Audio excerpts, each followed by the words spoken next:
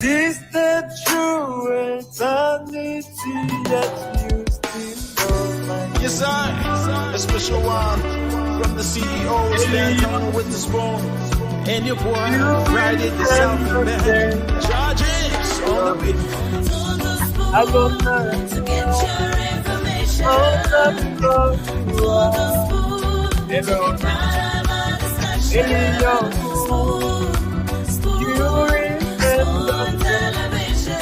Hello, I don't know.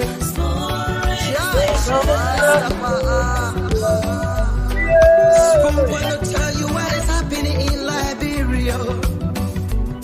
Spoon gonna tell you what is happening in Monrovia. Spoon gonna tell you what is happening in Africa. Just to spoon, you will know. If the children crying for starvation, just to spoon. You want to get a news update, brother, to spoon. You want to know what is happening, Moravia, to spoon. Politicians want to make their decision, just to spoon. You want to know what happening in the ministry, to spoon. Yeah, to spoon. Yeah, to spoon. You from Bonjama, Maryland, to spoon. Yeah, to spoon. If you eat kepa, congratulate my brother, to spoon. You got a spoon TV, you got a spoon radio, to spoon. Yeah, to spoon. You wanna get a news update, to spoon. What? Yeah, Rastafari. Kilibamba, kilibamba, kilibamba. Kilibamba, kilibamba, kilibamba. What I want? Yes, what you bought today? Yes, what you bought today? Beseku. Ba. Skibidi dabado.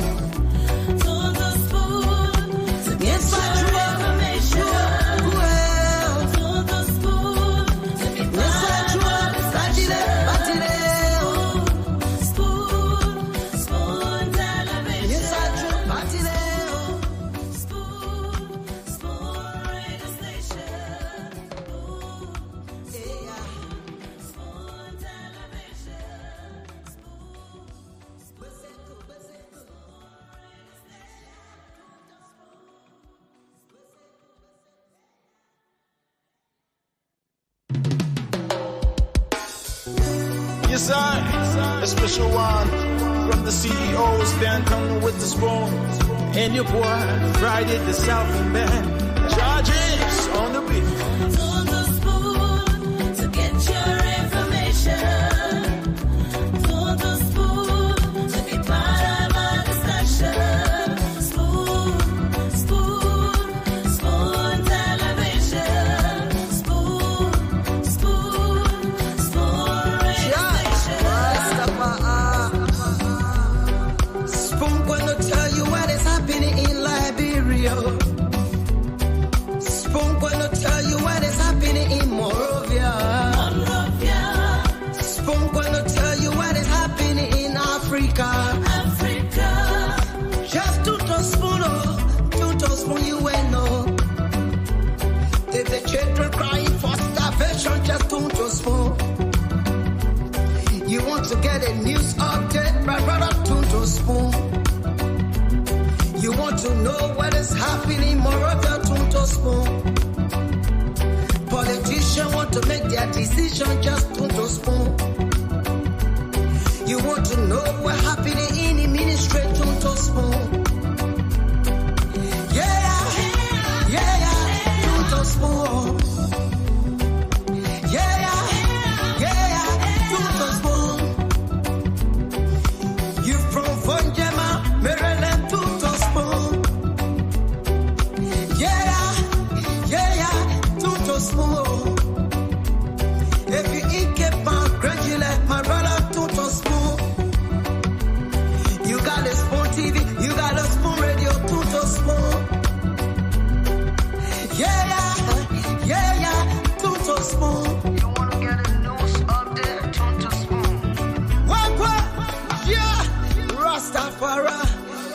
kilibamba, kilibamba, kilibamba, kilibamba, kilibamba, kilibamba.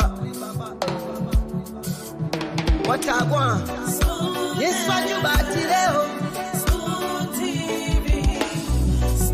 Yes, what you bati leo? Beseku. Ba ba. Skiddy bidi da ba do.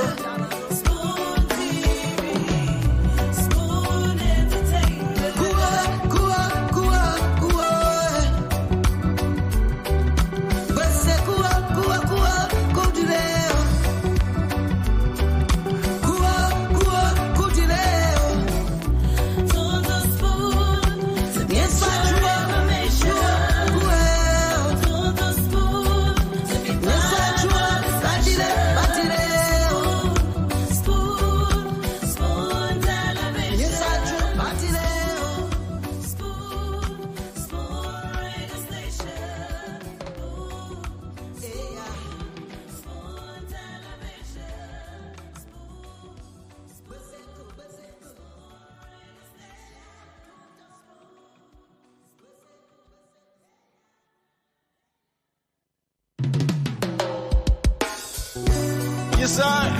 A special one from the CEOs, Dan coming with the spoon. And your boy, Friday the Southern Band. Charges on the beat. To the spoon to get your information.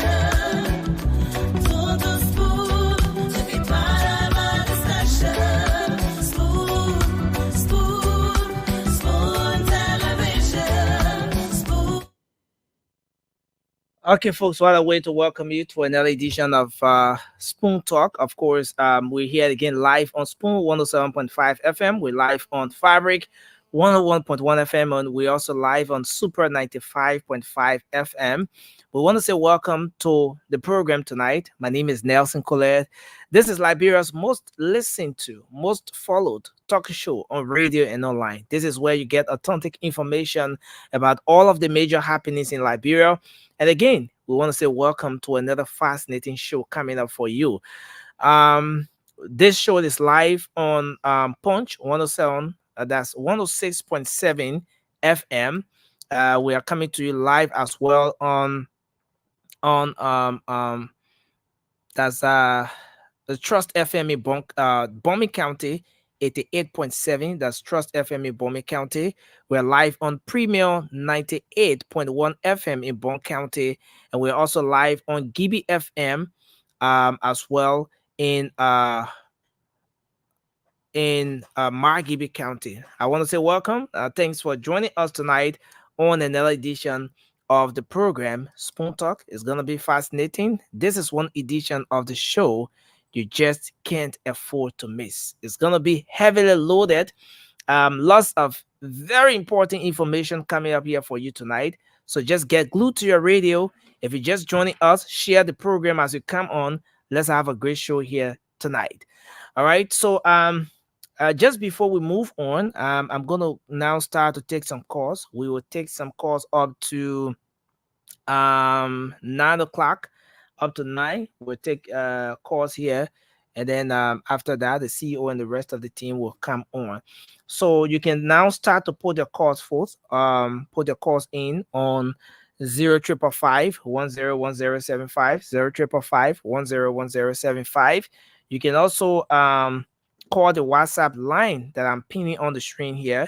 And as we do usually on this segment of the show, you're going to be calling in and saying exactly what that issue is on your mind. It's time for you to express yourself on Liberia's premier media network. Talk about whatever the issue is, be it political, economic issue, social issue. Is it about the voting process? Whatever it is that you want to talk about, you now have the time, you have the opportunity to do just that here tonight on the show. Also coming up tonight, God Can Bless Anybody will be coming on as well. So you can rest assured that this edition of the program is here, right here for you. So the CEO will join in at any point in time. But let me start to take calls now. Let's take our first call. Hello. You're live. Hello, Okay, you live. Your name and where you call from? I am Musukaji, calling from my District. Okay, from my GB District 1. Musu Gaje, what's on your mind? What is on my mind is about the 14. Mm-hmm. I also all the military things. They must never make mistake. Because if they do make mistake, then at the end of also, Mm. then they find high and vote for number one. Okay. We're taking them. Thank you. Thanks a lot. Thank you very much. Let's take this person. Hello, you're live. Your name and where you call from? Yes, sir. All right, my name is Tumo calling. Okay, what's on your mind, sir? Let's hear you. All righty. I've been saying that member of the National Young Professionals supporting Baka Ticket 2023. Mm-hmm. I'm saying to all well-meaning Liberians, like we did on October 10, we went to the pool peacefully. Let us stand up peacefully on the 14th, most especially to the party team and all men, women, Liberians are sitting on the things. Mm-hmm. That's why of all closing campaign yesterday, the crowd getting together that's not the team, but the vote matter. Okay. Let us turn back our numbers that we did yesterday in our campaign coach. Let's go to the pool and vote Joseph and Jeremiah. That's the only way we will be telling the word that we tell our Thank you. That's the only way we tell the word, we tell our lives. That's the only way we tell the word that Liberia, we want to set a new record. Okay. We tell people that when it comes to governance is for the people, not for your own individual achievement. Thank you. For all of us, for Liberia. Don't boy especially. Don't let your heart for you. She is not our own. She is not our own. Thank you. People. Thank you. Wow, the line is not too good for you. Let's see if we can take another person from this line. Hello. Hello. Yes, your name and where you call from? You call it Christian. Okay, what's on your mind? Yeah, as a volunteer, the Liberia session is not being violent and wellness movement. Okay. I want to say to all Liberians first, not keep the peace of Liberia. And for peace, come voting. 2 more days for election to pass for Liberia still remains. So now remain peaceful. We are all one Liberian. Okay. Let's keep the peace of Mama Liberia. That's the message I want to give. Thanks a lot. Thank you very much for your contribution. We take another person. Hello, you live. Your name and where you call from? Okay, what's on your mind? Let's hear you quickly. Your line is breaking in. You getting me? You getting me? Okay, yeah, you also now. I think I'm hearing you well. Breaking the unity by there. Only my area, the pool water thing like they are small. They are because they point the thing that we experience. The pool and men. Here men then that can be the pool water. Okay. Next thing that Adam is talking to you, and next thing last night I call for my own money now come. No. The money, the money is being sent. So you have to check your phone now. I hope you give the right. Adam, I want to call my number. Then somebody take me from there. I want the first to call last night. Oh, okay. You wanted to call your number, but my man, I wanna pass now. Also, la net a different net, to net a different net. Adama. But okay, but let's see what happens when God can bless anybody. Time comes, maybe no, but your number is not in the record. Your number is not in the record, so I can't pull your number there. So I'm gonna wait now, my man. I think correction we can be talking about it. Your number is not there, then I will pull it there. But thank you. Yeah, but Adam, okay, let's talk that off the air. Thank you. Let's take this person. Hello. Yeah, nothing. Okay, yes, you live. Yeah, your name and where you call from? Yeah, thank you ever so much this evening, nothing. Where you speaking to Bena, Peter Bena, and I'm joining for this 11 this evening. Okay, let's hear you. What's on your mind, Peter? Well, nothing. I just call this evening to speak to my people in Bon County to follow the footsteps of Ambassador Joseph Mambuaka, because we have gone through a lot of things within this country, and to my understanding, only one person can live with this country, and that person is Ambassador Joseph Mambuaka. So I'm appealing to all Liberians across the country, not only in one country, but across the 15 political divisions of this country to vote about the Desmond Tuaka for Brother Bureau. Thank you ever so much. Thank you. Thank you. Thanks a lot. As Peter Benda, we go to the line, take this person. Hello, your name and where you call from? Hello? Yes, please go ahead. Yes. Yeah, go ahead. Let's hear you. Yeah, what on my mind is we are all hearing that if Joseph Boakai wins, Jeremiah Kun get it. Then the president wants to hear this. Your line. No, your line is not that clear. Let's take this person. Hello. Hello? Yeah, your name and where you call from? Hello. Ellis Nguyen. Okay, Ellis Nguyen, let's hear you. Go ahead. What's on your mind? I call you from Mabage. Okay. Yeah, Nelson. What I want to find out is the voting process. The battle bar there, the 4 person are there. When you vote, the candidate you want to vote for, when you correct the bar, the other bar remain. What thing you will put there? What kind of you will put there? Oh, when you correct the person name, your candidate, when you correct your candidate bar. Yeah, the other empty one that remain is the other 2 persons. But you can't. That only one box is supposed to fill in now, so that how the process looking. So that only one box. Yeah.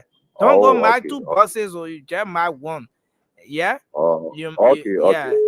Okay. Thank you. All I want to find out. Thank you very much. Let's take this person. Hello. Yes, your name and where you call from? I'm James calling from the show of Louisiana. Okay, James, go ahead quickly. Let's hear you. What's on your mind? James.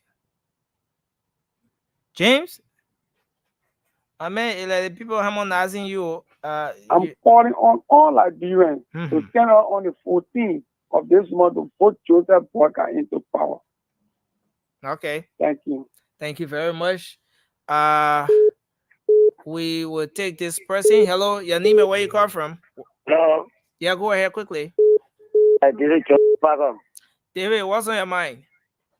I just want to say that Lucia shouldn't forget the vote is for Joseph Boakai.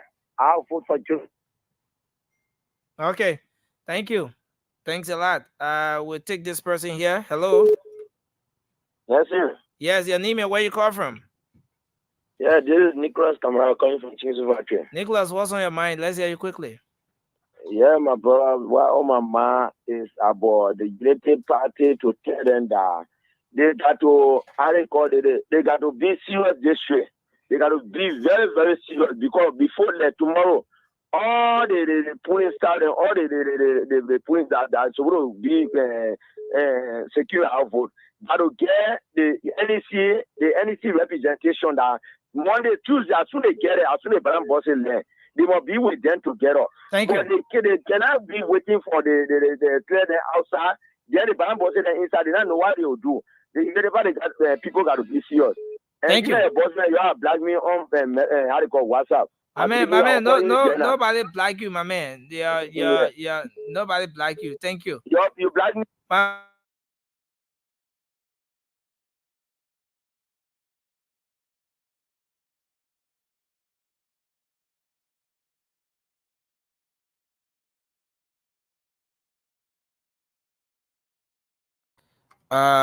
And then we wrap up to have the CEO and the rest of the team coming on. Hello. Hello. Hello, how are you? Yes, sir. Your name and where you call from? Hello. You are live, sir. Your name and where you calling from? I'm Augustine calling from district number 4. Let's hear you quickly. What's on your mind? Well, I want to say, first of all, I want to say thank you. Thank you guys for the hard work. I appreciate it. And I ask all Liberians, once you know from Liberia, I'm kind of asking the Liberians to know who to vote for. Okay. We are talking about transformation. We want Liberia to be transformed. The only way Liberia can be transformed is for us to think wisely and choose the right leader. Thank you. Which is title, Imam Bouakai. If you want the place to change, if you want betterment in this country, I ask that you vote Imam Bouakai. Thank you. Thank you. Let's take this person. Hello, you're live. Your name and where you call from? My name is Augustine Bana, and I come from Atlanta, Georgia. Okay. My advice to all the Unity Party participants is when they are going to vote, they should either use the ink pack or they should carry their own marker. That's what I got to say. Okay. No one should use the NEC pen. Okay, so you say your advice is no one should use the NEC pen. They should use their own pen. They should carry their own pen. Yes. Or they carry their own if possible, the ink pad. Yes. Oh, yeah, it's possible to use. I would advise everybody to use the thumbprint because there's something wrong with that pen. If you use that pen, it takes like 4 hours and it will disappear. That's all I gotta say. Thank you. Thanks a lot. Thanks for your contribution on the program. Let's take this person. Hello, your name and where you calling from? The second. Yeah, that's what I forget to say is that no, the United Parties then will already get there. We already getting signal that those people that day they will try to be in number on ground. So we also after the voting we should be in number on ground because it will be protecting as a form of protecting. Thank but you. They want doing violence. At the end of the day, to take the banana boss and run away. Thank you. Let's hold you there, sir, and take another person. Hello, your name and where you call from? Hello, I'm Sam Ogoy. Yes, sir. What's on your mind? Simple. Yes, sir. Let's hear you. Okay. I want to say thank you, and my advice to everyone is that on Tuesday we always should be peaceful. Go and cast your vote and come back. Don't disturb. Labrador is all we have. Thank you. So let's keep the peace. Thank you. Thanks a lot. We have 3 more calls to take, and then we'll be closing up on this. Let's take this person. Hello. Hello. Yes, sir. You're live. Your name and where you call from? Please walk away from a monitor. Please, can you walk away from a radio, please? Can you do that? Okay. Yeah, go ahead. No, it's still too bad. So we'll have to take another person here. So we take this one. Hello. Hello. Yes, your name and where you calling from?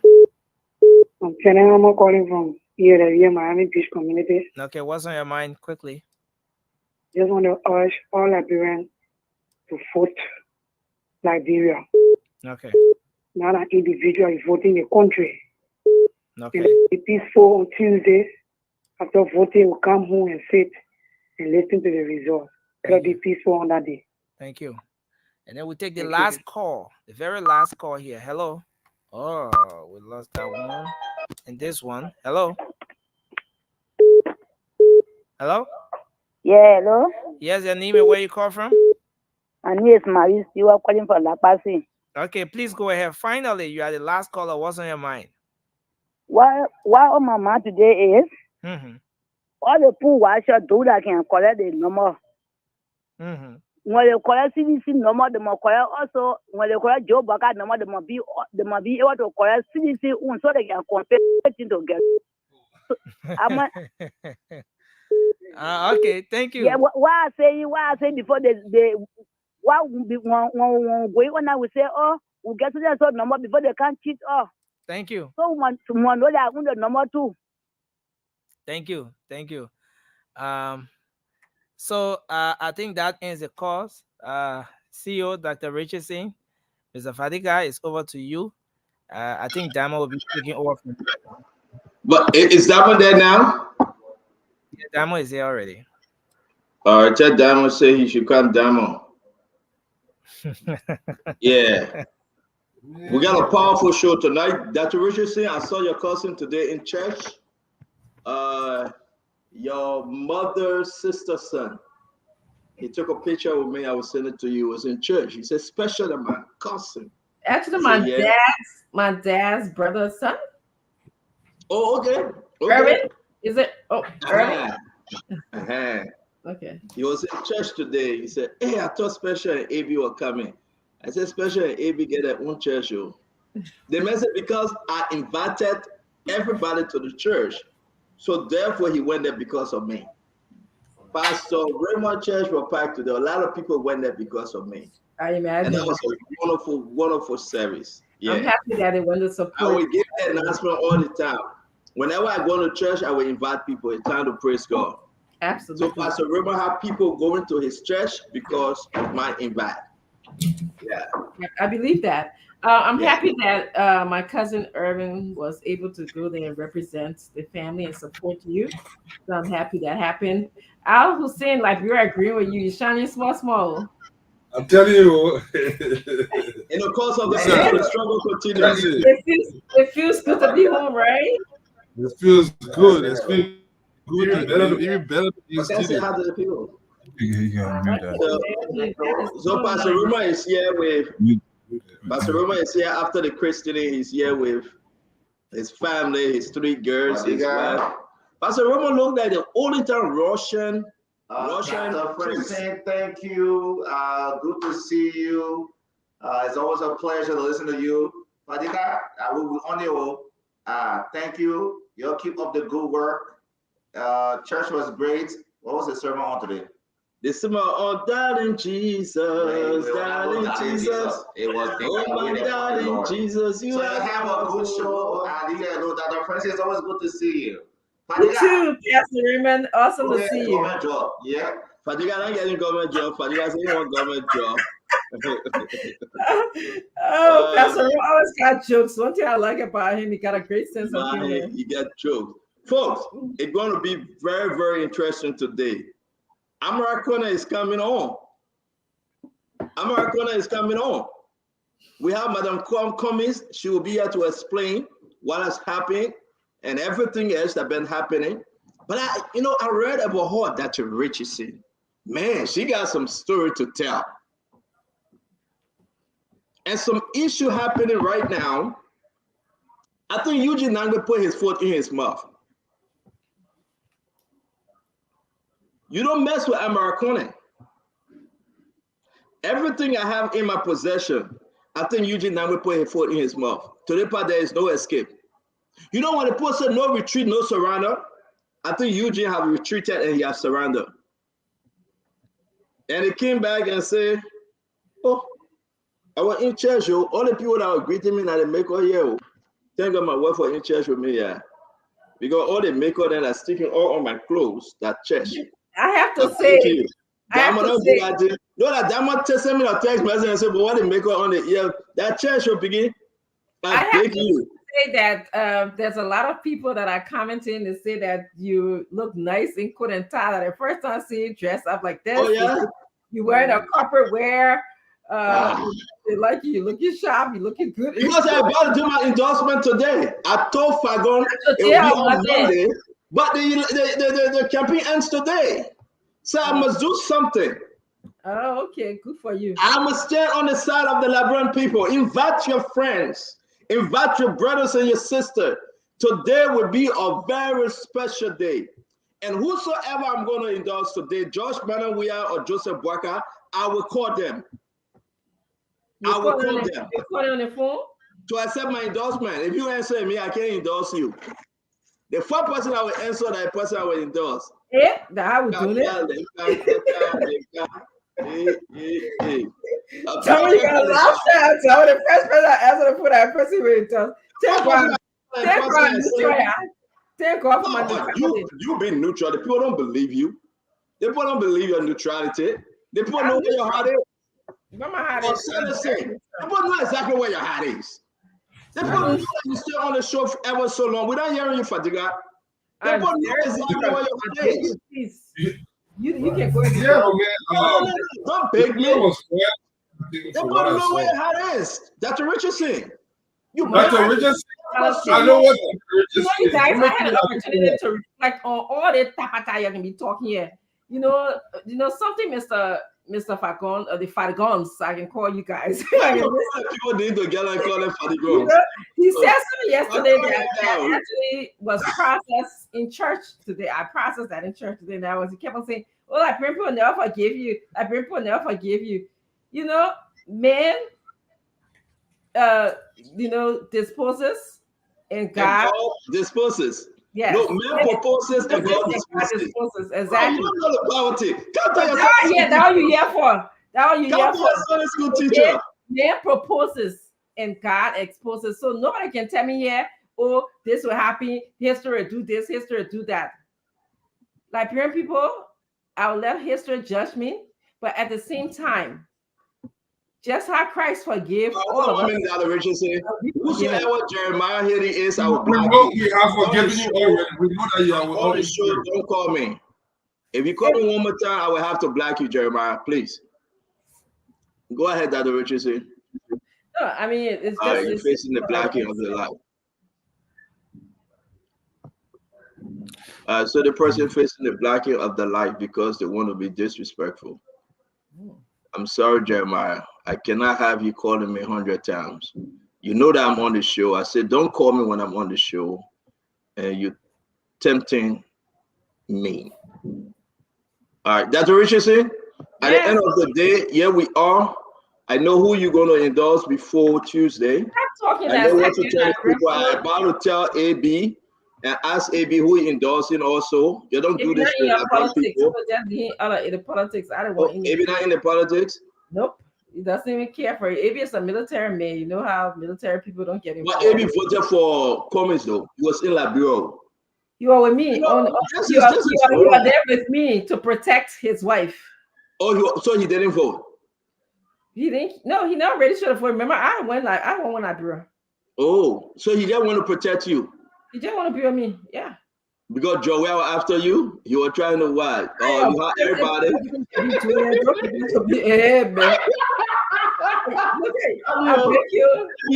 You want me on this show to tell me before every guy knocking at you right now. To say today Sunday, my wife not even supposed to be on this show. Yeah, man, AB with that 3 years now, that 2 days he will take you off from the show. AB will not do that. AB love the Liberian people. He love to see you on the show. And you know, folks, we want to welcome you. We are waiting for Madam Cummings whenever she show up, or Americana will be coming on. We're going to have a wonderful show today. You know, election is closing. Okay, Dr. Richardson talked to me just when I was speaking to her. Let me. Yeah. I mean, it's good to have everybody here. It's good to see, of course, you know, Fadiga's home. He's in his studio. You know, you here. And as I said yesterday, we all come in with our different views, and this is how it should be. We criticize the government for being intolerant and not inclusive.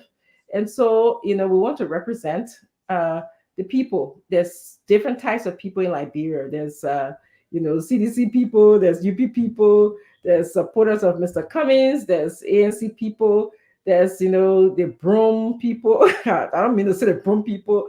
You know, there's many of us, you know, there's short, black, white, all kind of different Liberians, which is the beauty of our country, you know, and let's use that diversity to strengthen our country as opposed to dividing us. You know, when I hear people say so many things, you know, I think that negative things, you know, about our country and who we are as a people. They speak sometimes in a self-righteous way, as if they are the God of Liberia that can determine our history. But we know that that's not the truth. You know, we know that only we as a people can determine our destination. And so I really want to just say hello to everybody, and we'll go back to you, circle back to you, Fadiga.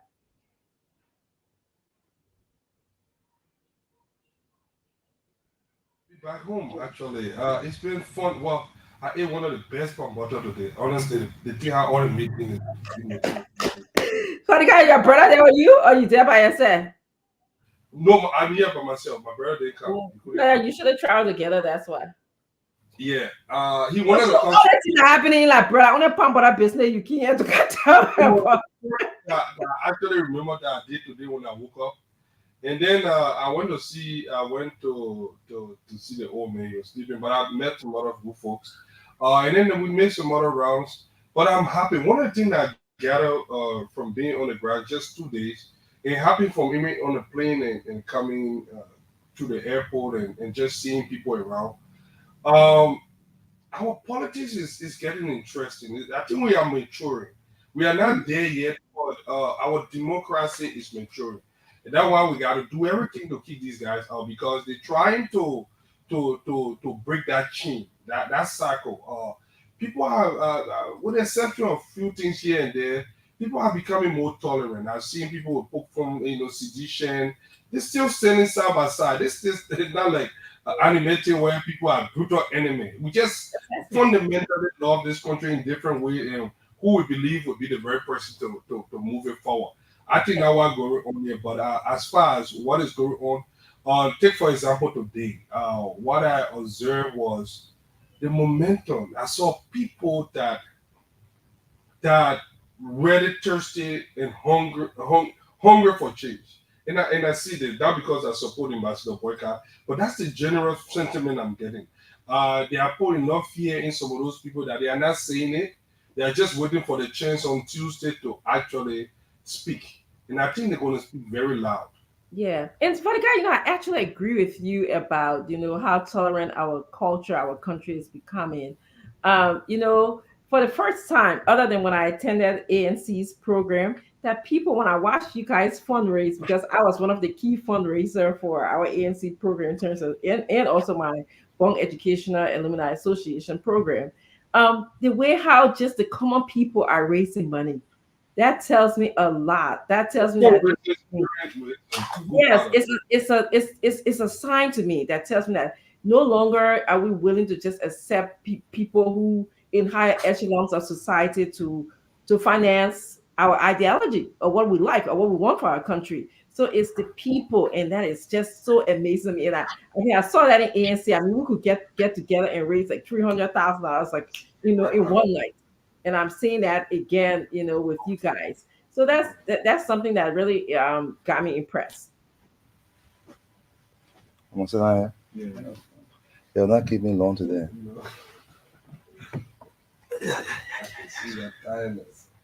Yeah. No, you don't read that. Oh, yeah. That was in studio. You gotta say everything. That was Amara. Amara on, because I think Madam Cummings is still getting ready. I don't want to hold Honorable Amara Corner too long. We'll do the first segment with the Senator-elect. Then from there, we can bring in Madam Cummings to finish up this show in the next segment. Are we ready with Mo Ali and Patrick Hunter from Punch FM? Let's get them ready before we bring in the back, but I'm not seeing any video from him. So once it's I want us to bring them on before we bring in Honorable Amara Cornet on. So let's get them ready. I'm seeing Abula Mame. Fagon will be joining us shortly. Your coat almost got a same color. Yeah, my man, these days, my man has sunglasses on yesterday, today, got a bow on it. Not you said, my man, what color are you? No, yesterday I wanted to cause trouble, so that I decided to put on the dark glasses. But yeah, when it just happened, I went back. Hey man, I was looking for Councilor Gonglo Mame checkup. When I started looking at Councilor Gonglo, he check up. But folks, listen, it's going to be a powerful show. It's going to be a very big one. We're asking you, please share this. We have the Buffalo Senator-elect Amara Cornet, the former finance minister, the man that knows how to run a campaign. But today, Eugene Lane Nambe, Commissioner Maritime, Republic of Liberia. Eugene Lane Nambe, the chairman, or how you would call the position for the CDC campaign manager. He said a lot of stuff today. We have all those recording, and we will be sharing it with you. One of those many things, Amara Cornet, Senator-elect, will be addressing. Information where he asked for it, we have all the correspondence, we have all the emails, we have all the recording. It's going to be rough today. All right. One of my producers said we should play the video first. So just listen. James, can you play the video? Team. He had demands say, Mr. President, can you do 1, 2, 3? The president said, why should I do this?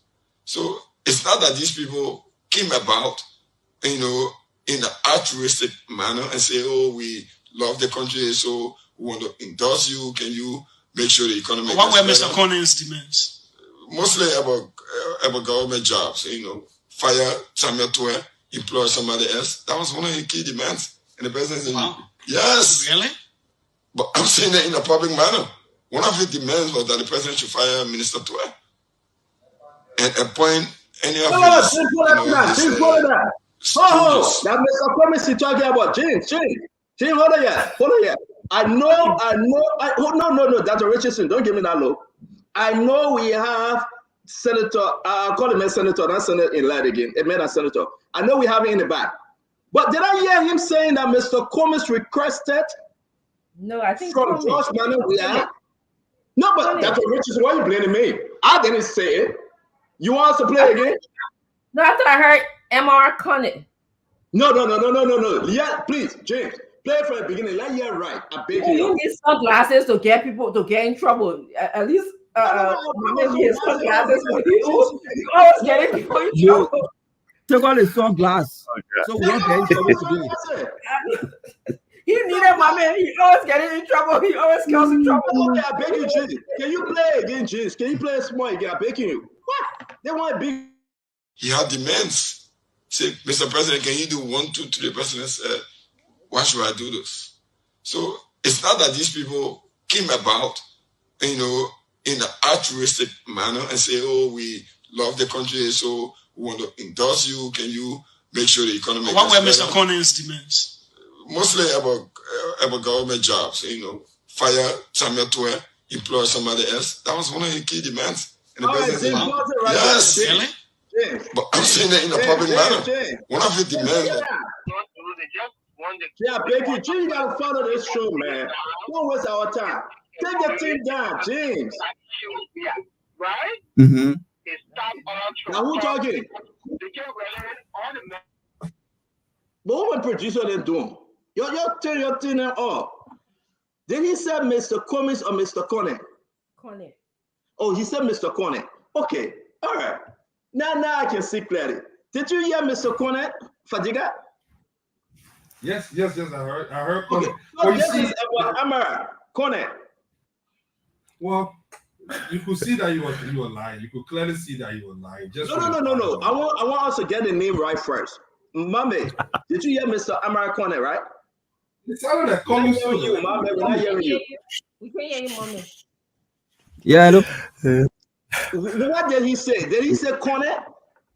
He was referring to Senator Conant as somebody who was making demand for jobs. To remove Samuel Twe. Exactly.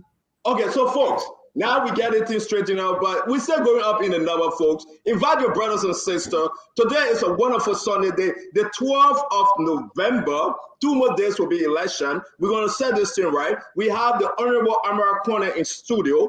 We've been relayed by Punch FM, Patrick Honda, Mo Ali on the other end. You can find us on Super FM, on Fabric FM, on Spoon FM, on Trust FM. You can find us on Premium FM.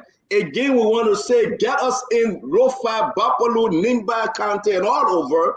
Gibi FM, 90.9, Radio Besio, pronouncing good 88.9 by Gibi, plus a host of other network relaying this program right now. Find us on YouTube, on Instagram, on TikTok, all over. Just put Spoon and follow the show. It's going to be crazy great today. We have Madam Comis coming after the next time, right? She will come later. She get very damaging information on Foreign Minister Maxwell Kameyat. Whatever she about to tell you, that's her story. I'm not going to go into that, but it's damaging. We invite all our sisters, our mothers to come and join us today.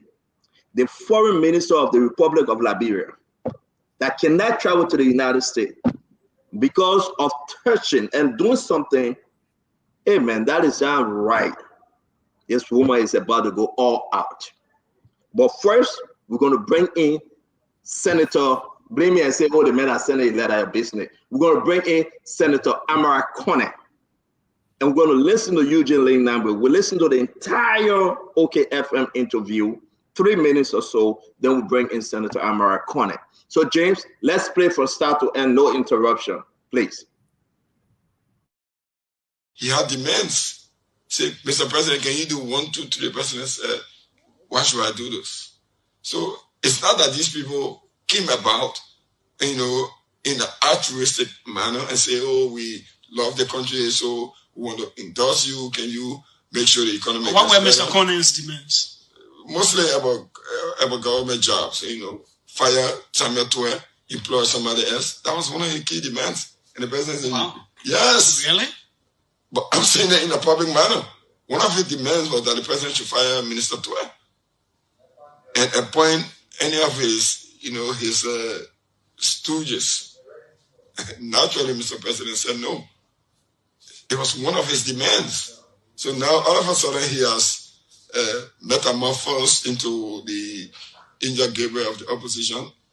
It was because he didn't get. If he had gotten what he wanted, he wouldn't. He would have supported the president. Well, he is in the war room and saying the opposition to call the election by the early morning hours of the 15th. But why you be in war room when there's no war? So it's an empty room. Listen, there are people who know how elections. Listen to what Mr. Conan said. He won, I don't know how many elections. Did he? He won 1 election. My community chairman in my community in District 6 got more votes than Amara got in Pampulu. So what is the issue? That you are all of a sudden more votes than the senator, but it's how our country's electoral system works, right? So he's the senator. But does it mean that he's the most popular individual in the country? No. We know his record.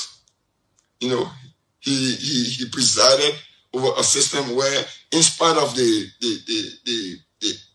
huge amount of foreign aid to our country, yet our budgets ended in deficit, where budget shortfalls. Under Mr. Conan, we have the record. When the donors gave 30 million, he still have accounted for it. So is he Mr. Clean all of a sudden because he's endorsed JMD? No, he's not. You know, so he had a meeting with the president. I deliberately did not want to take any picture because I told the president, I said, he's playing, he's not going to endorse you because he has fundamental issues. You know, sack to do this. Is that how you go and negotiate because you want a margin of 4,000 plus votes in a small county? And then all of a sudden you have the leverage to tell the president how to run the country. So that was the issue. And there are a lot of issues that happened that we have to explain to the public. So all of a sudden you endorse Mr. Boakai, the same Boakai who you utilize your power as the Minister of Finance to deprive him of his basic rights and responsibility. But that's up to them. But what we're saying is that Mr. Conan has no claim to integrity, no claim to property, no claim to fiscal prudence. He's not the guy who should come and say, I did well. He didn't do well when he was Minister of Finance. He blundered in many ways. So he cannot be the archangel of integrity and archangel of good governance. Anyway. I don't even have his Liberian number. It would be good to hear from him. But Wow. So before we bring in Honorable Conan, let me hear from you guys real quick, 30 seconds, because we do not want to waste time tonight. I'm still waiting for Mo Ali and Patrick Hunter. I don't know. Patrick, my man, you cannot come in with sleeveless, something that you went to the gym, brother. So let me go ahead. Let me reach out to Dr. Richardson. This issue about Amara Kone is not who he said he is. That is exactly what Eugene talking about. Let's do your 30 seconds real quick. Mame and Al Hussein. So I'm happy that we have the elected government official in the House today because he can answer many of these questions. But you know, every time I hear Eugene Ahmed speak, he sounds so condescending and like as if he's not aware. You know, how do you talk about when people talk about war room, then you say we're not in war? So why there's a war room? When people, you know, he talks about, I wrote some of his stuff like, oh, is he Gabriel Angel now? I mean, things that are not even adding up or making sense. I mean, that's not a way that you're going to intellectually criticize someone. Like, speak to the issue. Don't make these, you know, very smart, condescending comments. So that's kind of how I felt about him. But this is not my first time hearing him make those comments. He's often do it, and I don't know if that's a political distraction that he's trying to do to get people off the topic, or if that's just his way of understanding the issue. Thank you very much. Mama, you go ahead. Then we'll finish up with Al Hussein. I'm saying that Patrick and Mo Ali coming on. Ed is in the back. So, Mama, you go ahead. Let's finish this round. Bring in Amara, then we'll bring the other guys. I have always had this doubt about Eugene Langbe's intelligent level, his ability, what he brings to the table, his contribution. I've always questioned it. I've checked Google. I've searched all around to see what is his intellectual contribution. People say he writes. I can't see nothing is to his name attached about writing. When we're in CDC, Sheikh Afoma Dukle and other people will write the press releases. So I don't know what he brings, but Minister Corner will speak more to who he really is. One contradiction and something I couldn't understand in Eugene's statement was, he said Minister Corner made a demand to fire Samuel Tuohy. With just 2 weeks to the second round of the campaign, or 3 weeks to campaign, why would Amara make dismissing Samuel Tuohy as a condition to endorse George Weah 2 weeks to the end of the tenure? For me, it doesn't make sense to me. Amara endorsed Joseph Boakai, I think about 2 weeks ago. After the October poll, we were just like a month towards election. Why would you say that you dismiss the Minister of Finance 1 month to election before you can support? So his narrative is not jiving. Broadly, I see that his comments are like somebody in panic mood, like the entire CDC campaign. You can see the campaign is in panic mood, they're losing grips and hanging on every bit and pieces. My comment towards the Unity Party, what we should do is, we have successfully put them in the panic mood, shift the campaign from wars individual to war key policy issues, the losing grounds. Let's focus on that. Let's push the policy issues, the civil servants, social security issues, road issues, electricity. Real quick, I know we will get to it, but I really want us to do that 30. Let me call this now to 30 seconds only. Thank you very much. I call it up there. Let's focus the campaign to where we have successfully kept it, to the extent that CDC is on the back foot, and forget about all these trivial issues Eugene raising. Well, that's what we're bringing. That's what we're bringing Honorable Connor on the show. I'm going to start with Al Hussein. Then from there we'll bring in Senator Amara Kone. Can you bring in Ed Remy Gray? You still holding in the back, please. Al Hussein Fadiga, go ahead. Eugene has a very terrible relationship with the truth. He doesn't tell truth a lot. I don't think they have a good relationship. And you could see that he was lying. If you know Mr. Conner or Senator-elect Conner, I don't think he's petty. That's one thing all the time I've been knowing. Someone that got very high self-esteem won't go that low. I think that would be the least demand anybody can make in this government. The whole government need to be, why would everybody be looking at Samuel Tuohy as a precondition for joining it? It makes no sense. So we won't even endorse that kind of, we won't even buy that story. What Eugene was trying to do, he was trying to downplay the endorsement of Senator-elect Amara Kane. Like, hey, he was a big fish. Everybody knew he is a big fish. And the Unity Party is proud to have him on the team. So everybody was scrambling for people. Who did they have? Megan say, the 1% and all those people. Those are the only people that have been running. We're looking for people that brings in substance, people that bring in number. And Amara Kane certainly bringing expertise and numbers to the table. So, guys, on that note, we want to welcome Ed Remy Gray. We want to welcome Mo Ali, the spokesperson for Unity Party Rescue Train. We're going to welcome my brother, my friend Patrick Honor from Punch FM. This brother been doing a stream while he been relaying our program of Spoon Talk. The brother that now, you get a jacket on. Congrats, Patrick. We're going to welcome Mr. Dualu and the peoples. We said thank you very much. Sorry, we just cannot give you guys a 30 seconds. We got to bring in the Honorable Amara Kane from Bapadu County. Folks, it's going to be interesting. I beg you, if you have questions, just keep it Keep it to that second point. Okay, 5:30 United States Eastern Time, 10:30 in Liberia. We'll be bringing in Madam Cummins to talk about the foreign minister and her story. So we got 1 hour to spend with Honorable Connett because it's big. Ladies and gentlemen, the Senator Amara Connett. Let's welcome him.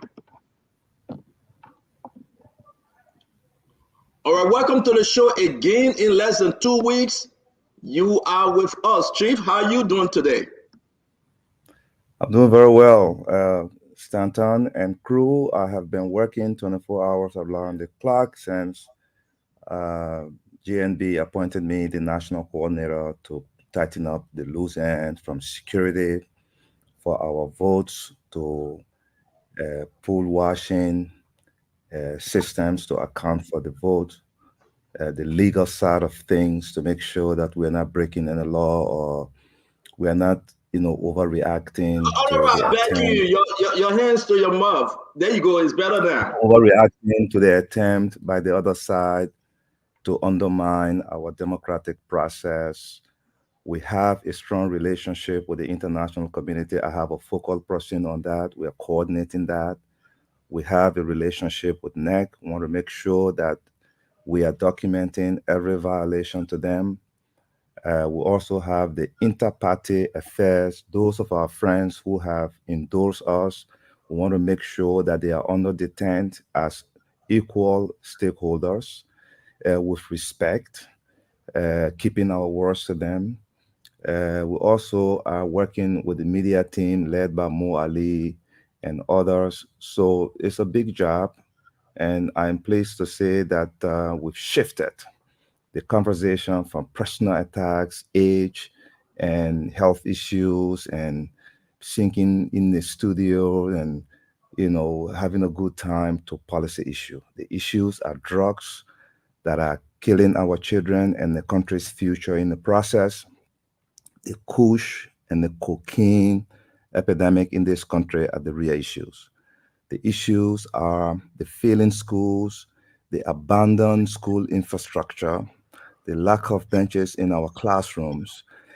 Our schools are littered with volunteer teachers who do not have the prerequisite training to educate our future.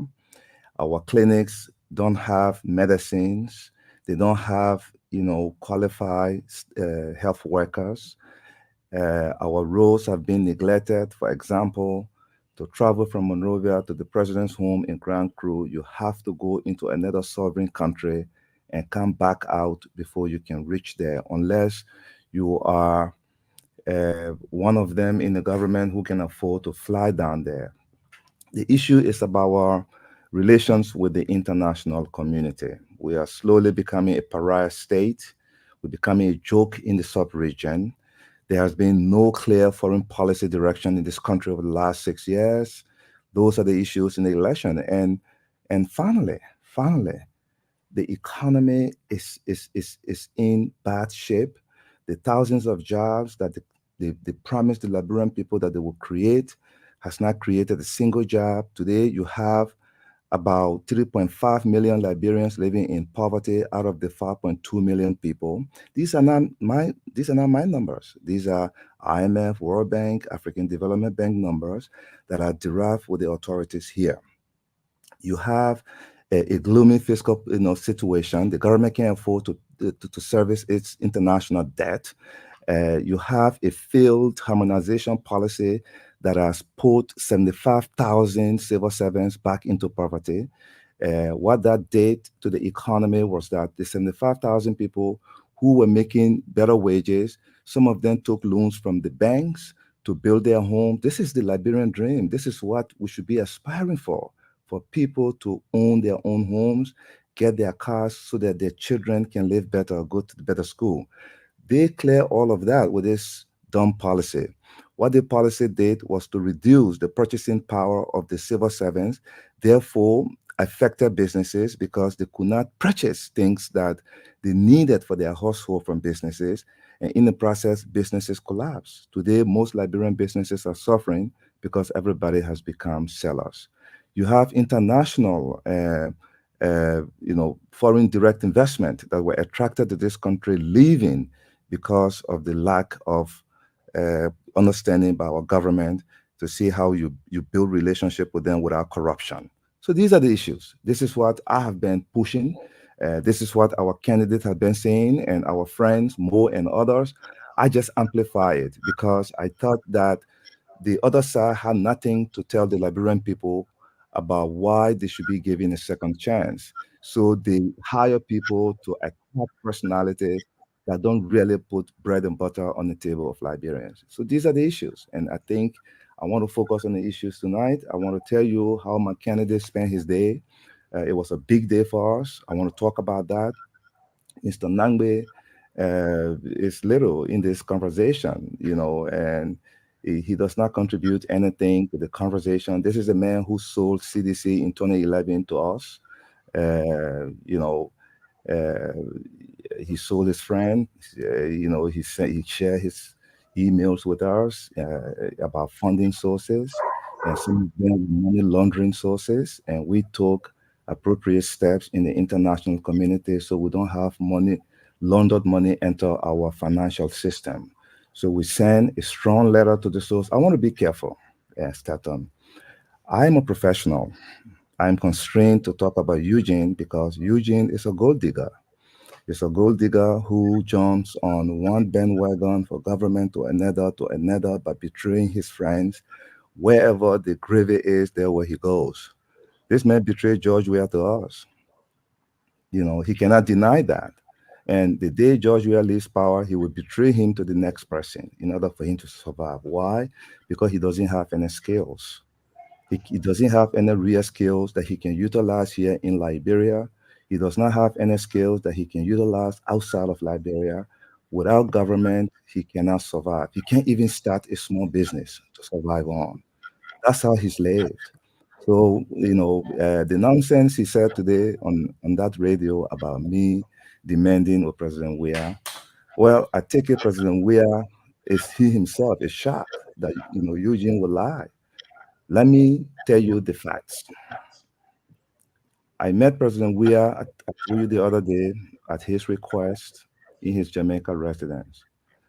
I went there with my nephew, my best friend, and my assistant. We entered the living room. We met Samuel Tuer and one guy called Pepsi, they call him, there. We greeted, and then he asked everyone to leave the room, that only he and I will have this conversation. And our conversation focused on our personal relationship, which had literally died since the gossip that Eugene and others took to him that I had referred to him as a dictator when people were building statues of him early on in his administration, when they were conferring honorary doctor degrees on him from one university here to another. And I had a different view about that. I think I expressed that the other day on the show. I thought that the masses, the so-called masses from the slum communities that elected him, he needed to focus on their children's future. And the way to do that is to fix their schools, to get their smartest children them and send them abroad to get quality education, to come back to serve their communities and their country. And I said that the statute and the honorary degrees were things that Tubman and Doe did respectively. And those two guys were dictators. We know that. So they went and told him that he was a dictator. So he said, look, let's forget about that. We want us to rekindle our relationship. We shook hands, we hugged. There was no discussion about me endorsing him. I said it the other day. Y'all go back to the show. He said to me, I didn't call you here today to talk about endorsement. I call you to congratulate you on your victory and to ask you that, we've stretched this thing too long. We should fix it. And I said to him, we should fix it, based on truth. As long as you are not going to be a victim of a nasty culture of gossip, I am open for any relationship. Then I concluded. I said to him, I said, most likely you might get elected. When that happens, I will be in the Senate. I want to tell you that I will be a voice for good governance there. Should you be the president, I will make sure that I support programs that invest in the Liberian people. Then he raised the Samuel Tuah issue. The way he raised it was that, look, you brought Samuel Tuah here, you gave him a career, you helped him, he went to the African Development Bank, and he's really not too happy about the criticisms you've been, doing of him, about his policies, etc. And I said to him that it's not personal. When, he recommends to you and the cabinet policies that fail, as a matter of patriotism, we should offer our views on that with the hope that he will learn from them and then he will change course midway. It's not personal. It's about the country. Some of us should not be alive, and you have flawed policies draining our country and we keep quiet. That would be cowardice. And I'm not a coward. In this country, I serve well. Eugene talks about 30 million, all that stuff today. My record of service from planning ministry in 2008 to finance ministry in 2016 were all audited by the General Auditing Commission, perhaps the only minister in the history of Liberia to be audited for all his years of service. I ask you to go to the GAC website. You will see all of those audit reports there. I have my copies in my cloud account. I have my hard copies in my library at home, and it is in the archives. So I work in this country, not afraid of any man. We call a spade, we focus on the issues, and that is what we are doing here. So Eugene, I would not dignify his response, his tantrums with a response. This is a guy who shared George Weah emails with us in 2011 when George Weah was expecting $1 million from Sepp Blatter, the disgraced corrupt FIFA president, for his 2011 campaign. And that helped us to stop that letter. We sent a letter and a special envoy, one of them today in the government. I don't want to call names. I'm constrained to do this, but I have to do it because he attacked my person. And I have to show the Seditians who Eugene is and the Liberian people who he is. So we sent a special envoy, to Zurich with this letter. When Mr. Blatter read the letter, he was shaken. Now, little did we know that he was in a bigger corruption web. He immediately instructed his chief of staff not to do the transaction and begged us not to share this information with any other authorities. We just told him, don't meddle in our in our electoral process. If you date, we were going to share this with the appropriate authorities in the football world. That's how we're able to block the $1 million that Mr. Weah was expecting. Up to now, he didn't know why Mr. Blatter did not respond to him, and so on and so forth. Nangbe was in his email, and every time they responded, he would send them to us. That's number one. Number two, he was in the CDC chat room. He had people there, and everything they said to us. That's what he does. What you saw him do on the radio is what he does best to survive in this country. The man has absolutely no skills, none whatsoever. And then finally on him, then I'll focus on the issues. The man is responsible for the colossal failure of the CDC regime. How can you run a country for 6 years and then you mislead the people on false policies? You say we are the first who've done a concrete road since 1847. Have you seen Granji there? Have you seen Harper? Have you seen Robert Sport? Who did those concrete streets that are there? They were your predecessors. Give them credit. Show respect. You cannot always claim respect for something and then attach it to history that does not exist. These are the policies that Eugene didn't do. So Eugene loves money. So he pushes his friend to make him campaign manager outside of the formal campaign processes of the chairman, the executives of the CDC, and so on and so forth, because he thought George was going to give him unfettered access to the millions of dollars that they are spending on this campaign. God knows where they are getting it from. They have not disclosed their source of campaign financing from any international source because it's against our law. The question to you and myself tonight is, who is giving them the millions of dollars they are spending on their campaign? Well, I don't have any evidence, but one can only conclude through deductive reasoning that this must be coming from the public treasury. The onus is on them in the interest of transparency to publish the sources. Today, I published this morning that since we endorsed the last few weeks, we have raised about $450,000 locally, from local people, because they want change. Let them do the same thing. I challenge them to say how much money they have raised and from whom. We have campaign finance laws in this country. So Eugene is Judas. Look at what he did to President Ellen Johnson Sirleaf. After he sold George Weah to join her, she was very, very careful with him. And then when the transition happened, he took on the old lady. He was the attack dog, attacking her policies, lying, etc. After they mess up the money issue at the central bank, like I said the other night, I don't have any evidence that containers of money got missing in this country, but I am convinced that the Liberian dollars that we were getting out of the market and mopping up the market through the central bank and sterilizing it in the vault, that's the money they saw, and they thought it was free money you could just use in the economy, and that shut up the exchange rate and also created this massive inflation since the end of the war at 35%. It took almost 39 months for them to stabilize the economy. So you have a guy who is his only job in the government is an attack. Eugene is the laziest professional I've seen. Let me tell you a story.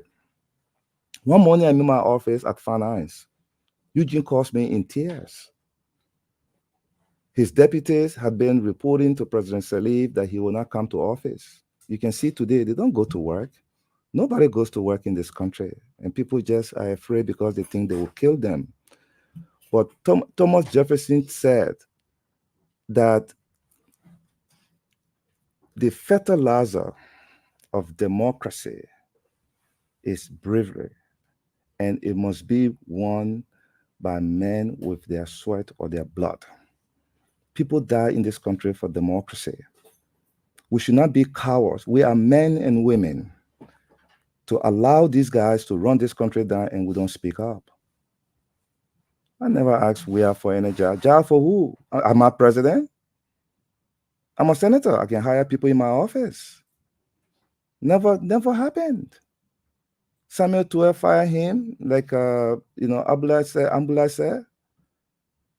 Any rational person would think that the government that is almost ending will make demand for Tuer to be fired. Is that my business? Do I have any fish to fry or about what he does? I have concern about his failed policies and making Liberians poorer.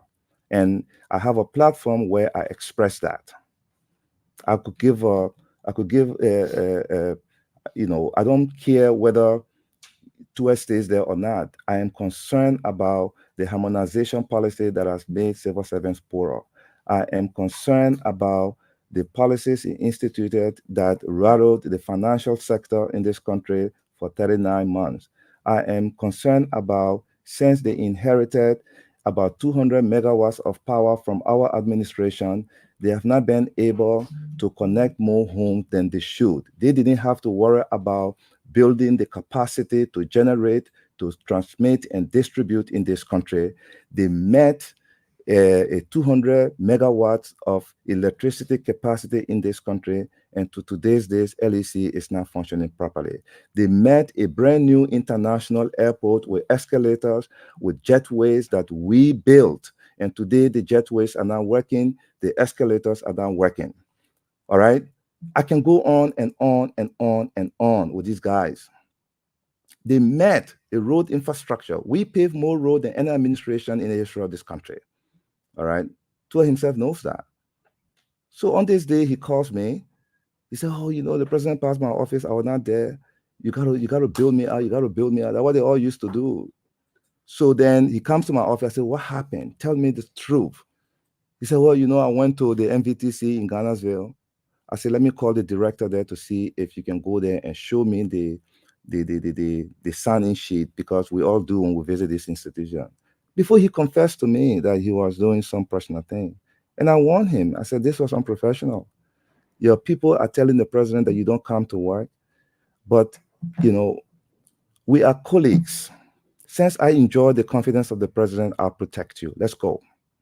I called Madam President, and she was kind enough to me. Every time I call her, she will say, come, I will make time for you. So we crashed her schedule that day with Eugene behind me like a little puppy, cry and scared. And we sat down. Madam President is angry and threatened him with dismissal. And I said, Madam President, he went to MVTC. For me, that was a good lie to save a cabinet colleague, you know, to save him and his family, not to take bread from his mouth. That's what I did to Eugene. You will notice that Madam Salif shuffled him twice in her administration, from youth and sport to transport, and then to, 3 times to Ministry of Information, because he couldn't perform. We bought a weighing bridge, guys. After we built the Buchanan Highway, we wanted to put 2 booths on the highway to Buchanan and the highway to Ganta for the purpose of raising money to maintain the road, just like we see in the countries that all of us have lived in the United States. There were people in cabinet who argued against the toll booth system on the ground that in the countries where those infrastructure have been built, there are always many, many roads that motorists could take so that they don't have to pay that money on the toll booth. Those were the human rights advocates in the cabinet, and they won the day. That is why we introduced the road maintenance fund that they are abusing today. If we don't create a fund to maintain our roads in this country, then you're going to see what you're seeing now. All the roads are breaking apart. They are using the road fund to finance fiscal operation, and that's not what it's intended for. So Madam President said, okay, well, you've lucky the Minister of Finance.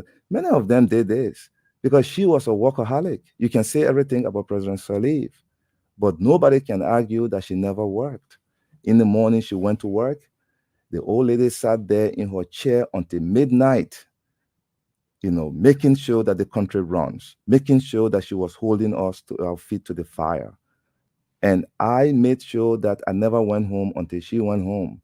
Because why would you just go home? And so you see today, nobody's holding anybody accountable. So that's what happened in the Eugene case, the moving around ministries, because he was lazy intellectually, like Fadika said, Abdullah said, they say he writes. What kind of intellectual piece has he written? In which international papers? Go to Google, you will see what I have done there in all of the international press. I've written intellectual articles.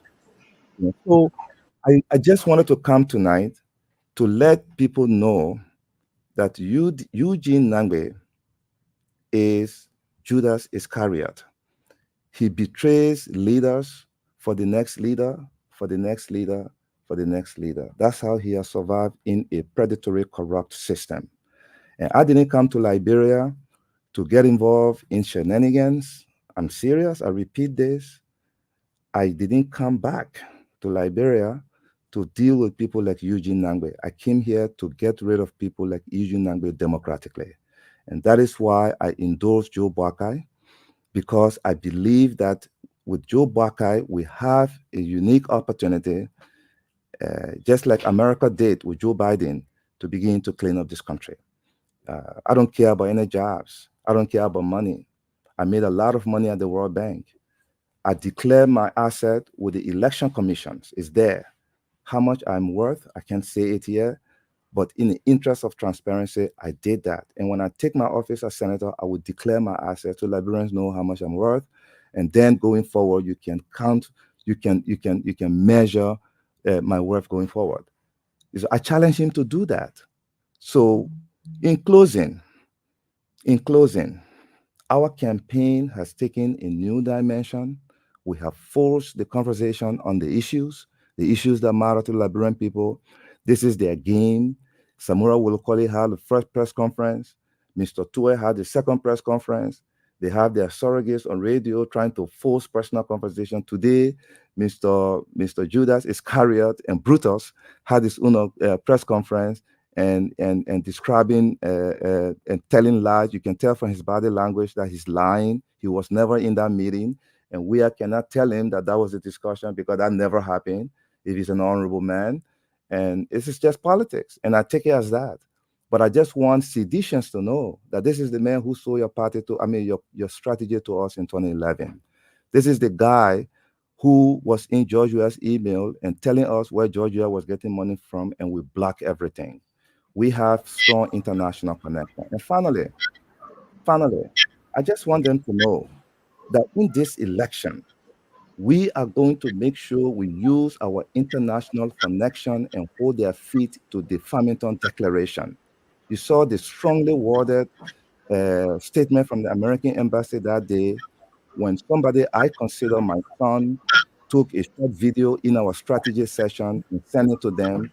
And Mr. Dirty City Mayor, where our city is dirty, he cannot clean the city. He's a political mayor versus a real technical mayor. Went and held a midnight press conference trying to lie on somebody I've never met in my life. I don't even know who that guy is. To say I was influencing him to change the election result. I think these guys they are scared because we've taken them off their game. Their game is just to call names and crush people. But the issue here is what we are forcing them, and they don't have the skills and the know-how. The only intellectual, super intellectual among them is Tuer. And what did he do before he came to government? Nothing. He's never done anything. So I just want to say that this is a warning to them. That statement was induced. It didn't happen overnight. And if they try to mess with this election, we will be pushing for sanctions on them. Let's play fair. Let's make sure the will of the Liberian people should prevail, and that's what we are committed to. So that's all I have to say about Mr. Nangbe. Wow. He is not the right person to be the campaign manager for Unity Party, for CDC. He doesn't like the party. He betrayed them. He's lazy. He has no strategy. Everything is with the party executive. Then he wanted to take the money, but the money now is with Finda Bondo. So he's frustrated. So he has to actually blow hot air up Mr. Finance Minister behind to be able to get some money. And that's why he said what he said today. And that's all I got to say about him. Ladies and gentlemen, boss and guests, like Prophet Key would say, welcome to the Spoon Talk. We will not take frog to any beauty pageant. This is the Honorable Senator-elect Amara Coney. Again, we say thank you for joining us. We have over 10,000 from all the other outlets right now following us live, hundreds of thousands in Radio Land. We're going to ask you our question. Consider our questions, sir, because you have said a lot. So we hope we can dig into them. So after Honorable Coney, I just want to say that I have documents to substantiate what I'm saying. And if Mr. Nangbe denies them, I'll publish them. I'll publish Mr. Weir's email he forwarded to us. I'll publish the trail because this country, if we don't get rid of people like Eugene from our system, we will not have a theoretical state. We need a real country now, folks. We need people who are genuine, who are committed to fixing Liberia. Mr. Nangbe is not one of them. So let's get into it, folks. We have so many on the show today. We're going to get into it. Just please, I beg you, we'll do one question real quick. Your powerful question to the Honorable, then we'll move on. We'll be sticking to this thing. Welcome to the show, Honorable Eugene Lamin Fagon. Thanks for seeing you. My question, I'm going to start. Then we'll bring in our only sister. From there, we'll go over to the gentleman. My question to you.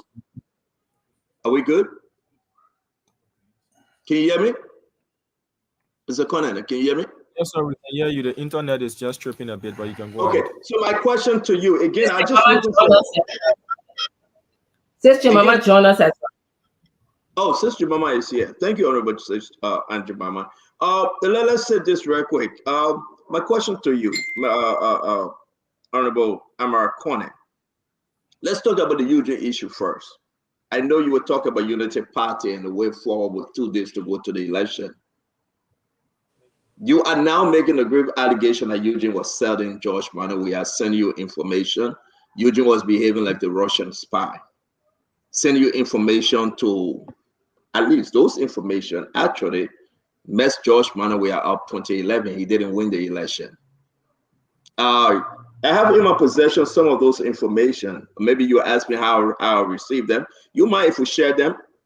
Or you still want to be diplomatic as to don't share them? I mean, I have some of these things. Those are old story. That but that's for Brother Kone and for us. No. I want to give you the respect. Look, I have told the country and the world how Mr. Nangbe betrayed the CDC and Mr. Weah. I want to say tonight that I have shared with you that information, and I have requested that you keep it. When he denies it, you publish it. Okay, so then we'll move on. I mean, if you say so, I know I respect your request, sir. But again, if Eugene Nangbe is speaking on the other side of his mouth, Mr. Cannon, and he's on the other end selling out George Manawe, I mean, Liberians want to know exactly who this Eugene Nangbe is. But I will pass and I will move on, because then you're breaking my wings, but I will be respectful and I will be very diplomatic tonight. You see, I'm in my court. I have been bothered recently by the exchange of text messages between individuals, etc., when they were on good terms. I just didn't think that Eugene should make this campaign personal, and I wanted to show the CDC, the George Weah, that he is now beating his chest for the kind of person he is. When Joe Buckeye becomes president tomorrow, after 6 months, he's going to go there and lay down and say, Uncle Joe, please forgive me. Put your hand behind my back. You know, the guy here was this, was that. Next thing you know, he will be giving Jake hard time, be harassing Jake for work. And then he will not sit down. They will just be behind them, harassing them to get rid of them. They will just give them something, and then they will be on the team. That's how they survive here. Tell me, how many of them, since they left, I mean, when they leave government, are able to survive in the private sector, or maybe do something on their own? Look at Patrick. Look at Mo Ali then. They kick him out of the finance ministry, and he survived. Patrick has survived. Many people, he said today also, that if the people, the country elects them, no unity partisan will work in their government. Can you imagine this guy? This guy, is that how you campaign for your candidate? By saying that you push away people who were on the fence in the second round, most likely to vote for you, will go on the other side. And it's good for us. But I just want to tell the sedition how badly he's hurting their campaign. But my candidate today addressed the nation, Stanton. And that's why I want to bring it. Let me bring it in as my second question, Honorable. Then we have to go. Stanton. We are seeing pictures over here. You guys in your war room. Eugene said this is not a war room. No. Situation room. You talk about war room. Situation room. War. When you check my Facebook page, I refer to our room as situation room. Can you talk to us now? Let me start this question. The rest of the team will comment. Dr. Richardson will go first. Can you now talk to us? I mean, the meeting today, your take, and these pictures we are sharing. I gotta ask the panelists, man. Doesn't he look presidential? Look at him. Absolutely. Look at Joe like Buckeye. He looks presidential. But in any case, yesterday was a good day for us. He went around Montserrat County to close the campaign. It was a successful day. We turned Monrovia green. Today he asked us to a senior advisor meeting to discuss the issues in the country. The first thing was to talk about the assassination attempt on his running mate, Jeremiah Kun, in Nimba County. This was terrible. I mean, this Kuampa guy almost, put the country into chaos. 8 people got wounded, and up to now, the government has not condemned it. They just tell you the kind of state we are in. He also talked about the issue on drugs, the drug epidemic, how he's going to fight that.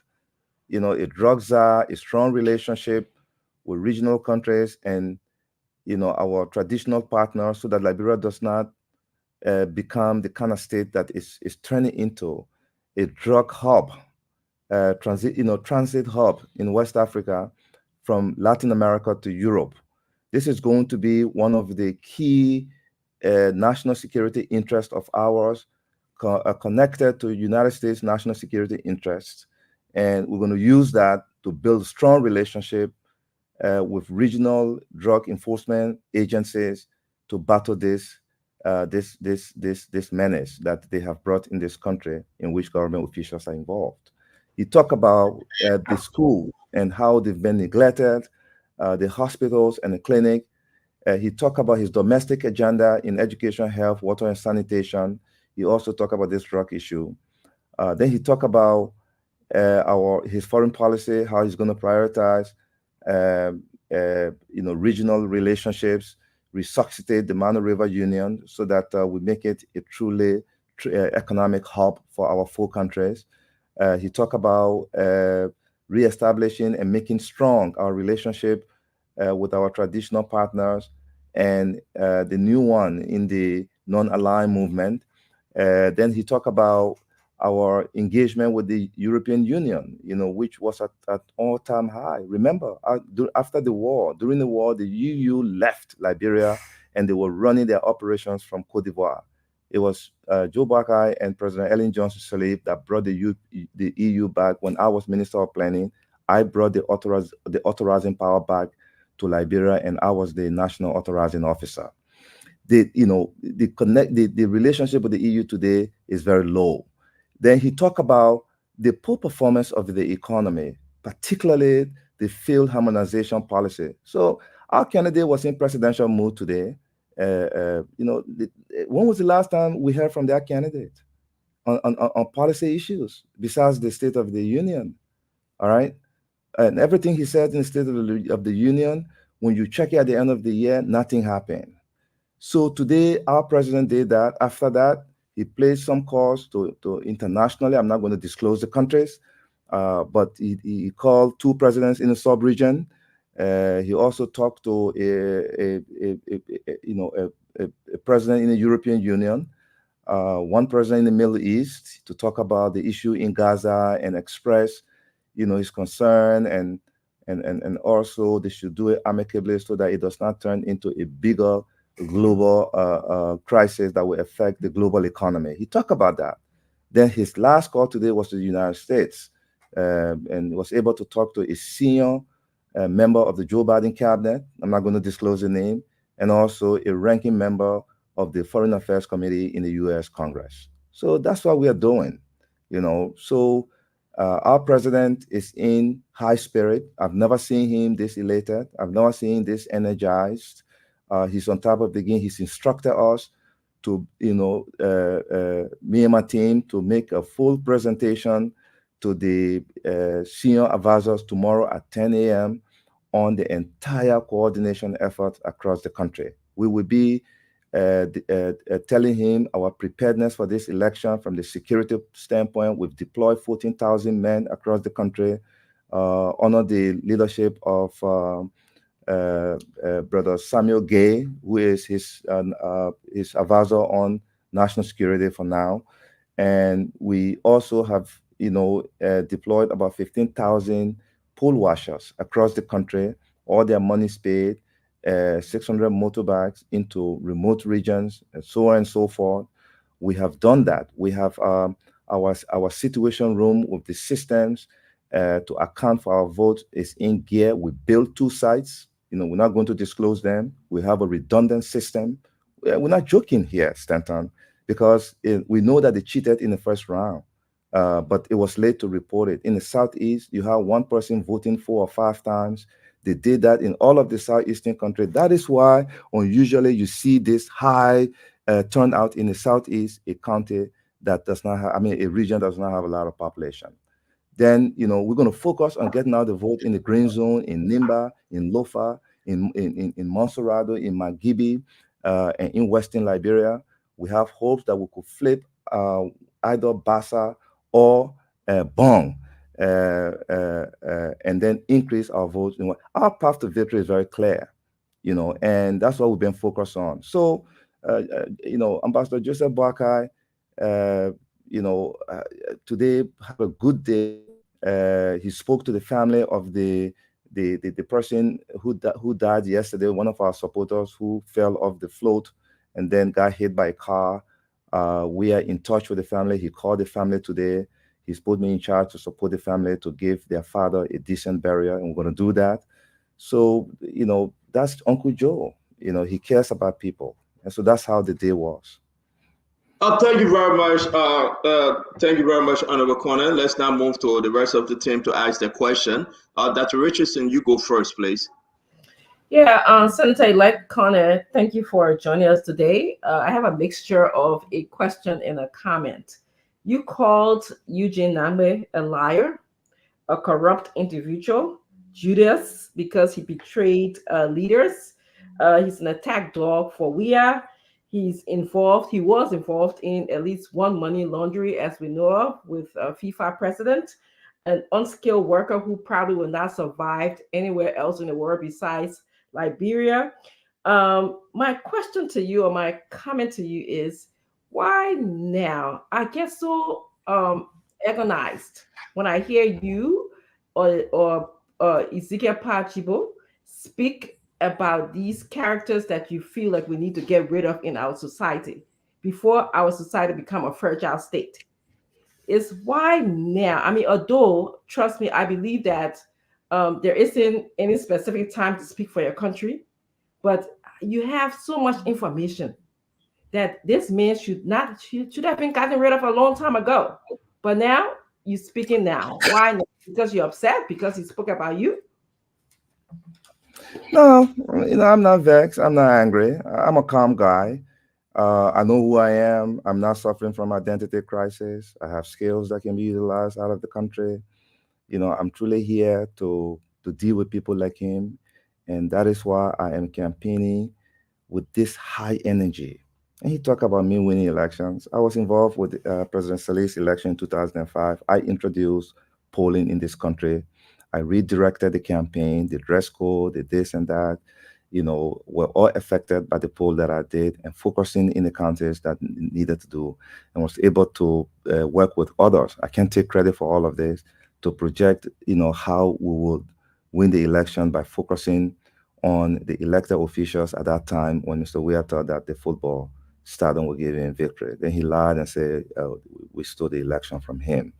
Then I was involved in the 2011 election. The first round, I was not the campaign manager. When, Mr. Nangbe was the campaign manager, sadly, for Mrs. Saleh in 2011. The guy is lazy. And, we never got the 50+1. She asked me to join her on a trip to Nigeria. When we got up in the air, she said, "You know what, I sent for you for?" I said, "No." She said, "I want you to go manage the campaign." I said, "But I'm minister, I can't do that." I said, "Well, take a sabbatical, I will prove it. Just make sure you don't go to the ministry and you don't get paid for it. And you go run my campaign and make sure that they don't eat my money." And that's how I went there and I ran a campaign in 2011. There was a $500,000 debt with the bank. I paid it down. The balance money, she said, give it to your staff as bonuses. And then in 2017, we wrestled with 2017 because as a team, we never really sat down to plan the transition. And then when the UP officials at the time were in this really attack mode on their standard bearer emeritus, the question became loyalty. What do you do? It was a personal dilemma situation for me because I shaped to a large extent most of the policies in the second term of the administration.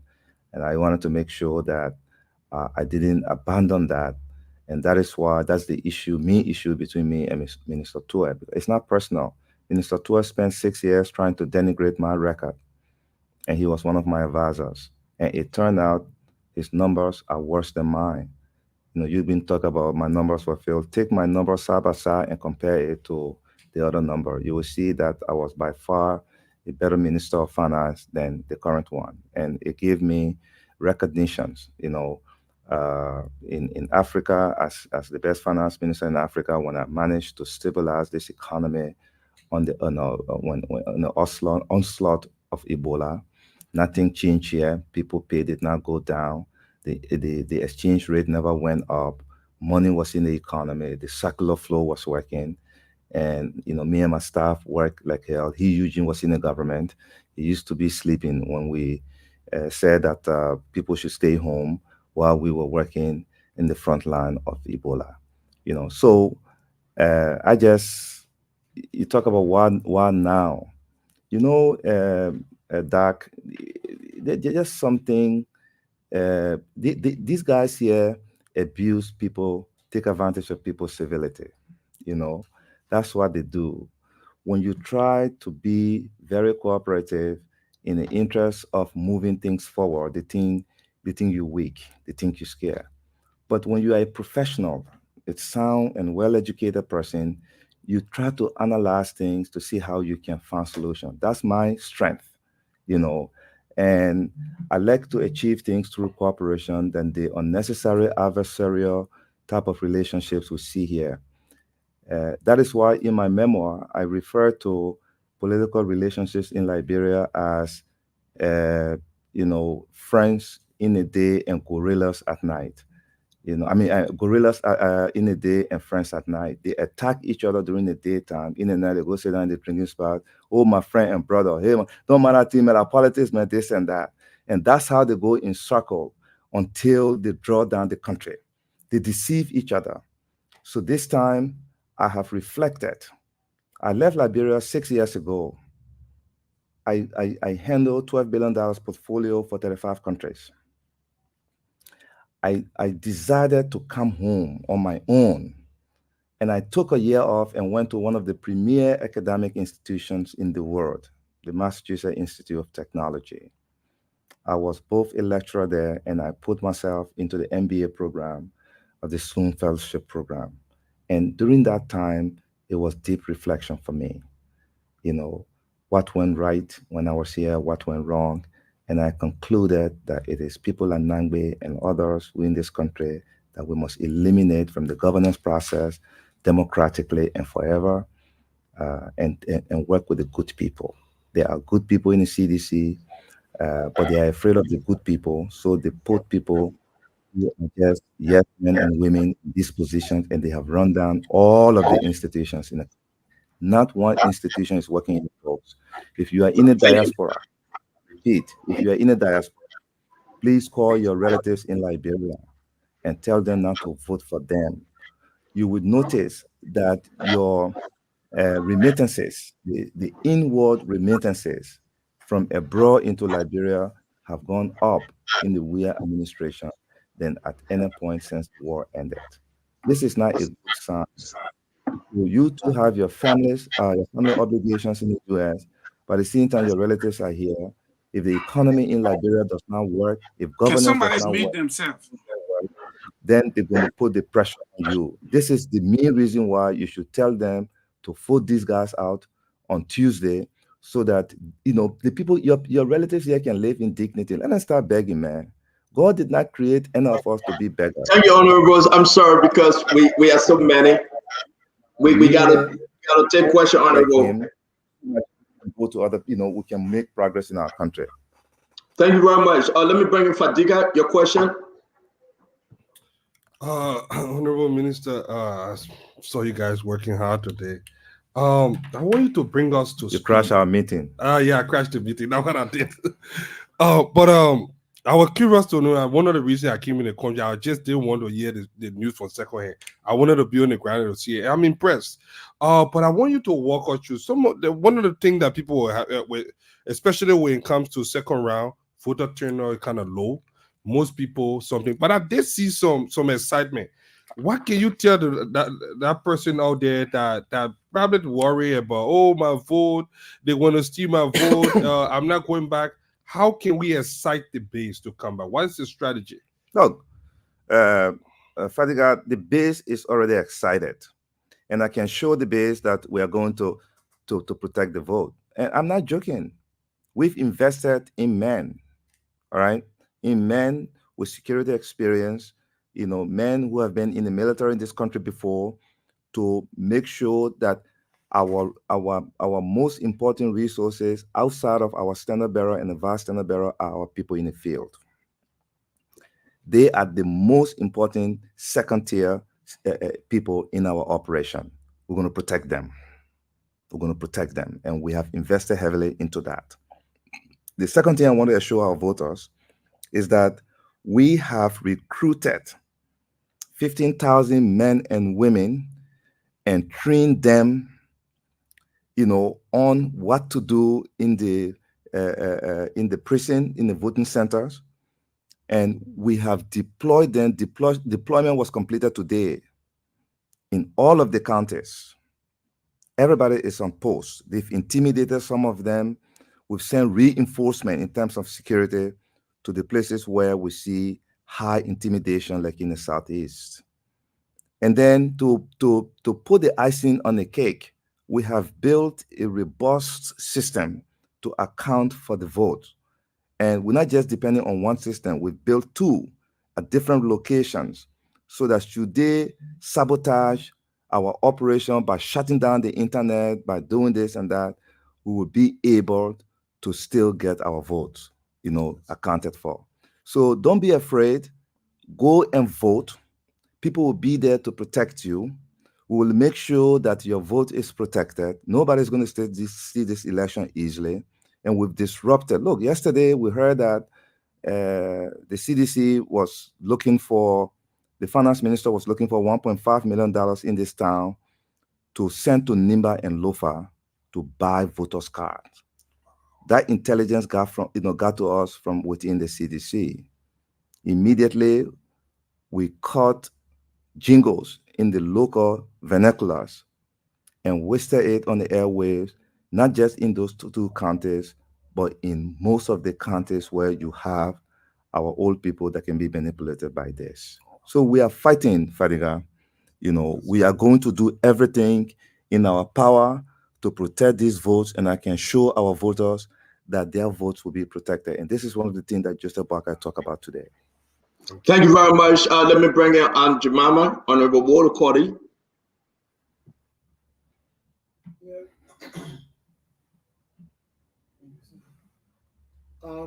Good evening. I'd like to say thank you so much to the former Minister of Finance, a brilliant young gentleman. I can say because he can be my son. Yes. I won't tell you about the way you yell at me. You can be my son. Oh, God. So I want to just say thank you to him for explaining, taking his time. And what I like about him is that his calmness. I think that what carries everybody. Everybody say, oh, he says brilliant things, strong wordings, but he can say in calmness. I want to say to you that it was good that you came on the show to be able to articulate or to explain to the Liberian people about the statement that Eugene Nangwe made and how you came about telling the Liberian what really happened, because we are in crucial times. And Liberian always want to know the truth. So I want to express my appreciation to you. Well, another thing is that, Amara, just what you said. The reason why we don't have development in this country and lies continue to just go around, just float around the country, which Liberians don't believe anymore. And thanks to Spoon Talk, Stanton Witherspoon will live forever if I could ask God to do that. He brought about the dissemination of truth in this country. Because if we didn't have Spoon Talk, oh my God, we would have been dead a long time. People are going to perish in darkness, perish in lack of knowledge of truth. So I just want to say, Stanton, to you and your you and your team that started Spoon Talk, it was a brilliant idea given to you and those who established it by God, because normally God can lead people into doing the right thing. I want to say to the Liberian people, you people have listened to Amara Conning. He served in the government and he's telling all the truth, exactly what happened. We don't have time. Citizen is made of people who just carry lies. And as you carry lies, they promote you on your job. They give you a bigger job. As you become more corrupt, they will promote you and get you another job. Once you try to be honest, forget it. They will fire you, they will throw you away, and that's CDC has been. So we have heard the whole revelation tonight. There is nothing that my brother Eugene Nangbe will say that we will believe here tonight. Yes, Eugene is my brother, he's my son. Most of the children in CDC, they are my children. But they say when a child does wrong, say it. No matter what happens, so that child can get on the right path if you love that child. So Amara has explained it, Eugene has explained his side, and we have listened to both sons of Liberia. And we know who's telling the truth. Today, we don't have investors coming into the country. And it is true. The first time I went to Grand Bassa for the retreat, I recommended the same thing that Amara just said. That's why I believe it. I told the president in that meeting at the retreat, I said, Mr. President, another way that we can generate funds to maintain our roads in Liberia is to create toll booths all around the country, so that even if it's $10 liberty, $15 liberty, we can maintain the road, and some of that money will go to the government, and whatever private entity that will run that facility can have someone to maintain the facility and also pay the employees of that facility. It was squashed. CDC does not like smart people. CDC does not like people who got ideas, people who are brilliant, people who will bring about suggestions that will benefit the country. CDC does not like it. That's the taboo to say in our language, in our pidgin English. That is the taboo. They don't like that. They only like to grab for a little group of people that Frenapono, who building compounds all over the place while the masses are suffering. And I'm happy that Tuesday is coming. Liberian people are going to go to the polls and vote for Joseph Nyeman Baka because we are tired with what? We are tired with the corruption. We are tired with the gossip. We are tired with no investor coming in the country. We are tired, no jobs. We are tired with the killings. We are tired of injustices with the court system. You go to court, you cannot get justice. Once in a while, you can get justice. Once in a while, because I cannot say the entire court or all the judges there don't have head on the shoulder. No. Some of the judges there are very, very articulate and they follow the rule of law. Some of the judges. But some of the judges are very corrupt. And so they sell justice for money. And if you don't have money, you can't get justice. So we are saying that in Liberia, we are longing for all these things. So that's my statement for now, but I got more to say. Because today is the last Someone used to mute Fadiga, mute your microphone, please. So can we move to Mami and Tual? Who came in first? I can't remember who came in before each other. Mami was here before me. Oh, Mami. Amara got a hug. Mami, Husitu got a hug. Oh, hey, my man, Fagon, let's move the Gina Lomba. Mami, please ask your question to Mr. Conant. Mr. Conant, thank you for the presentation. I dressed up because we're getting prepared for the inauguration, so we just want to try some of the suits in preparation for the inauguration.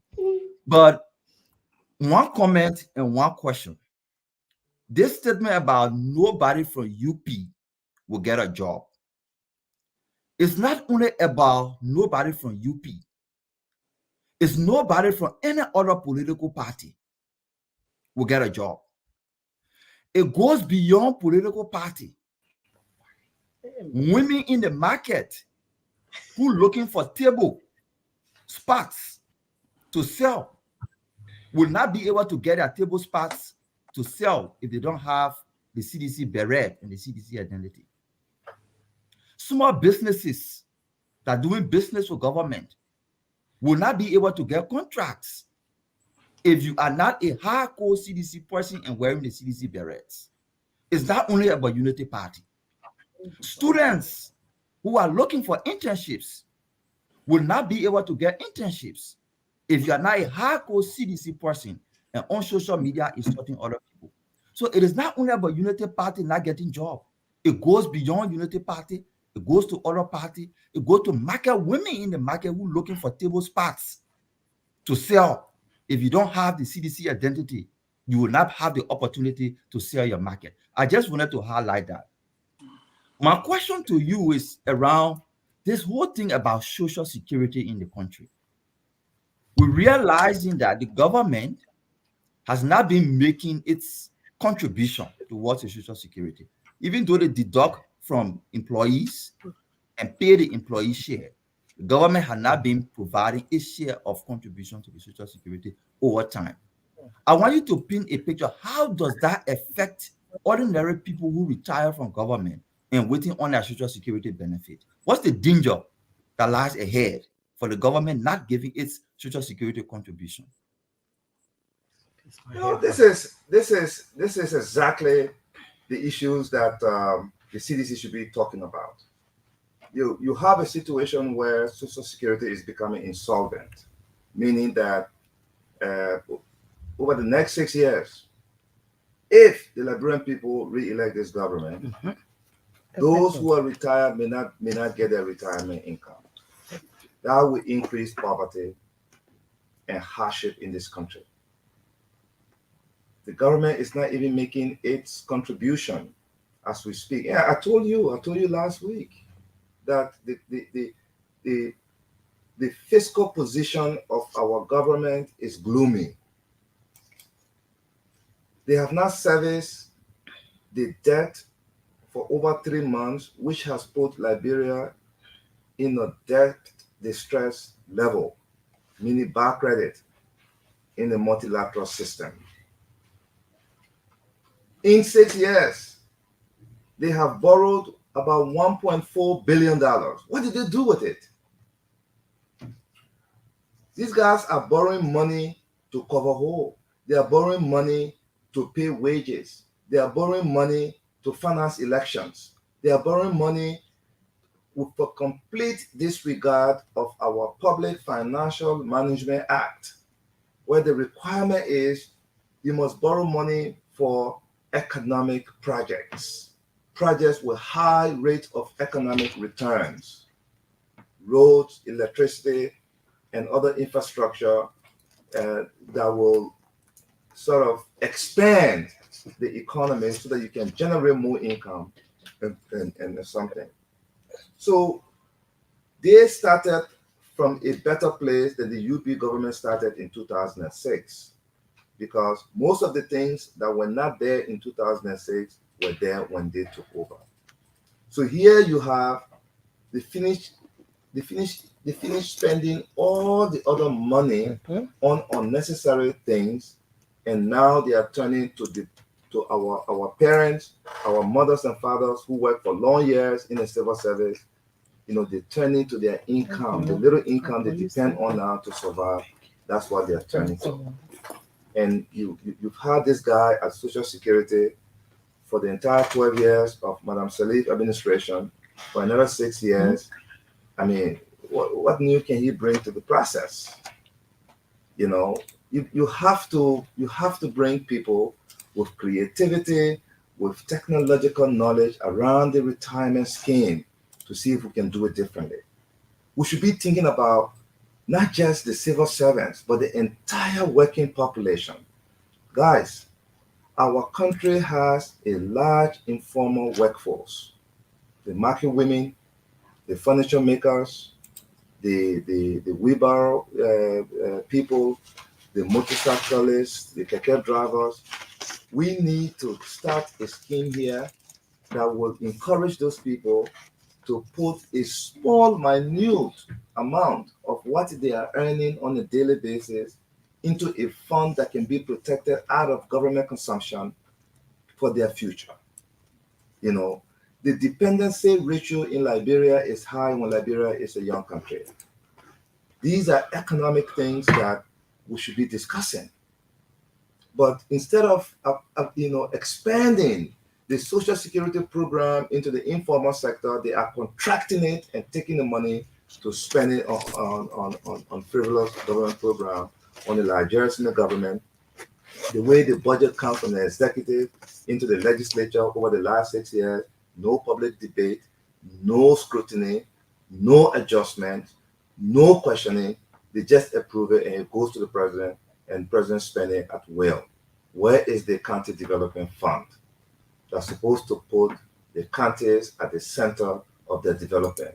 $250,000 a year for them to buy books, chairs, fixed chairs for benches for their children, for them to buy some medicine for their clinics. they've refused to give it to the people. Meanwhile, they have doubled the president's budget. President Salih's budget was around 7 million.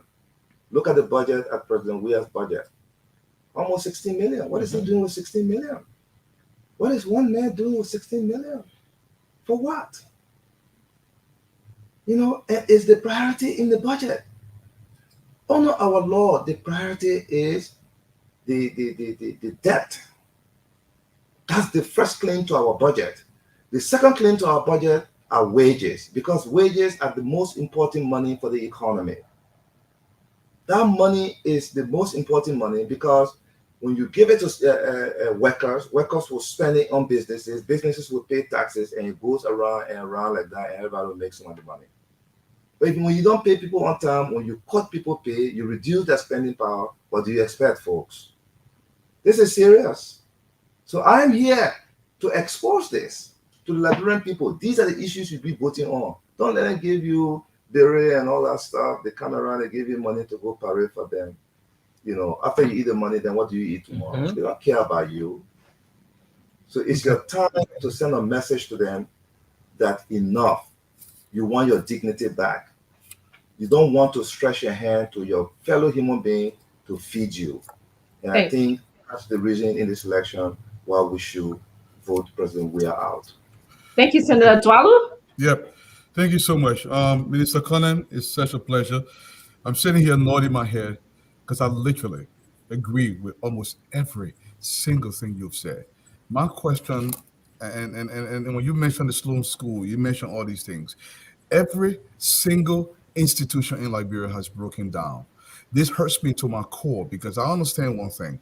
We cannot develop as a society if the institution that should guide the governance process, they are all broken down. I've tried to explain this. I've written about this. I want you to speak to this, why it is so dangerous that President Weah and his cohorts are literally breaking down every institution in our country and what this is going to do to our society if we continue on this path. Thank you. Thank you, Dwalu. There's a simple answer: corruption. You know, you break down the institution. You know, these guys came to the government like children in the candy store. Overnight success without working for it. I know they've referred to us with all kinds of names here, but our government was the most scrutinized government in the history of Liberia. We made mistakes, but nobody can argue that we did not open ourselves up to scrutiny. When was the last time you read an audit report about any institution in this country?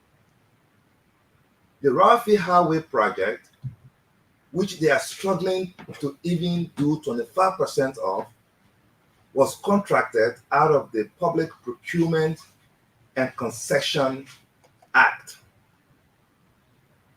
I repeat, there's a Public Procurement and Concession Commission.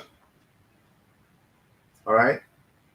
Before you award any contract that is above a certain threshold in this country, it must go through the scrutiny there. These guys don't use that institution. We created that. And the source of corruption in this country is in procurement. All this noise about corruption, we can fight corruption in this country if we are committed to it, mainly through the central bank. If you have a truly independent central banker, we can fight corruption in this country. We have a consolidated account. It's the only account for the government. There are transitory accounts across the country for different collectorates that we sweep into the consolidated. We don't pay people using cash in government. It's using government checks with the signature of the Minister of Finance and the Comptroller General of Liberia. If you want to fight corruption, you follow the money. You think how the FBI does it in America? So what I'm trying to say here is that the institution of integrity in this country have been destroyed. Look at the Anti-Corruption Commission. Look at what happened there. One of the commissioners was indicted in something with the NPA, the sanctioned NPA managing director, and he's one of the spokespersons today with the CDC and spewing lies and all of that, you know. And then just recently, under pressure from the international community, they appointed new commissioners. Thank you. GSC, no. The GSC is a bad example. A good example of how a good institution has been damaged. So nothing is working. The Treasury building is not like the Treasury anymore. You go to the Commerce Ministry, everything has been boiled down to just IPDs because of the kickbacks they get. You see? Thank you. So I just want to say to Liberian people, if you want change, if you want to see a government working for you again, you should vote. You should vote Mr. Weah out of office. Thank you, Mr. Kane. Mr. Hanna, do you want to ask your question, please?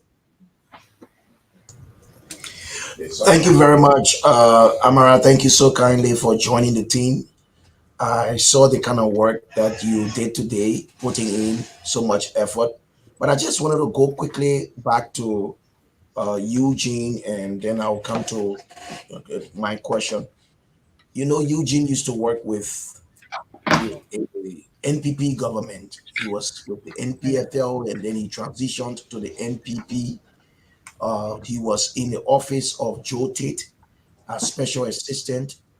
And then later on, when I was a journalist at the Executive Mansion, Eugene was Minister of Post and Telecommunications under the NTGL when Chairman Judy Bryan was chairman. And I saw Eugene, how he maneuvered his way to power. Eugene left, and it's amazing when you see Eugene out of a government job. It's amazing. You don't want to see Eugene out of a government job. So Eugene maneuvered his way to Ellen's government. He became Minister of Post and Telecommunications. He became Minister of Transport. And then he became Minister of Youth and Sports. And then also Minister of Information. He was the Minister of Information criticizing Mr. Weah, and became Secretary General of the Unity Party in an election year, and later transitioned to the CDC back again. He became Minister of Information under the CDC government. So here is the point. This was a Minister of Information under Ellen's government, who, became Minister of Information under Weah's government, defending what he criticized. So, and it was Eugene who sat with me in a black Jeep. I still remember, and I called him on one of the radio stations, and I put this to him. He criticized Mr. Weah for closing my radio station down. Eugene said that to me. He sent me a text message, and I sent a text message, a WhatsApp message to Mr. Weah, informing him and telling him, reminding him, and I want to say this here. The day Mr. Weah named Eugene as campaign manager, I knew it was done for CDC, because I know Eugene. I knew it was over for CDC. Eugene will maneuver his way. He will pretend as if he's trying to make some gains to try to impress. But at the end of the day, he will send Koji and others in front to get sanctions, and he will sit at the back. Quick question for you, Amara. You remember in 2011, Eugene and Akaros had a fallout. I was then at Truth FM, and I did an interview with the both of them. And I think you were talking about the email. I remember Eugene brought out an email from Mr. Weah, and I have a copy of that email. I still do have a copy of that email. Eugene had said to us what he did for Mr. Weah, how he taught Mr. Weah some of his lessons when Mr. Weah was in college then. And he said the worst things about Mr. Weah. This is the same Eugene. But my question to you is, you remember the fallout with Eugene and Akaros. One was Secretary General of the CDC. The other was Deputy Secretary General of the CDC. And it became extremely bitter until Mr. Weah did not want to see. What happened to Mr. Eugene Nangwe's vehicle at that point in 2011? Tell us the real story. Patrick, you mentioned Akaros Gray. I understand you wrote on my book this one that I was a dual student at Monrovia College. That tells you that the guys in the CDC are obsessed with me. They're just been on the campaign for a few weeks, and they can discuss the issues. I was the student council president at MC. From 10th grade to 12th grade, I took my classes. I was a member of the quizzing team that went to the farm of St. Patrick's. Graduated top 10, my class at Drexel, graduated top 5, Penn State, graduated top 10 at the Kansas School in my program. The MRT, did very well. So he passes around here calling himself quote intellectual gladiator for BSc from the University of Liberia. But when you're in the CDC, you can talk, then they think you know something. But I don't want to dwell on those guys. I think they burned Mr. Nangwe's car, and it was very concerning. Some people said it was staged, but we were concerned about his life. But like I said, mafia movies don't end pretty. Nope, they don't. So when you are in the mafia club, they will tell you to do bad things. The day you attempt to leave, they want to kill you. That's what we see in the movies. So it's better not to join. So whatever they do in their mafia organization, that's on them. Let's focus on the issue. Let's focus on getting the country back so that our clinics and hospitals can have medicines. Our pregnant women can go and get safe delivery. Our children can have better classrooms, no volunteer teachers, but competent teachers. We give support to our rural teacher training institutes like we did to train qualified teachers and put them in the classroom and set a national agenda that by the time a child leaves the 3rd grade, they're able to read and write. These are the big things we need to focus on. Our friends in the CDC don't care about that. They are just happy that they have arrived from the slum communities and they are now the big guys in access to unlimited public resources, presiding over a $4 billion economy. And just lavishing the money on themselves. This is Zacharias Grave, who lived on the bypass when he got elected, and then he goes somewhere and build a mansion with swimming pool out of his district when his people have dirty streets littered with trash, and he cannot even push for resources in the budget in the legislature to support the mayor, who is the secretary general of his party, to clean the city. You know why?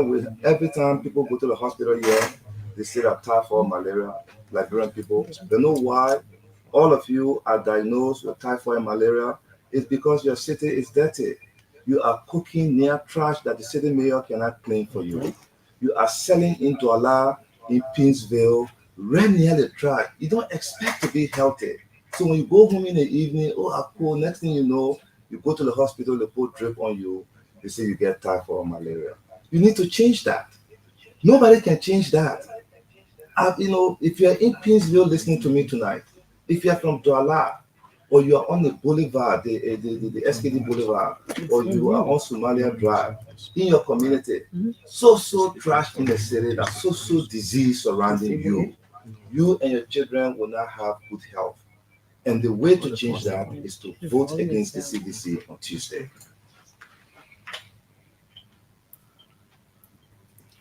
Thank you, Senator-elect. Let's go to Mr. Gray and then Mr. Fagon and then to Fatima. Fatima, welcome to the show. It's good to see you. I see you in Liberia.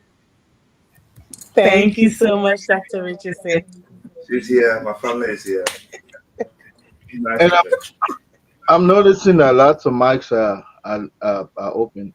But when it comes to this Eugene Nangwe, one of my very first encounters with Spoon TV was when I had placed a call regarding Mr. Weir's property, and Eugene Nangwe was in studio then in Florida. He had come here inflating the worth of Mr. Weir's house in maybe around the Fort Lauderdale. I'm not sure where it was, but I was in real estate then. I pulled the property value, and because I was in real estate during that time, I was able to know that the worth of the property was around $185,000. Eugene came here lying that the property was located in a gated community, very the leased house property in that neighborhood is $1.5 million and all that stuff. So I just look at Eugene. I know him. We go back a while, and I know he's a notorious kid. But I'm glad that he was exposed by Mr. Kone. Definitely. If you take that skill away from Eugene Nangwe, the act of lying, he's worthless. And I'm glad that somebody was able to point to his laziness, because both academically and anyhow you place it professionally, he has nothing. He's witless, and so people should not even pay attention to him. This is what he does best, and probably the like of Honorable Eugene Fangon will say that he speaks well. I don't consider that. Sometimes I doubt his coordination of the language. I even look at his acumen intellectually. He's a butterfly just flying all over the place. But let go, Mr. Kane. Thank you so much, for availing yourself, because there are so many things that people need to hear. These people were successful in fooling them first. Now their own works, their own endeavors have shown them that I've revealed their true colors. So they are being dislodged from their own game. So you will hear these kinds of things, tantrum here and there, people describing others. But I wanted to pick on you when you said the first round of the election, there was some carelessness in not securing the vote. Were you trying to say, like in 2017, these people really play with the election the way it was supposed to have gone? Because I know Mr. Ware didn't garner that much that much vote. You can't. I'm truly convinced that they did something that probably you and insider now that Liberians could benefit from. What happened in that first election, October? The sound was poor here on our end, maybe due to the network. Are you talking about the 2017 election? No, I'm talking about this election, the 10th of October. Yeah, Mm-hmm. I was not satisfied with the result I will put out. Yeah, so I was busy fighting in Baplu. As we all know, Baplu lost population in the recent census when it shifted all of the population to the southeast. That's a whole different conversation at another time. I want to find time to come on Spoon to expose the inequities in that survey, how the stage, the cheating. They started it with the census.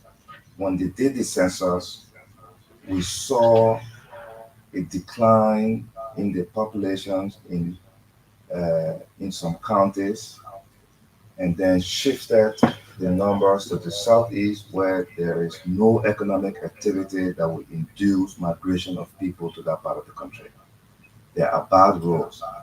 These guys said that since 2008, when we did the last census, 2018, that 10 years, 19, 20, 21, 22, 14 years, Baplu County have born only 12,000 babies.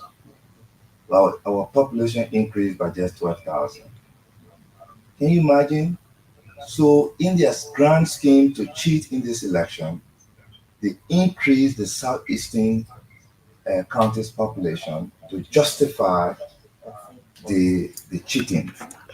So in this election, we have credible evidence that the President pro tempore, who has unrestricted access to money from B. Martin, where he's a shareholder,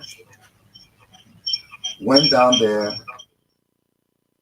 bought all of the election workers and poll watchers with cash in the Southeast to allow people to vote multiple times, but not above the number in the voter roll. That explains the unusually high turnout in the 70th percentile for the first time in the history of Liberia post-conflict electoral politics.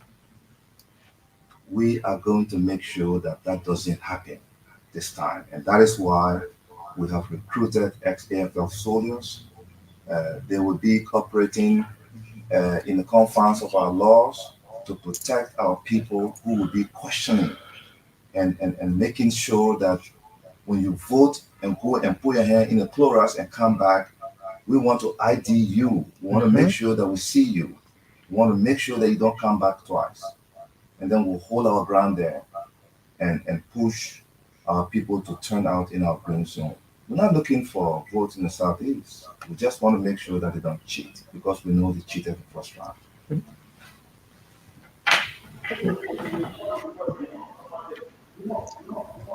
I don't know what you guys left out, but Dr. Richardson, I think you. It was actually Fagon's turn to ask his question. Okay. We get a lot of feedback from the studio. If Dama, can you help us? I also see Fatima in the studio. I didn't know Fatima went to Liberia. Wow. Looks like Angie Mama's audio is open. No, we're getting a feedback. Dama, can you help us control that? Yeah, we're trying to. Is using her phone, and she's closer to Angie Mama, so we have this issue of so we're working on it. Yeah, we're working on it. Yeah, it's better than though. I'm not hearing the feedback from you. Honorable Fagon. And thank God that Senator Elite Amaracona is patient. Again, folks, don't forget, we should be bringing in Madam Cummings to tell her story. We are here, it's 2 days to election. Fagon, please. Well, since I've been here today, it's my first time speaking, so I will try to be fast. Never had the chance to open my mouth. Say it open now, Dr. Francine, open. You can't close it again. Anyways, good evening to all, and let me welcome my friend and brother, Senator-elect Amaracona. Ladies, of course, you're always dearest to my heart. Let me start by saying, if you go back to the scoreboard, the electoral scoreboard, if you take the first 4 on the scoreboard, that includes George Weah at first place, Ambassador Bwaka at second place, and then third place, Appleton, and fourth, Honorable Kamara, you will find out that 3 is against 1. If you look at the scoreboard and consider the first 6, it will still be 4 against 2. So what are you doing? This election is over. The runoff is done. I'm sorry that Patrick is not here. I was about to tell him about his Punch FM, how Eugene Nangbe, in a cowardly mood, decided to get the documents and place it through an employee that took it to my office. The whole process of Punch FM was done between January 5th and the 10th, with strict instruction that they should give it to me and I should carry it to the president. If you ask President Weah today, I took those documents and I went to the executive mansion on the 6th floor with strict instruction to show him the dates, and that he didn't want to go, but he told me, he said, when you go, make reference to the date. So in 2019, January 5th to January 10th, there is no way you could have registered a radio station at the same time, gone through inspection at the same time, get the LTA stuff and stuff. That's Eugene Nangbe right there for you. And I can confirm, and I'm ready to go to jail for life, that during my time, 3.5 years, I did not at any point in time see Eugene Nangbe go to his office 8 o'clock, and I cannot recount. I challenge anybody to go to the Ministry of Information. I cannot recount in my 3.5 years watching Eugene Nangbe work 3 days where he go to work and work there. It was only for press conference. We at no point in time, had a senior management team meeting. What Eugene Nangbe did was to move his controller, Hilary Saki, from one ministry to another ministry to another ministry, and he controlled it. And I can tell you that Hilary Saki followed him Even to Maritime right now, Hilary Saki is the controller at Maritime. So all the different ministry, everywhere he go, he carry controller and his special assistant. Anybody can check the record. I'll go to jail for life. Check the records. He carries his controller and his special assistant everywhere he goes. And when he leaves, we'll make sure he got somebody to cover up the dirt. And that being said, I want to say to you, brothers, Amara Kone, be thinking about this question as I make this comment. Prince Johnson came on our program. Oh, sorry, Senator Prince Johnson came on our program. And this is what he said, that he was called to Madam Sirleaf. And when he went there, Madam Sirleaf told him that I stand to be corrected, either $165 or $65 million was left in our reserve. This government have been telling the country that when you guys left, you left nothing in the coffers. I'm sure, Dr. Francine, don't be shaking your head. Because you see, you're my first witness right there. Me, I don't lie on people. To us sold this idea that there was nothing left. You guys left the coffers empty. Having said that, before you answer, that's why I said I only have one question. I want to state for the record that your statement that there are good people that went into the CDC to help. And somehow they were not given the chance, they were chased out. I want to say you are absolutely correct. Day before yesterday, the Daily Observer newspaper, not only the oldest and most reliable independent newspaper we have in the country, Kenneth Y. Best, and his son, By Best, wrote an editorial entitled The Fear and Disrespect of the Independent Media. And in that editorial day before yesterday, they were very clear that, and I quote, members of the ruling party who tried, and that is in support of what you said, members of the ruling party who tried to proffer ideas and strategies early on to help recalibrate the administration's mindset for success, especially after the 2020 midterm, were ostracized. Eugene Fagon, then a deputy minister at the Ministry of Information, Cultural Affairs, and Tourism, MICAT, mentioned that the ruling party had lost its people-centric focus and also had its media mindset in the wrong frame. No one took him seriously. When I read the editorial day before yesterday, unquote, I shed tears because I knew they had said the truth. Eugene Nangbe would not go to work. The ministry was on my shoulders. But every time you went to tell them the truth, that let us not do this. Stop buying cars. Stop buying big houses. Stop washing your cars with champagne. It was as if they would go and sit down. And in one instance, Eugene Nangbe told the president, that man is a CIA spy. In fact, he got a radio station, the equipment, and everything here. When he told the president that fateful day on the 6th floor, someone in the meeting walked immediately out of the meeting, went to the bathroom, and called me slowly and said, you need to call the president. Your man finished telling the president you get radio station and you coming to resign. Call him quick. I swear to God today. The information happened and the person walked in the bathroom and called me. Called the president immediately. I think Eugene Nangbe has outlived his usefulness, but my question to you tonight, to save our country and a lot of people listening, you are the former finance minister.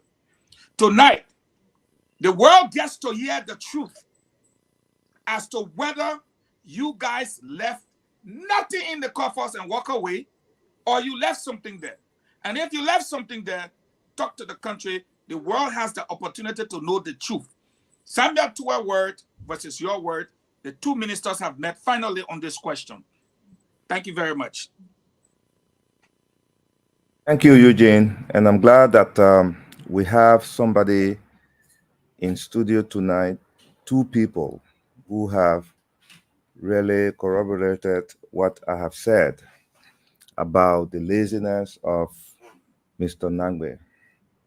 He only knows how to talk in radio station and he goes home. It doesn't work. It doesn't develop any strategy, no work plans, no goals for his workers, nothing. This guy who goes from ministries to ministry, behind him is a career Eugene controller. Yeah. He must pray that Eugene must continue to remain minister or in government, or else his career is finished. He can't work anywhere else, but that's on him. To the issue of what this government inherited with the reserves or the fiscal position, etc. Eugene, I left, it was 2 years when I left the government when the transition happened. People think that I'm the only finance minister on the island. No, we were 4. It's just that my time was very consequential in the sense that I rebuilt the hydro, I restored the electricity infrastructure in this country and brought in new infrastructure from across the border through the West African Power Pool, expanded the road infrastructure into the southeast. My ambition was to connect Harper with Ganta had I remained Minister of Finance longer. And I was going to do it because my strength has been managing people, attracting talent, and making sure that I hold them accountable and speaking the truth. And when I sit before donors and make a case, they give money. Look, since I've joined the UP campaign, I've raised over a $500,000 just in few days, to pay for our operation in this town, not from external sources. So, but it didn't happen. I had my time to serve. I built the road from Ganta to Yekepa. We forced ArcelorMittal to finance that money. They were trying to say, oh, we don't have money. Once we forced them, we made a condition. I put up the first $10 million through the central bank so that we can start the road, and when they pay, we'll put it back. The road today is there. You see, I raised the money to build the road from Monrovia to Vonjama. The first phase is from, not from Monrovia, from Banga to Vonjama.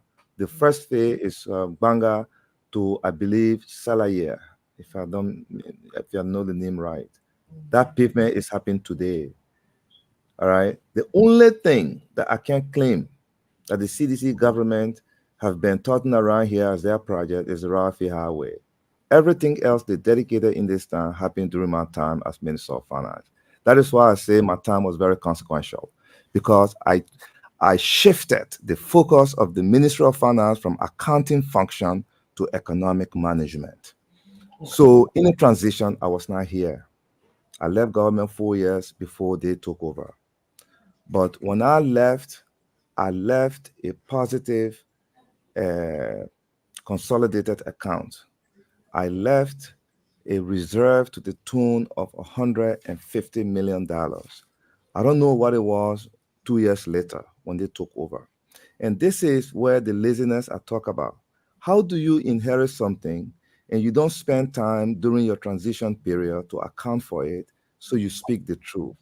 So when the economy caught them with their pants down because they were not prepared to manage the shallow economy that Liberia is, they started, government didn't leave anything, the government did nothing, instead of owning to it and making it possible for other Liberians who may not have been seditious but have the competence to come and help them, they shut the door.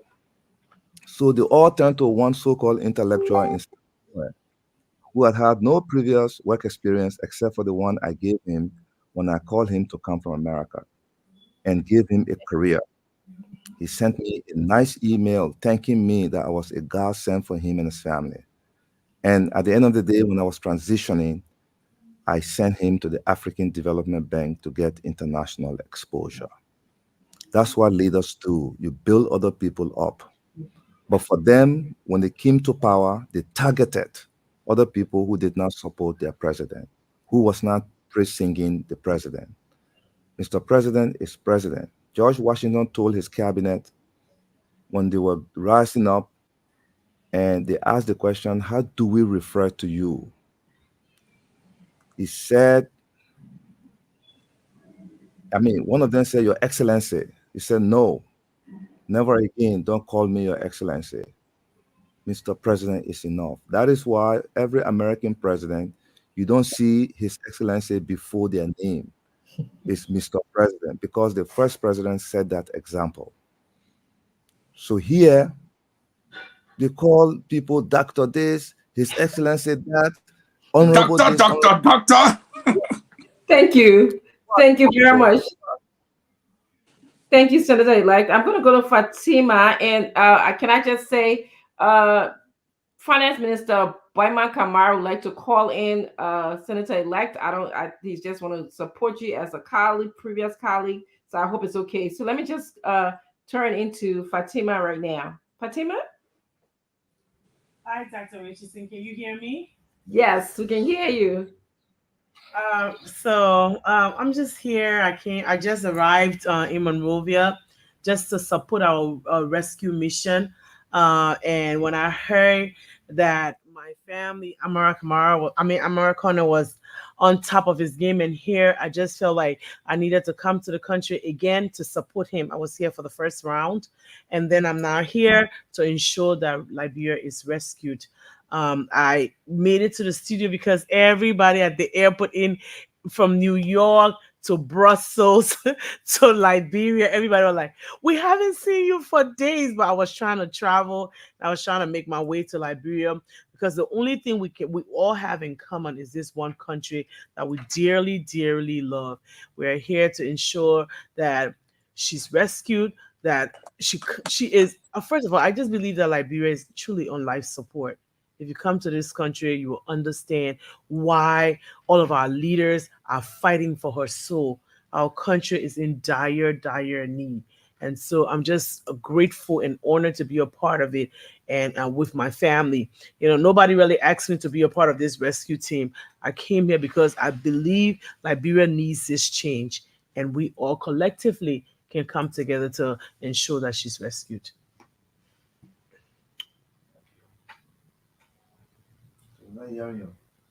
Dr. Richardson, you are muted. If you're talking, you're muted.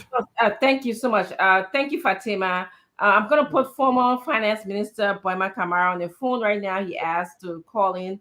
And also, we're going to go to your closing remarks, Senator-elect Connor, because we have another guest that's supposed to come in to the studio, as I understand. Okay, go ahead, Mr. Kamara.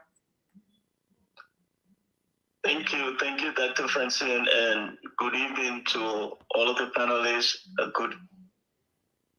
For me, it's good morning. I would say good morning because it's almost 3 o'clock in the morning in Ethiopia. But it's good joining in. I've been following, and I just want to say congratulations to Senator-elect Amara Kone, my colleague, and just to my voice to just clarifying.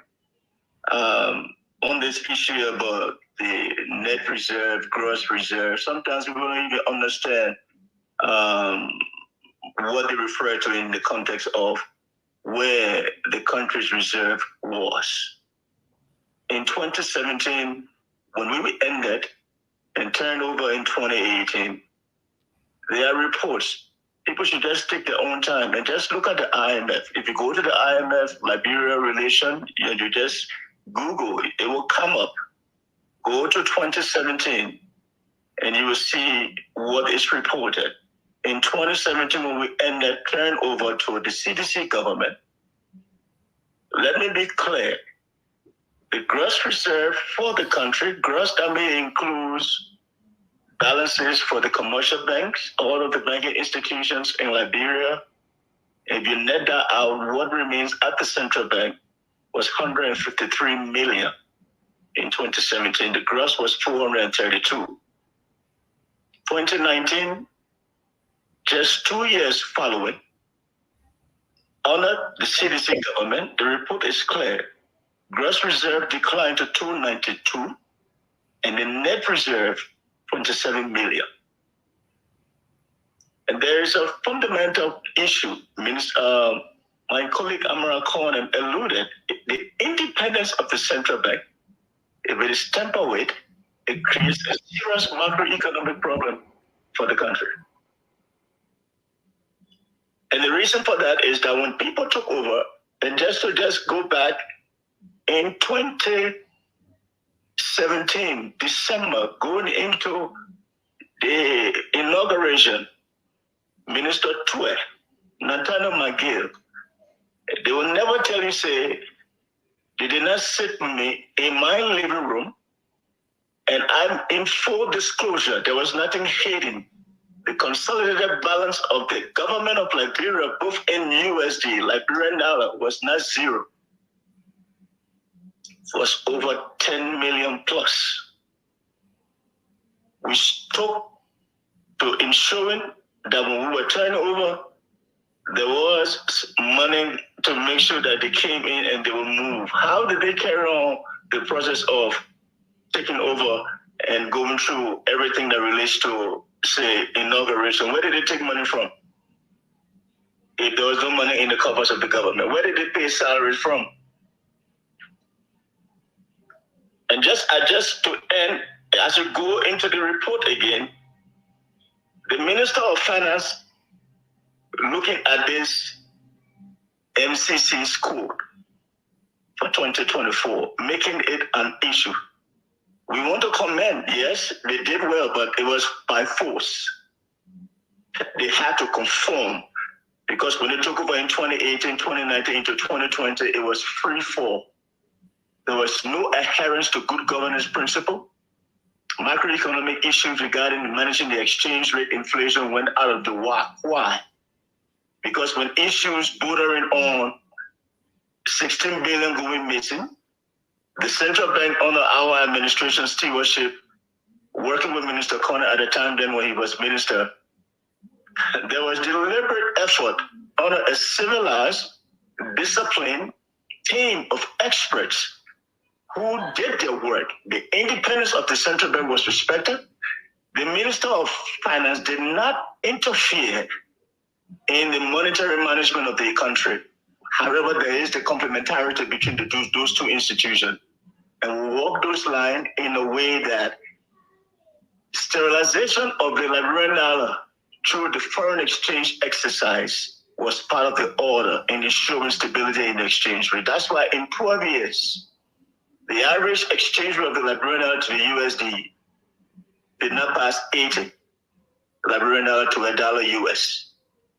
6 years under this administration, between 2018 and now, the average exchange rate is around nothing less than 190 twice what was achieved under the Unity Party government. Inflation, on average, in 12 years, was never in double digit, was 9.43%. However, inflation under this government, in 6 years, averaging 16%. So we should not be going petty and attacking personalities. So it's issue-based. So these are the issues. And I will end on this note. The debt situation with the central bank, or the total debt situation, what is concerning is how they are talking about debt consolidation. What you did was that debt consolidation. The central bank legacy note, the capital note that came as far back as prior to Madam Selim government, from due time, that legacy issue has been on the books of the central bank, so it was never under the table. So Minister Tue, get the facts straight. It has always been on the books of the central bank as a claim on government. When you do debt consolidation and you lift it up, you are just taking from one account on the central bank book, now you put it on the Ministry of Finance as a total claims on debt.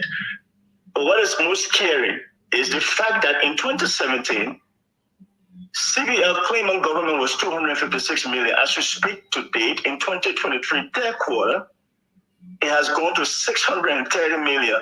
How do you explain for over 400 million increase? Minister Tue, you have to explain.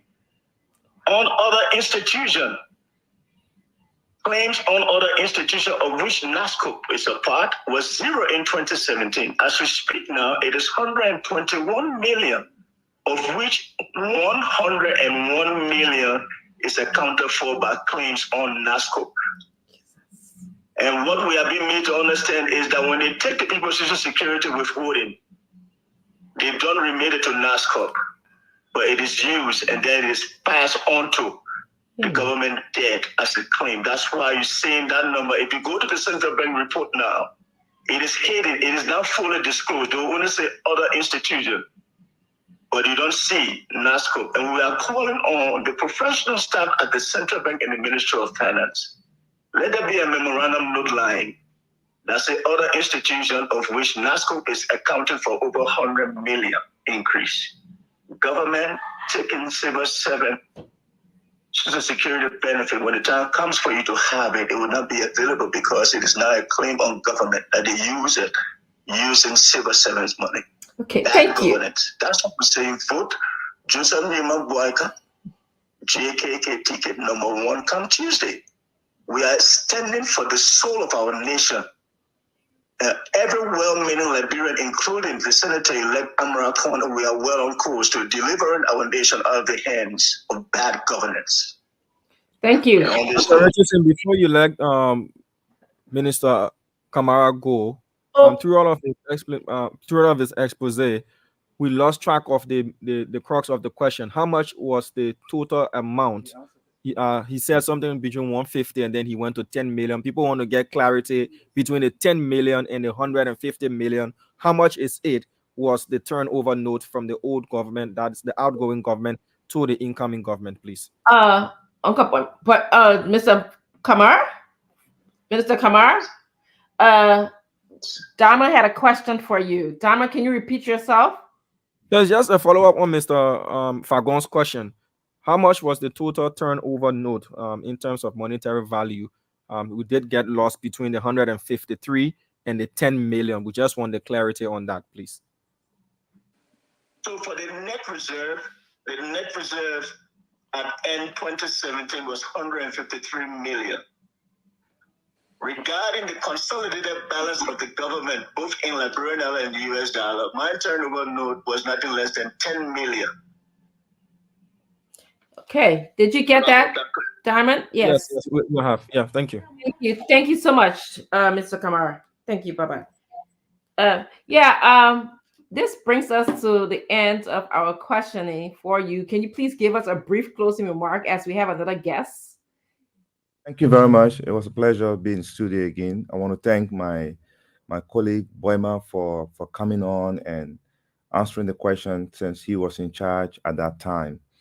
Well, the question is answered. They never inherited a broke government. They made the government broke. But because they had a bullet pulpit, the microphone at the time, they just spew out lies to mislead the public, and they were arrogant in their ignorance. So here we are, fellow Liberians. We are at political war with the most inept government since 1847.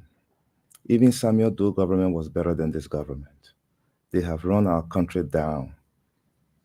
It's time for us as a nation to win this war. And if we lose this war, by not showing up on Tuesday to vote for Joseph Numa Boakai, we will be sentencing our children to many years of darkness and suffering. The issues in this election, fellow Liberians, are the drug epidemics that is eating up the future of this country, are the schools that don't have teachers, that are being run by volunteer teachers who are not getting paid. Our schools are not being supervised. The curriculum is not followed, and children completing 12th grade cannot read and write. We have a healthcare system that does not have enough workforce, and in some cases have volunteers running our health centers. There are no medicines in our clinics. Our pregnant women are being delivered unconventionally by midwives. They're not getting pre- and postnatal care. And this presents a clear and present danger to the mothers of our country. The issues in this election are the bad economic management policies that this government has pursued. Imagine The civil servants' average household is 4 persons. Multiply that by 75,000. They cut your father, your mother pay, and then they are not they're taking money from their pay for Social Security, and they are now putting the money where the place where that money is supposed to go, which is the Social Security Corporation. But on their books, they're making it as a claim on the NASCAR. This is stealing. You know, it can't be clearer than this. You have a central bank that is no longer independent. The governor is there. He has no teeth. He just says yes, yes, and yes. During our time, we protected the independence of the central bank. If you want a central bank that is once again independent and a finance ministry that is once again managing the fiscal policy of this country consistent with the PFM law, you must vote for Joseph Boakai. We have a situation where our foreign minister cannot travel out of the country without the president. The man who's supposed to be the face of the country abroad is literally an internal affairs minister. If you don't want Liberia to slip again to becoming the laughing stock of the world, to become a pariah state, you must vote for Joseph Boakai to restore our dignity abroad. These are my parting words to you. The issues are clearer in your neighborhoods, in your communities, so dirt surrounding you. Every day you have typhoid or malaria. Nobody is throwing wish on you. The wish in this is the dirt that is surrounding you because you have a mayor who is a political mayor going all over the country when you should be focusing on cleaning the city to keep you healthy. I ask you that when you go to bed tonight, ask yourself a question. Is your life better off today than it was 6 years ago? If your answer is no, wake up on Tuesday morning and vote for Joseph Boakai. Thank you. Thank you very much, Senator-elect Amara Kane. We hope to see you back again in our studio. We got a lot of information from you. So thank you for being here. Please go home and get some rest. Thank you very much. Thanks to all of you. You've been kind to me, and God bless you. No, guys, you heard it all and more. Do you guys have any thoughts about what you heard? I have not heard from Stanton yet to see where our next guest is. I'm gonna call him. Let me comment, Dr. Francine, if you don't mind. Go right ahead. Okay. Look, I'm gonna say this. Amara Kane came tonight. He's spoken literally everything that every single Liberian in the country knows. As of today, the CDC administration have taken money across the country. They're giving people $5,000, $20, $40 to vote for them. I want you to listen. The reason why we keep screaming, we keep fighting, because this opportunity cannot pass us by. President Weah doesn't even want to govern. The Social Security Fund, let me tell you how dangerous that is. You see, when you see the old papi then standing on the wall near NASCO, normal time, even right now, to get a small $75 war, that one will look small compared to what will happen if we continue on this route. CDC doesn't care about the forward march of this country. You have to vote. You have to vote. You have to vote. You cannot give any excuse to take 20 or 30 minutes of your time to protect 6 years and possibly an extension of 20 years of your life. This is what is at stake. A minimum of 6 years, and it will extend as far as 20 years. You have to vote. You listen to people who know better. They are saying to you across the country, President Weah will destroy us all. We cannot allow this man to continue to do this. Fear must not stop you, and I would beg you, for the sake of your children, you must vote. You must vote. You must vote number one. Dr. Francine. Yeah. Any other thoughts? Dwalu spoke already. Yes, Father God, go ahead. Oh. Yes, Auntie Mama. Yeah, I'd just like to make a comment. Tonight is the last night for Liberia. And I think it's very important for each and every one of us to like me, I have voter education right here. We need to educate our people how to vote, what not to do. So we need to really do it because by 11:59, the time will be over. So it's very important that we educate our people tonight for the last time. Thank you. That's a good call. I'm going to turn the show over to Dwalu right now. I'm going to excuse you guys to do your business. And I'll turn it over to Dwalu. Thank you. Bye-bye. Thank you. I understand that really being neutral.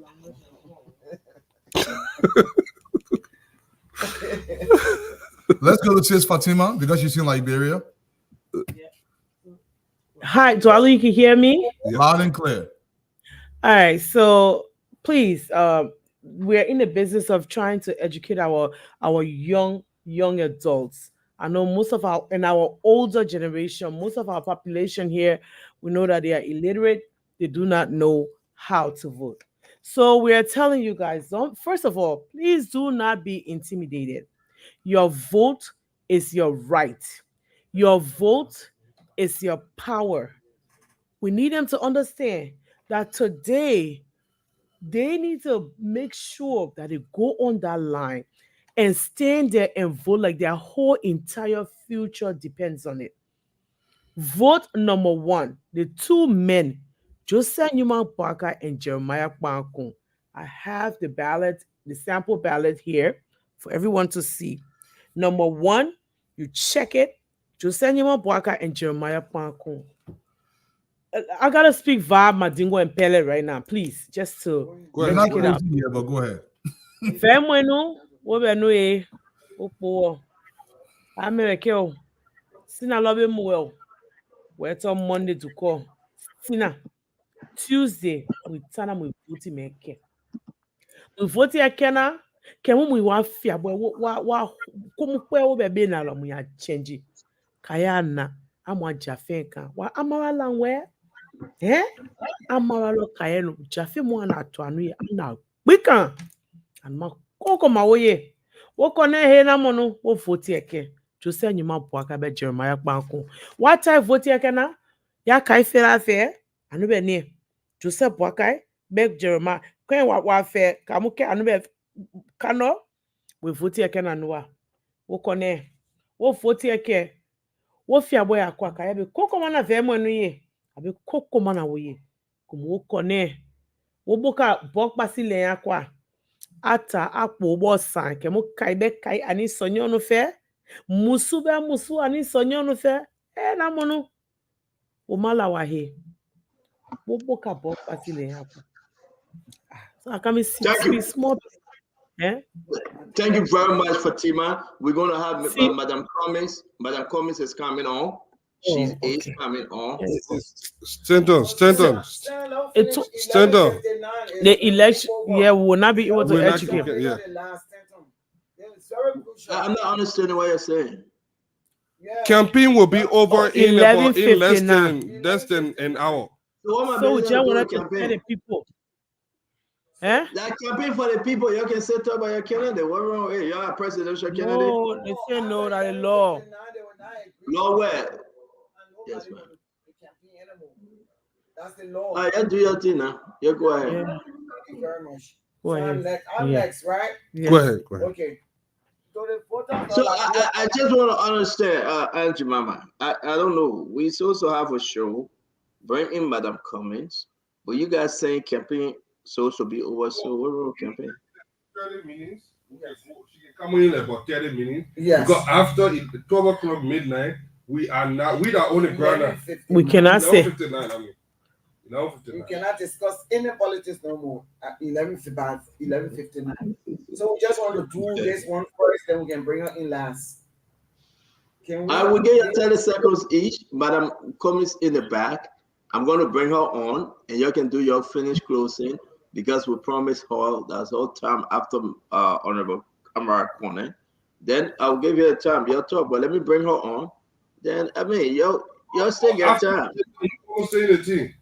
We got only 30 minutes to tell the Liberian people what to do. That's all. Because by 11:59, we cannot speak about any campaign. You go ahead. You finish up now. You finish up. You get 1 more minute each. Now we are telling people the team plenty. You call it short.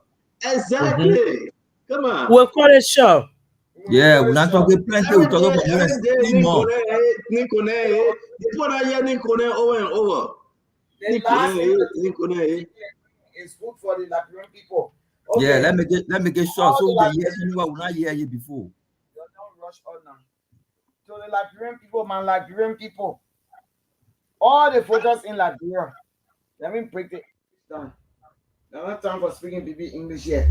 When you take the ballot paper, when they give it to you, all of y'all listening to me over there, enter your mama or your mama call locally. You take that ballot paper, the first bus you will see. Focus and JMB, your rescue. I'm a one feeling, take it push with.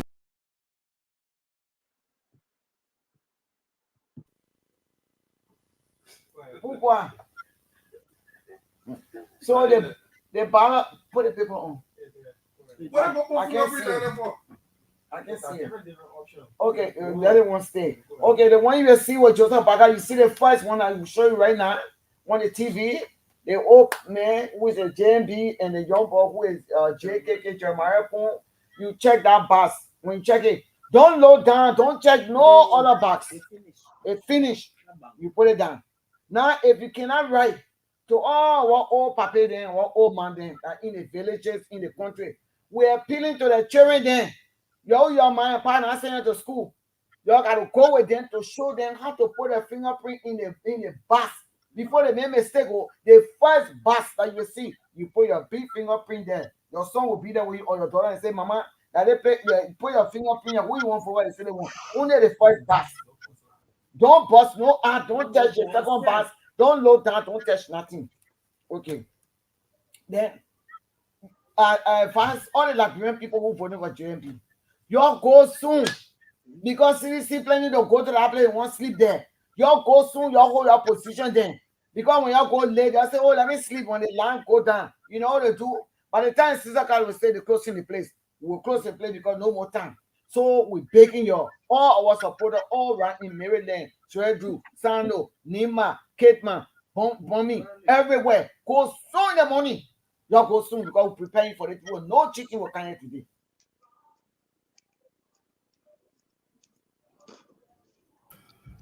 The sound on the bus, I won't confuse them too much. You will see chicken, the rooster. That rooster you will see there, right by the two old men. Me, I won't confuse you, the old man and the opa, because the other one got man, one woman and one man. Don't go to the man and the woman. Just go to the two men. That all. Don't go down. Go downstairs. Do not. Okay. Another advice. Do not drink Monday night. Don't say, oh, we're rejoicing, so we can be dancing, we can be winning. No liquor. Don't eat pepper. Because when you eat pepper, your stomach will be running. Your stomach, not for that education, I tell you what my food washer. Don't eat pepper. Because when you eat pepper, your stomach start running. Sorry, everybody's stomach running. Don't eat it. Don't eat no tobacco, which I let tobacco here because you know I'm married to Loma, I got Loma children. Don't eat tobacco, I got soda inside. Don't eat pepper. I beg your job for Monday and Tuesday. Just sacrifice that time. Then yeah again. Do not eat food. Do not eat from just anybody. Please. Because when you eat from anybody, that's trouble. Whether they're your friend or not your friend, right now, that do or die. Don't eat food from anybody. Hey, my man can't eat the food. No. Then coming down again and say, don't eat from. Okay. Don't drink Kool-Aid, the juice. Because they will pour all the things that will make you sleep. Put washer, I'm telling y'all listen to me now. Ain't your mama talking yet? Don't drink Kool-Aid from nobody, my man. You smell juice. My man, you smell bread. The bread can put a sleeping tablet, the matcha with the mayonnaise and the egg. If you look at juice, it's good to you. Don't eat it. Don't drink no juice, no water from nobody. I beg you. That won't get you small no money for you to buy your food. Thank you. No, let me say, stand on 1 minute. You ain't do the whole week voter education. Y'all won't do it in 2 minutes. Yeah. Okay. I got thinking about I'm winning comments. Then okay, do not stay far away from the ballot boxes. That's the one we did the first time. Oh, y'all vote, y'all be peaceful, go there. I'm not saying you go carry wall. But when y'all vote, Liberian people, y'all protect your ballot. Y'all don't go far away. The registry, they change all of them. Y'all know they put them, who they put there? So citizen. That one the children in all the vote which county, Bon County, Nova County, and Lima County, all the places where they know we living, we got strong. They went and changed all the postal sedition. So the magistrate, I beg you, when you vote, I asking the citizen on that bill, you stay around your food, you're protected. When the magistrate and take it, the big don't go around there, don't make sure. No, they will come and carry it and turn the bush and bring it back. No. Then keep your eyes on your master. Okay, do not. Thank you. Not go, okay. Okay, let me speak small man and thank you. Small man. Okay, Mamia, Katoe. Call one captain, call Jemama, call one captain. Wolo call it anyway. Yeah. Kakwe dese. We got lay. Ni Mamia ma, Kayaka Kemo. Because what you like on the back, eh? Jeremiah Kungagbe, Epo Gada, and JMB Mo. Let us see, just like you want back away. Bass, but look what you gave a base of one pay. There will be Name, Wakon, Jeremiah Kun, Name, Jeremiah Kun, okay, Bass bar a base. You don't care, you better keep them out. You or you look like a look at so you call or India, you call them Wogamo. Or in Yamo, to you baby a song that told you about back with my boss, Baz, you get pen. You don't know town, they got in town. Baz, Ben said, let go and pay there while you there. You like you call him Quamo, that you call him Woga or in Quamo to our Poliamo. So Capella said, can wear Lapia the tea, Calolamo. Because I get the Babaka, you know, they cannot be there. Citizen, your sense of all flow, all along, or I say all the flammo. Toka nuba to any sida ke ba ke la na ti ka le ka mo sisa kla abo so ko vote yan ko la ko kan be ba se ka lo bia mo ka gbin la mo so ka lo la pe le ti ka ya la mo ka vote ke ba ka gbe je wan ku wen JMB wen ka pe de se because pay say CDC miao election commission miaba o say o ya we ke government wen me allo election commission me an gogo ya o say o government sa so ka pemo ka to na ka voke ka zon me le kan ke power ya the people ayi ka ko de ko power no le ko de ko power si o play so de ka mo ba ba pe de se ka voke ba. Thank you. Thank you very much. We want to say thanks to Aunt Jemima, the Honorable Jemima Wodokodi. Thank you very much. Always. We'll be here again tomorrow to talk about election. Listen, I know you can talk about it in Liberia, but we will talk about it. We will give all these different sounds because this is an independent talk show. We will discuss it. Yeah, we want to say thank you. I have to bring in Madam Cummings. Let me Fadiga real quick. Fadiga real quick. Yeah. Huh? Yeah. Go ahead, Fadiga real quick. Make sure that the statement is on the ballot paper, and then most importantly, Fadiga, but why you Fatima decided to go to Liberia at the same time? We can communicate. So no, we got time, my man. Gotta move forward. Yeah, move forward. Look, tomorrow. Balu always draw up because he's single. No, because the thing is that the man Fatima went to Liberia. I'm trying to add my weapon. Is this single? Both of that in the same place. Let me say this. Stand up. I want my mini back. I gotta say this very importantly. We do not want election day. You say, oh, Fadiga, I hear they won. Don't just vote and go home. You Protect see your vote. something, you hear something, You say something. We need documented evidence. One of the most powerful things we got now is smartphone. Take pictures. See things. Do not just. I would do not want hearsay because when we are building our case, if we do get to that point, which we know we're not going to get to that point, but we need evidence. So do not just go to the poll. You finish, go sit down. You wake up in the morning. They also no. We want you to be there. If you see anything, they bringing people there, or they bringing citizenship, they ink fading, all the nonsense. We will have things in place to make sure that will not happen. But we do not want you to just verbalize it, do something, tell somebody. Yep. This is our fight. This is the fight to rescue this country, and we should take it very seriously. Thank you. Again, we'll be having a wonderful show tomorrow. Thank God for the guys in Liberia. He's helping the team monitoring, and our sister Fatima is there. And AB have provided security for both Fatika and Fatima because he does not want any problem. So he gave them separate security details and separate cars. As it is, you know that I'm happy to bring in Madam Cummings. Fadiga, Fago, don't say anything, I beg you. It was planned. You guys have planned it a long time. Yeah, you're bad, man. You're serious. Let's welcome to the show, Madam Winnie Cummings. It's good to see you, Madam. Thank you for joining Spoon. Sorry for the lateness. We had a lot of stuff from the Senator-elect Amara Kone.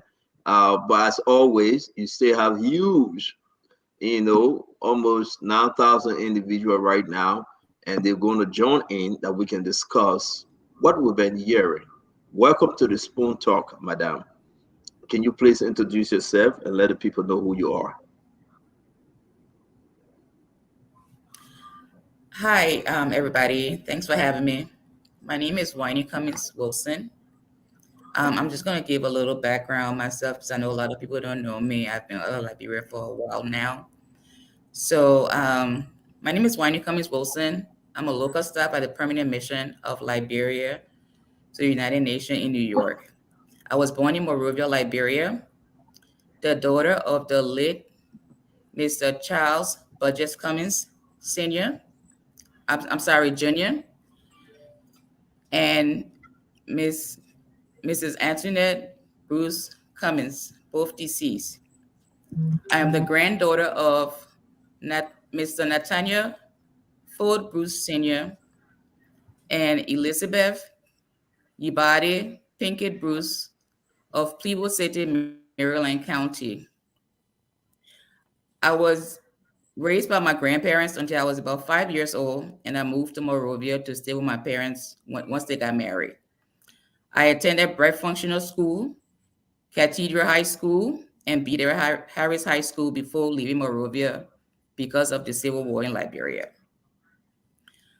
I came to the United States in December of 1990.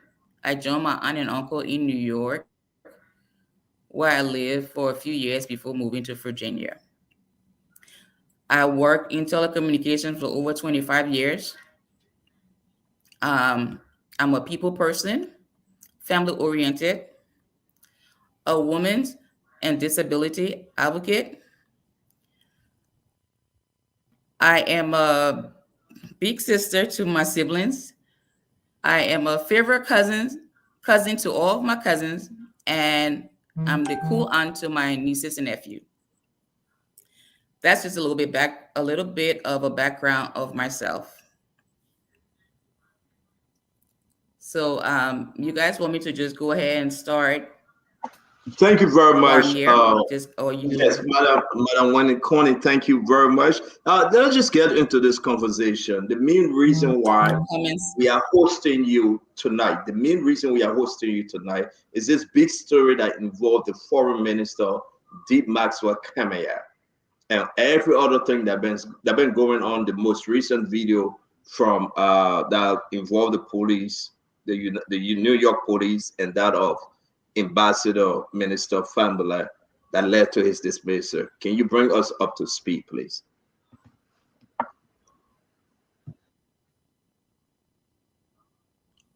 Certainly. So the incident at the Permanent Mission on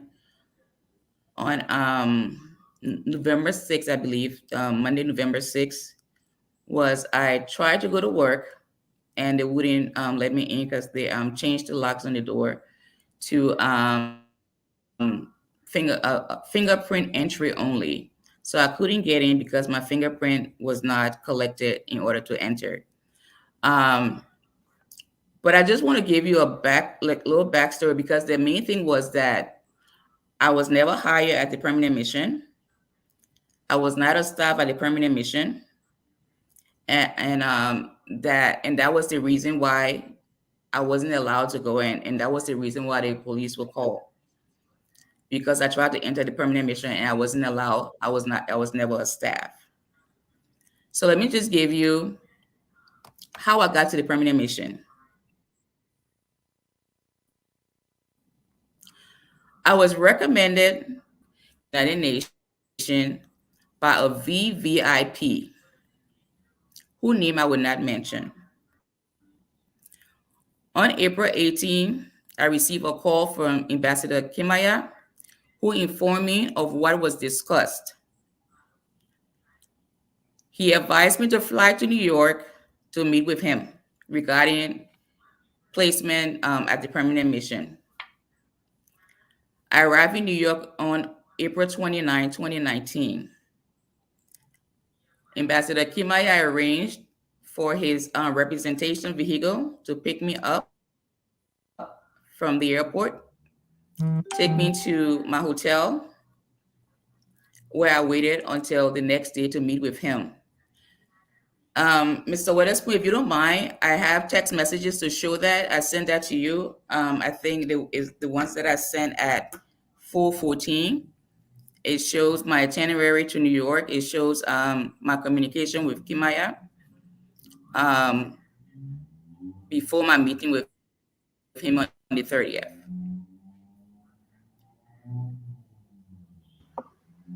You want to finish and I'm going to just display all the messages. I'm uploading them. I have them all. I'm uploading them. So continue. Then we will show them when we ask our question. Okay. Okay.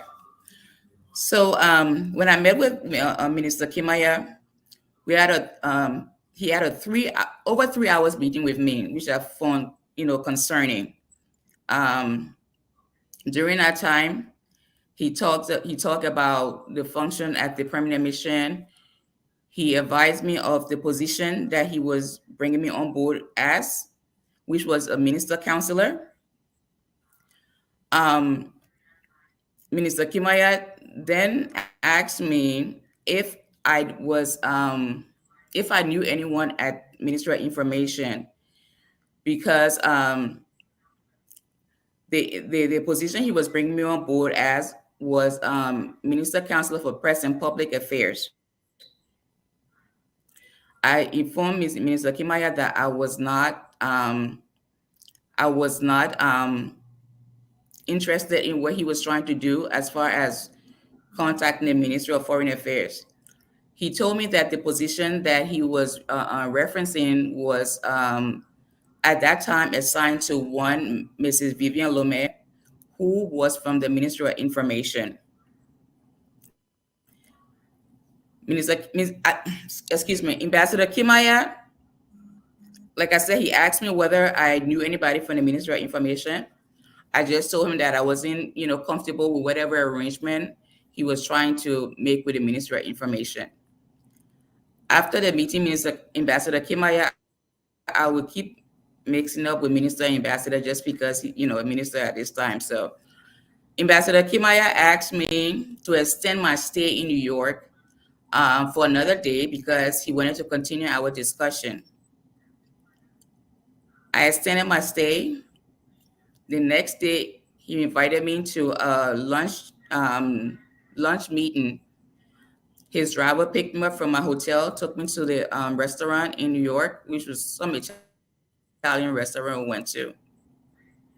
After the meeting, I went back to Atlanta, and I, to prepare my my house in order to move to New York to start working. Minister Kimaya said I was never employed at the permanent mission. However, I am an employee at a permanent mission. Did I get a work or employment letter from him? No. And I will share with you why I didn't get one. Because I requested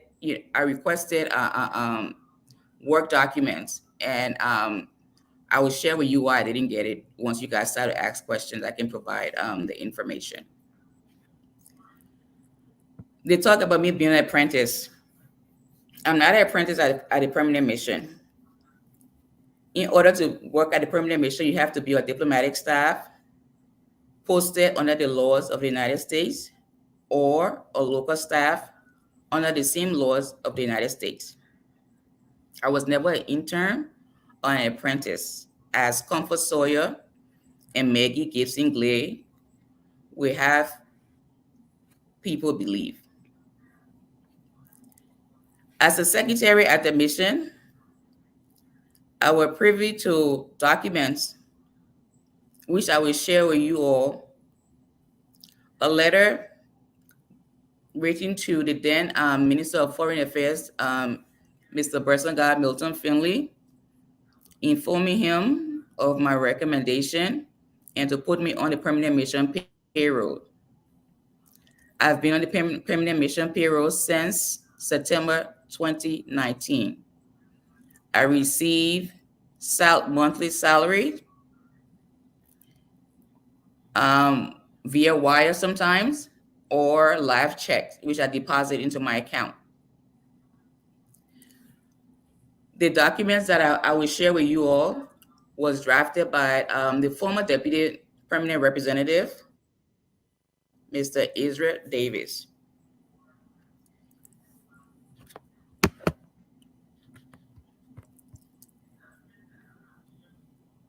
As far as my employment authorization, I do have an employment authorization. I live here in the U.S. legally. I'm not here illegally, as Kimaya want the public to believe. I just want to speak. I'll stop here for now. I will stop here for now. We can just show some of the evidence that I have, and then you guys can ask me questions, and I can go from there. So thank you very much. We're going to take our time to speak to you because we have no other guests. We want to ask you some tough questions because this is about you. This is about Liberia. This is about Minister Kemaya. Certainly. I received information that his spokesperson from his party wanted to come on and speak. But we requested that Kemaya himself come on because these are allegations not concerning the party, but concerning the individual, Minister Kemaya. And once we received the information, that is correct. We requested that of is him. Correct. They never replied us again. If this have to do anything about the political party, we were going to entertain the gentleman that called the studio. Now let me ask you the question. Please take us back. And if my question is not proper, just let me know, we can move on. Did you accuse Foreign Minister Kemaya of, what did you accuse him of, first of all? Sexual harassment. You like to further explain if you can? You want me to elaborate on it? Please, how did he harass you? Where? When? Can you give us a little background, please? Absolutely. Certainly. So it was on January 8th, which happened to be my birthday. The staff and Minister Kemaya put together a little celebration for me. After the celebration, when we were all leaving, Ambassador Kemaya called me in her office. I didn't find that strange because I assisted his secretary, Maggie Gibson-Glay, with his schedule. So every evening I would go and brief him on his schedule for his meetings the next day. So when I was leaving, he asked me to come into the office. I didn't find it strange. I went inside.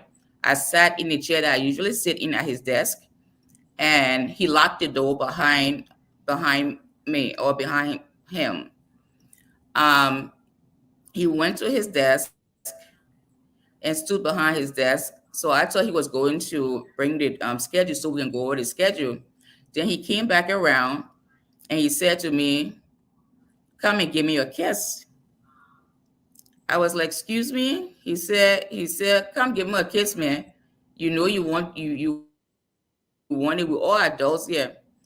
I said, "Ambassador, I look at you as a father figure. That is not something I'm interested in." And you know, he kept, you know, you won't do it. Can't give me a kiss. I say, "Ambassador, it's getting late. I gotta go home. I live in New Jersey." Or the driver, I said, "It would be nice if the driver take me home, but I'm not interested in giving you a kiss. That is not why I'm here. And I have to go home." So as I walked towards the his office door to go out, he came to me and he said, "You better don't tell anybody what happened here." I said, "Okay, Ambassador," and I left. The driver took me to Penn Station in New York. I got on the train and I went home to New Jersey. Later on that night, I am a person that have challenges with epilepsy.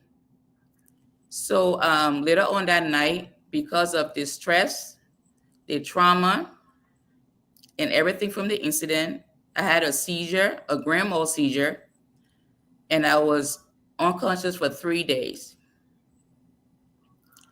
I woke up on Sunday, on the Sunday, and I was taken to an emergency room where I was checked, and I was told that because of the incident, I have abnormal brain pattern. I had abnormal brain waves, which is what happened every time I have a grand mal seizure. So that incident kept me away from the office for almost the entire month of January. As I will show you later on, after I left Ambassador Kimaya office, he called me over 10 times from after midnight to, I believe, from the 8 all the way to the 12, back to back, calling me. I never said anything to anybody. I suffer within. It wasn't something that I wanted to put out there. I didn't want any negative image on the government. So it wasn't something that I wanted to put out there. And I left that and I never spoke to anybody about it until the 3rd of September. I started receiving calls that morning, and everybody was, they were happy for me because they knew that he was my boss. So they were happy for me, but because they didn't know what happened to me. So I reached out to certain people. I would not disclose their name, and nobody will respond to me. I sent an email to Ambassador Kimaya himself, informing him of what he did and how he affected me. The next day, I received an email from Kimaya personal lawyer telling me that his client denied my complaint, and that I should no longer reach out to his client. His client needs to do the work of the government of Liberia. Any communication that I have must go through him. So I try to keep everything within the ministry. And I felt the fact that Ambassador Kimaya didn't go to the ministry or the Justice Department to seek legal counsel from Liberia. He chose to do one here in the US. That means I was just going to speak out.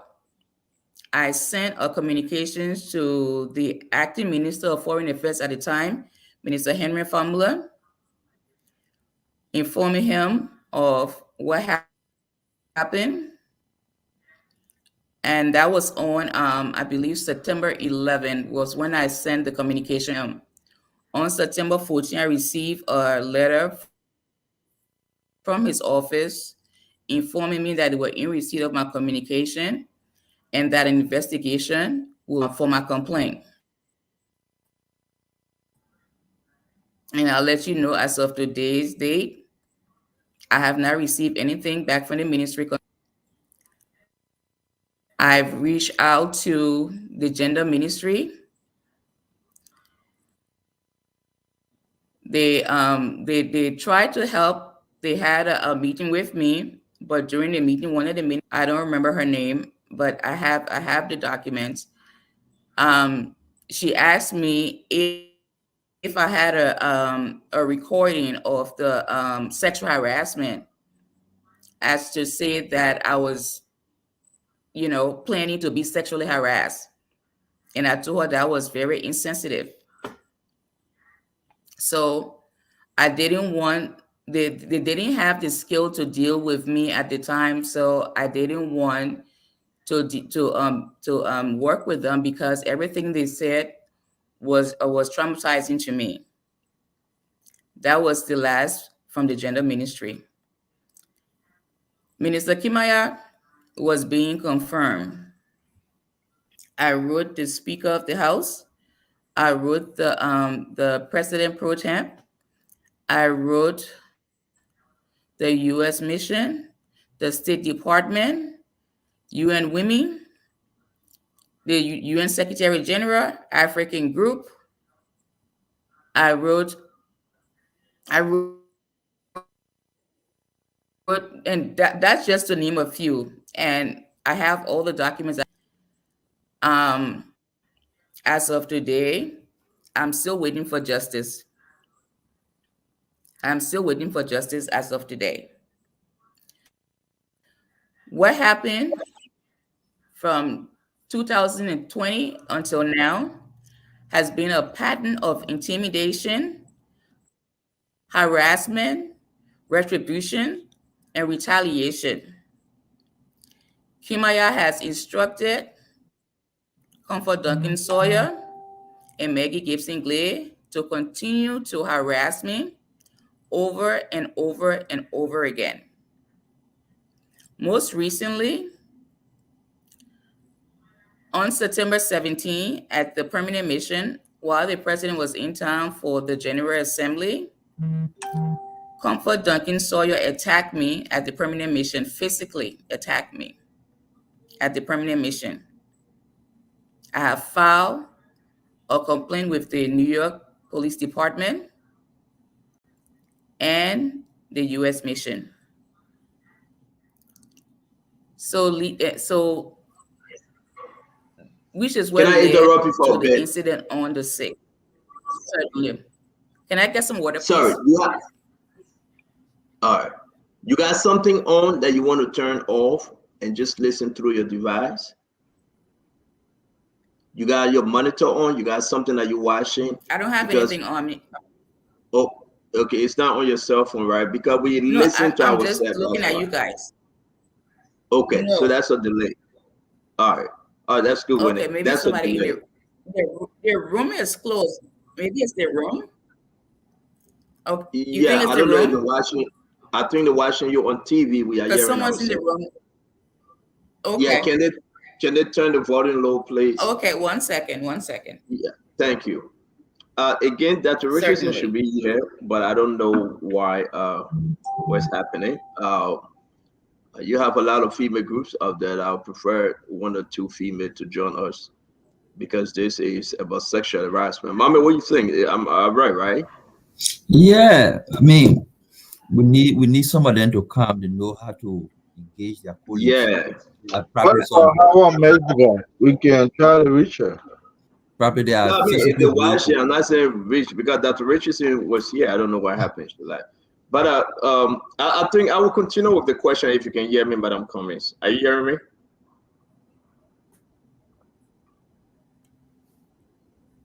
Yes, sir. Are you hearing me now? Yes, sir. All right, Yes. so let me continue the question. And again, we are all men over.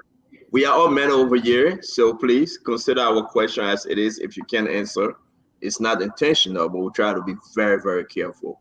My question to you, after the incident, or directly through these many days, did you reach out to President Weah directly? Did you inform him? Do you know him personally? Did you reach out to the president, George Manneh Weah? Okay, you asked like 3 different questions. So yeah, that's the delay. That's the delay I'm answer? talking about. We got delay, and I hope that would take our time for you to understand the question. My question: after the incident, did you reach out to the president through all this time?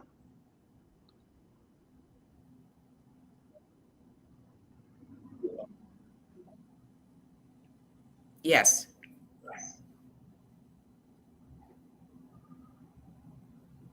Can you explain, please? You reached out to the president, then what happened?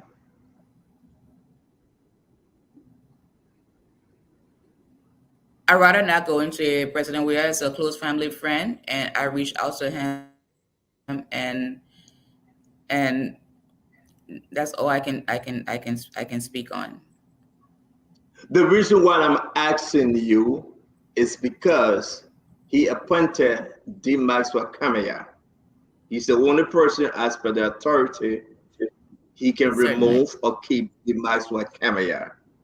This is very, very big. So if you reach out to him, and I asking you to share text message with me or phone calls, but why he kept him? Did he believe you? Up to now, he's still the foreign minister, and he's a close friend of yours, family friend. He believes his story. This is an ongoing investigation. Family friend, yes. This is an ongoing investigation, so I just don't want to speak on that. So for the sake of the audience and those that follow this story, my last question, and the rest of the guys can come in. Do he believe your story? Mm-hmm.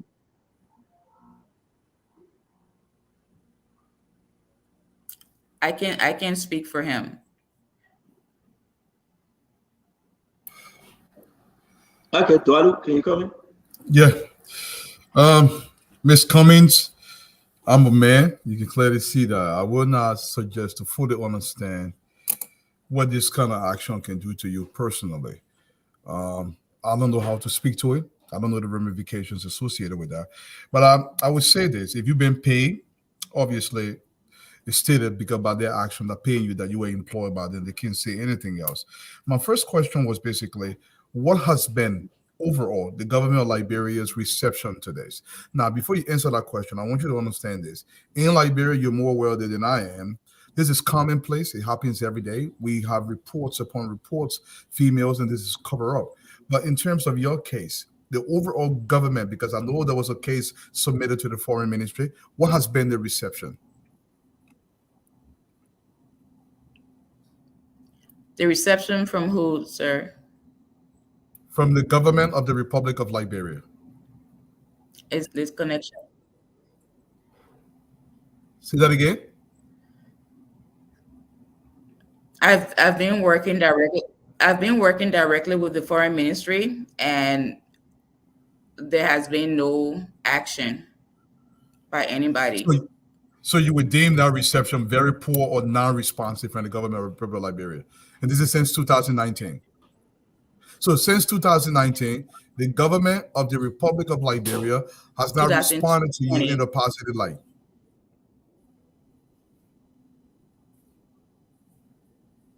Hello? That is correct. Okay, now this happened in New York. My question may be a little bit intrusive, but we just have to do it for the sake of the clarity to the audience. Was it a one-time thing, or is this something that was multiple times, or just a one-time event? I missed that. I said, was it a one-time thing, or was this something? Because I noticed in the beginning, he sent his card for you, which I don't consider that routine. He offered to go to lunch with you. Ask you to lunch with him. My question to you is, his approach towards you, was it a one-time thing in his office, or did that happen on multiple occasions?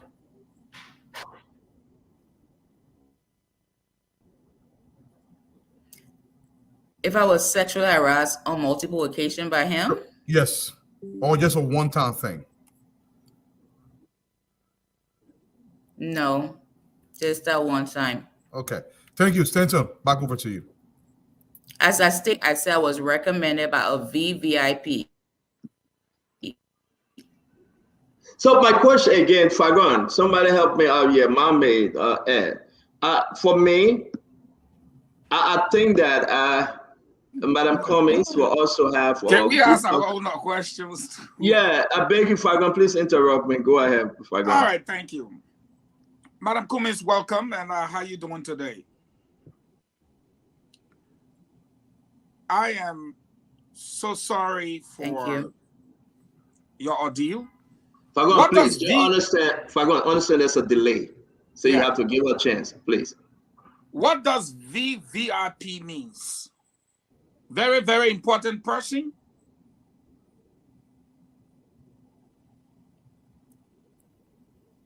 Correct. Okay. So let me ask you a series of questions very quickly, and I will be very impressed with your answers to be able to help me out here. You said that he invited you to New York, which means you flew to New York. Who bought the ticket for you to go to New York?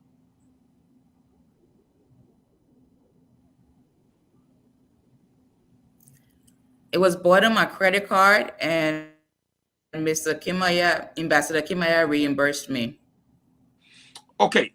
So the hotel bill, your feeding, your travel expenses, was it also reimbursed by the then Ambassador Kimia?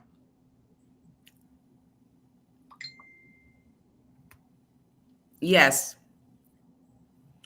Okay. Did he say it was work-related expenses, or that he had done so as a personal gesture?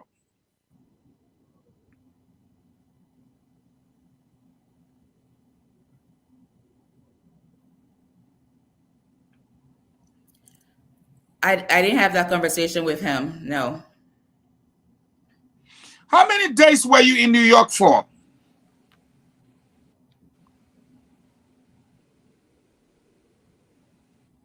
I arrived on the 29th, and I left on the 1st of May, because I met with him on the 30th, and he asked me to extend my stage for another day. Okay, and you said you all had the meeting. It was long. You went to eat lunch together. What was this meeting about? Was it to hire you, or that you had already been hired? Or what was the meeting about?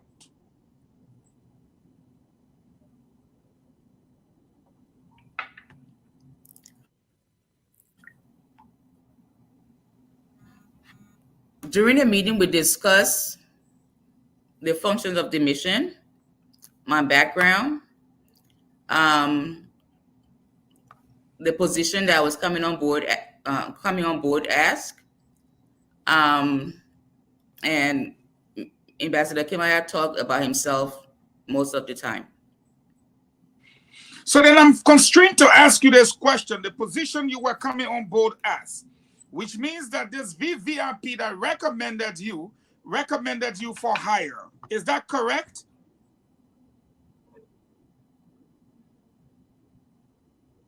That is correct. Okay, so before Kimia met you, you were not in the employ of the permanent mission, correct?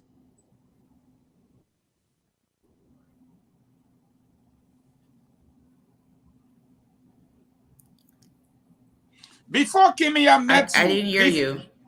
Before you met Kimia at that meeting in New York, were you in the employ of the permanent mission?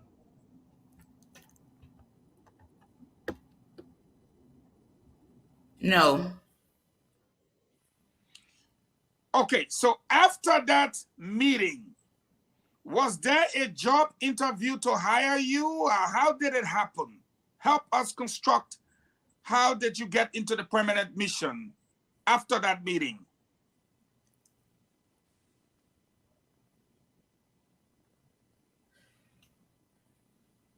After the meeting, I was told that I was coming on board as the minister counselor. Okay, And that and I went, like I said, I went back to Atlanta to pack up my stuff to come to New York. Mr. Witherspoon, can you play? Can you? Oh, sorry, 1 second. Can you 1 second?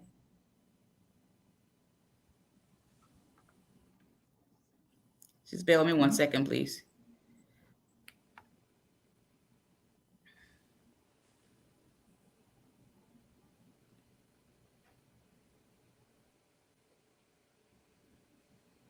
Okay. I'm going to send something to you. Can you please play this?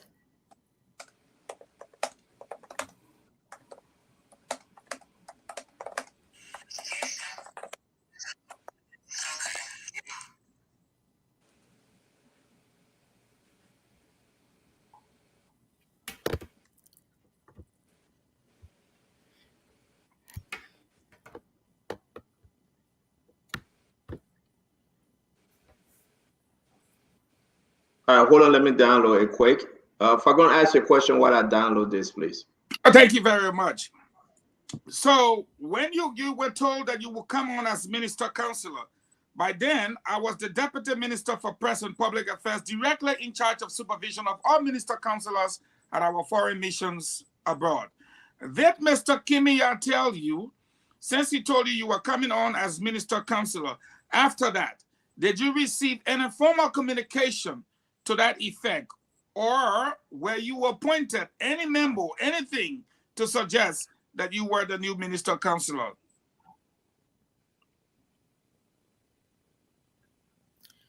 No, and the recording that I sent you, Mr. Witherspoon, will explain why. Okay. Now I get to this. I'm sorry. Yeah, I know you will go ahead. Diamond, please get the recording ready, Diamond. All right. After Fagon question, let's play. Fagon, go ahead. Now, let me ask you this, and then maybe the other gentleman, I'm sure, Connor E. Remy, great. We all watched the video, obviously, and it turns out that we now know that Kimiya had this meeting where you did not offer you a letter or did not present a letter from the Ministry of Information. Whatever that case be, I just want to ask you this last question. When you come on, excuse me, a stage like this, the whole world is watching. The Liberian people are eager. But when you say, I cannot disclose who recommended me, and the president of the republic who hired Kimiya and should be there to say, my minister, you've done something bad, and I'm angry with you. But the president himself happens to be a family friend. And up to now, a family of yours or a family friend, such as the president, since 2020, 3 years now, have not done anything, and the VVIP have not done anything. Do you think it's in our interest to come on the biggest platform in the country and not disclose who recommended you for this job, or not tell the Liberian people what this family, quote-unquote family friend of yours, did in regards to your case, even though he's the president and also a family friend, cannot tell you or tell us, you cannot tell us what he did or what was discussed? Don't you think it hurts your case the most?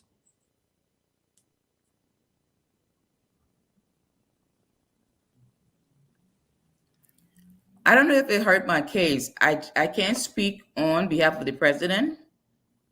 I can only speak on behalf of myself. Okay, then let me rephrase my question if you don't mind. So, Fagon, let them move on now. Make that the last question. Yeah. My last question. Ms. Wani, I'm going to take away your family friendship, because on this platform, we will not be interested in the family friendship between you and the president. Can you talk to us about our president and not your family friend? His Excellency President Dr. George Manneh Weah. Therefore, my question to you now, you contacted the President of the Republic of Liberia.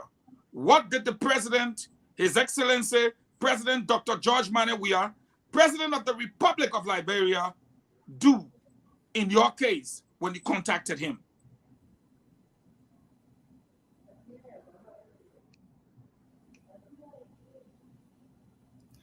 As you can see right now, nothing. Thank you very much, Stenton. All right, let's bring in our brother Abdullah Mohammed and Remy Gray. We have another sister that will be joining us shortly. I really want us to balance this because it is important, and we'll take our time because folks are calling me. Let me say this. Like we all said before, Mohammed, they are very, very interested as to when you told the president of Madam Cummings, when you told him as a family friend, what did he say to you? Because since this incident, he kept coming here. Did he believe you? I really don't want you to answer. Let me move to I'm not going to discuss. Mommy. Yeah. So, Madam Winnie, I personally regret your situation, but I don't know whether you are aware that what you are going through, you're not alone. And it seems to be that it is an unwritten. I am. You are aware that you are not alone.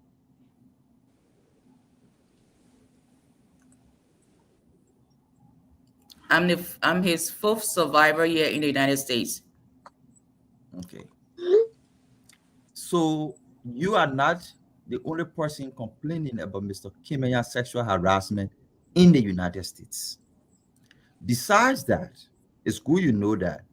Besides that, as a government and the Foreign Service, the case of Kimeya is not the only case of sexual harassment against women in this administration. One of your diplomatic colleagues in Nigeria had a situation with his daughter. There had been other complaints in Liberia. I didn't hear you. I said one of your diplomatic colleagues in Nigeria had a situation with another diplomatic colleague, child sexually harassing his child and even committing rape. That case was brought, the same way your case was brought to the Ministry of Foreign Affairs, that case was also brought to the Ministry of Foreign Affairs. There has been multiple reports of sexual harassment in Liberia. I'm painting this picture to get you to the point to realize that what's happening to you is not an isolated case. It is an unspoken agenda of the government and government officials. They harass women, they exploit women. And because the president, who is your family friend, has taken no action on any of these sexual harassment cases, whether it is you, the 3 of your other colleagues in America, the case in Nigeria, because the president has refused to take action on any of these cases, who is your family friend, it continues to happen, especially with ministers close to him. Do you think if the president of Liberia takes action on any of those cases, it will lead to you getting justice? My question is, do you think if the president of Liberia takes action and speak out to call for an investigation and conclusion of one of those cases, it will set the foundation for your case to be addressed? Do you believe so?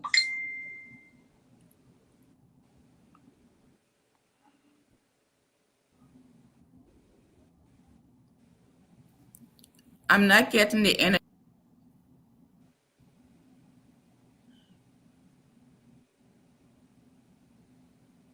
Maybe Stanton, she needs to go out and come back in. Yeah, probably, because it's not going good like this tonight.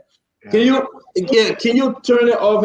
Yeah, just turn everything off, Madam Cummings, and come back in. Yes, go out, come back in. Turn everything off completely, restart, and join us again. maybe it'll be better. Log out and log in again. Okay. Thank you. I'm going to call you on the phone and help you out. All right, she's going to do that. I'm going to call her and have her. I just want to be very careful, Mame, and thank God that our sister Memenzi Peabody Kadi is on. Fagon, I asked the question. You tried to rephrase the question, but it didn't help. It helped. It actually did help. You know, at Spoon, nothing gets missing. We're trying to be sensitive to her plight. You know, on Spoon, we take very seriously these things, and we sympathize with the victim. But again, when you say you were recommended by a VVRP, not just a VRP, but a VVRP, and then we look around, and then we come back to the point where the president happens to be a family friend, so you contacted him, and as such, he has done nothing up to this point. So what I did, Stanton, and I unleashed my drone to go and check on some information for me, and the drone came back, and now, I mean, you guys are in the questioning phase, I'm sorry, but the drone just arrived, so I need to ask her if she has a sister by the name of Charles Lynn Cummings, and the connection between Charles Lynn Cummings and His Excellency President Dr. George Manneh Weah. And by the time we can get those two answers, it would lead us to a very significant question that I'm sure is going to help the case. Okay, so to Fagon's point, while we're waiting for her to come on, I'm not struggling to find a connection on who recommended her. My effort here is to pin the picture of a government and a president that cares less about violation against women. I want to pin a picture that exists. I want to highlight a picture that exists of a president who promotes people who violate the rights who sexually exploits people. Yes. He himself. So that's the picture we want to show, and the picture exists. Whether it is Kimenya situation in the US, whether it is the situation of the other diplomatic staff in Nigeria and his daughter, whether it is assistant ministers in his government, whether it's directors in his government being exploiting other women, rape across the country, no action from the president, no action from the government, no closure to these cases. So she's seeking justice in a system that does not create the opportunity for people to get justice in these cases. And she doesn't want to call out the president who heads the country. She doesn't want to call out. So the intention, the desire to not want to call out the head of a government whose lieutenants, whose agents are causing havoc on women from one place to another, could easily predict that she might not get justice very soon. So let's wait for her to come on and let's ask her. Probably she believes not calling the president's name will help her get justice, but I believe otherwise. That if the president speaks on this matter and call on his justice ministry to investigate and bring closure to just one case, all the other men will close their zipper and become to be responsible. For me, I think I observed that she, her justice is, falls under the protection of this VVIP. And the protection of that VVIP is more important than her getting justice. That's the body language I'm getting. Yeah, I agree with you.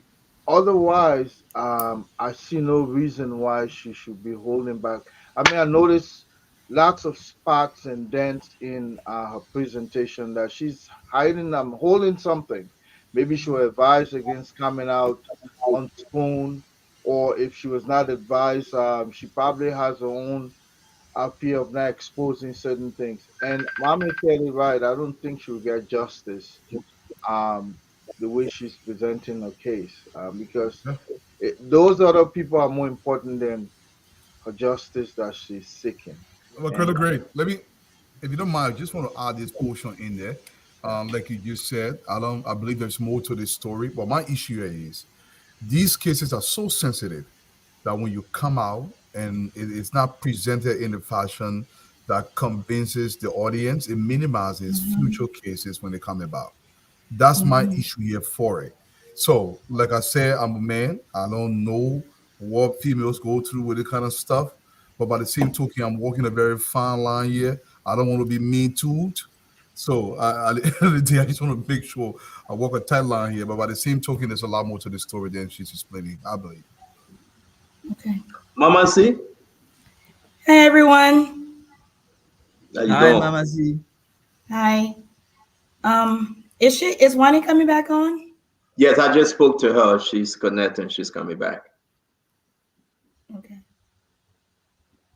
So I've been following the show, and I also saw the live because she did live stream the incident at the mission, and I guess that's when she called family. So these are all, and then she's had a campaign on social media for a while, Justice for Wani. I would like to speak when she's on screen. Okay. Because this is very sensitive. You know, when a woman have a sexual assault case, it's very sensitive.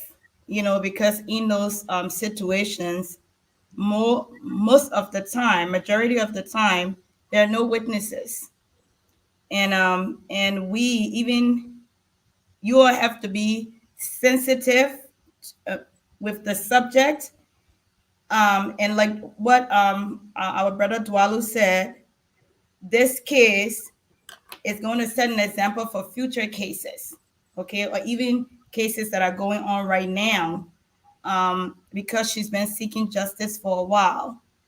So we have my question to you, Mama Z, we know that's why we announced that maybe we should have a female on set. I just spoke to Madam Wani Cummins. She's coming back. She's logging in. Why you think you may want to hold back? This is key. So, she mentioned a VVIP. So, I would want to ask her about this VVIP as well, because then she said that the president is a very close family friend. So in this situation, if it was me or a close female or even my daughter, I definitely would want the president to intervene. So this has been going on for a couple of years now with no justice for Wani, because that's the name of her campaign. Sexual predators have a history. They don't just, go after one person. There are lots of people that this happens to. And you can find other victims. No, but I'm sorry to interrupt you. We know all of that. We're just asking you why you think she going to stop short of telling the word, the president intervention.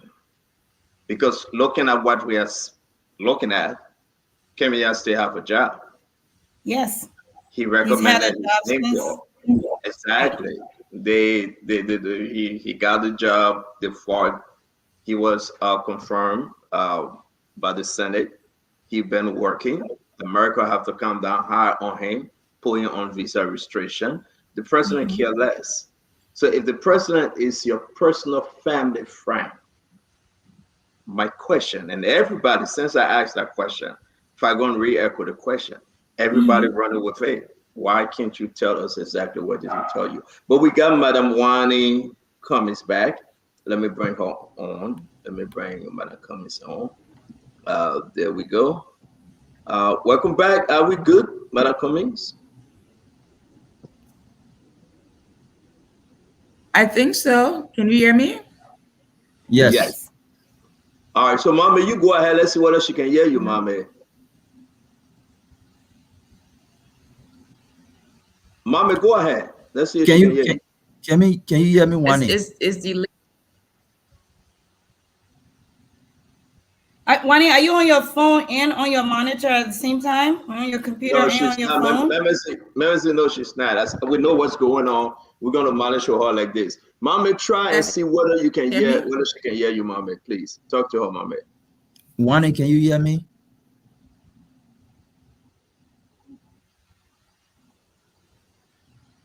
Hi, Wani, can you hear me? No, I just have my phone near me. Okay, so that's how delay it is because that question about phone came from Memezi. No. So, Wani, can you hear me? Can you hear me? Miss Lee.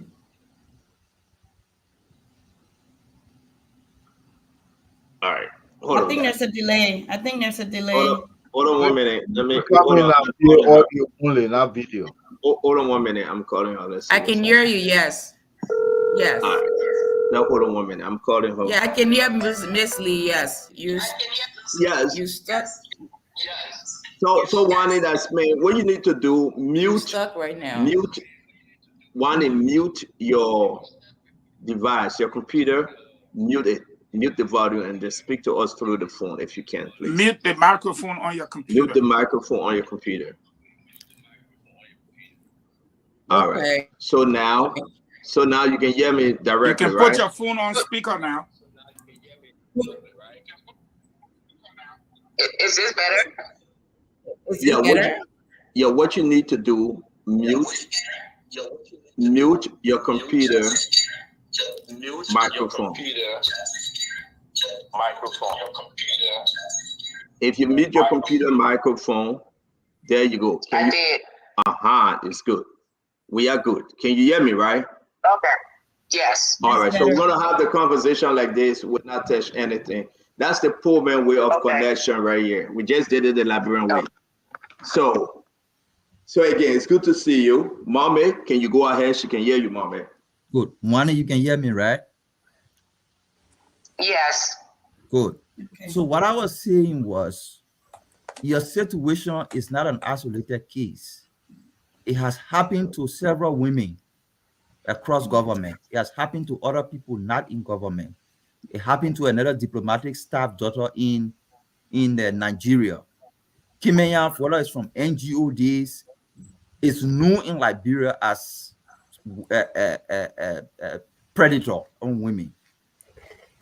He is in this government. This thing is happening, and you're seeking justice. But the head of the government recently dismissed the deputy minister who was trying to protect your right to access the Liberian mission in New York. He testified that you are an employee and you should have access. Because of that, the president dismissed him. But the violation against you, he has taken no action. The violation against other women, he has taken no action. My question to you is, do you think if the president of Liberia speaks out against the violation and calls on the Justice Ministry to investigate at least one of them, do you think it will lead to you getting justice? Yes. Yes, what? If the president intervene and call on the Justice Minister or the Justice Ministry to investigate, I believe I will get justice. Why do you think he's not intervening for you in order to get justice, but he's taking action against people who testifying on your behalf? Why do you think so? I have no idea. I can't speak on it. I have absolutely no idea. Okay, my last question to you. Minister Kimenya has not been able to come to the US. I know you said you filed your case with different international bodies, organizations in the US. The failure of the minister to come to the US, meet other people, travel across, is affecting ordinary Liberians back home. Do you think this case against him from you and other women is a factor that contributing to him not coming to the U.S.? Yes. Yes, what? That is why he's not coming to the U.S. because of what he's done here in the U.S. with me and others. And you think the president knows that the reason why he's not coming to the U.S.? Yes. Okay, thank you. It's clear. It's a syndicate that the president is aware of. He acknowledged, but he doesn't take action against those who violate the rights of women. But he take action against a minister who was trying to protect your right and identify you as an employee. He dismissing. The president is part of the syndicate. Thank you. So let me go ahead before I bring in my sister Memenzi. Real quick, 2 questions. You say and others. So Mr. Kemaya, you are saying that you are not the only person, the only victim. He done it to someone that you know of? Yes. You care to tell us who those individuals are?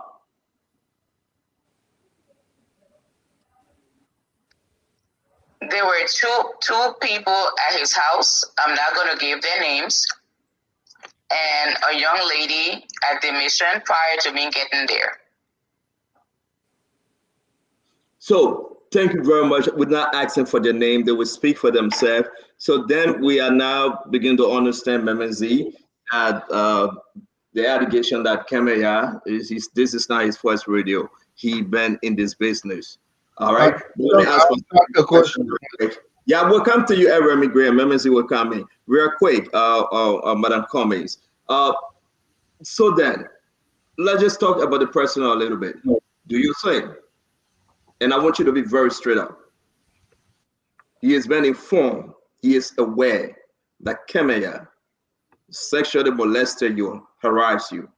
Can you tell Liberians tonight that he knows exactly the reason why Kemaya is not here in America, and he's fully aware that you are molested, you are harassed by Kemaya? Yes or no? The president is aware. Thank you. Remy Gray, come in. We will come back with more questions. Eddie. So when hopefully you can hear me clearly. You indicated that you were not given a letter of employment which would have legally placed you on the premise of the diplomatic mission. Is that a usual way of getting into that mission, or for as far as your knowledge goes, do you think other folks are there who were not, legally employed with an affirmation letter to say you are employed as a member of this mission? You told us you didn't have any employment letter. So explain that a little bit. I find that usually strange. Usually strange. Everybody else at the mission, except for the drivers at diplomatic staff. I'm not a diplomatic staff. I'm a local staff. I was recommended by a VVIP. Okay? That's who recommended me to the mission. And after the discussion with Ambassador Kimaya called me, and I arranged my travels to New York.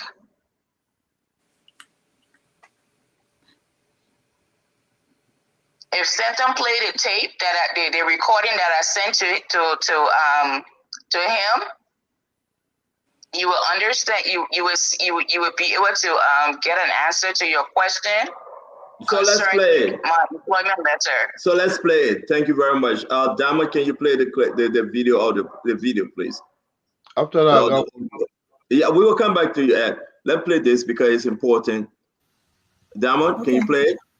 All right. Who's in studio? Dama? Okay.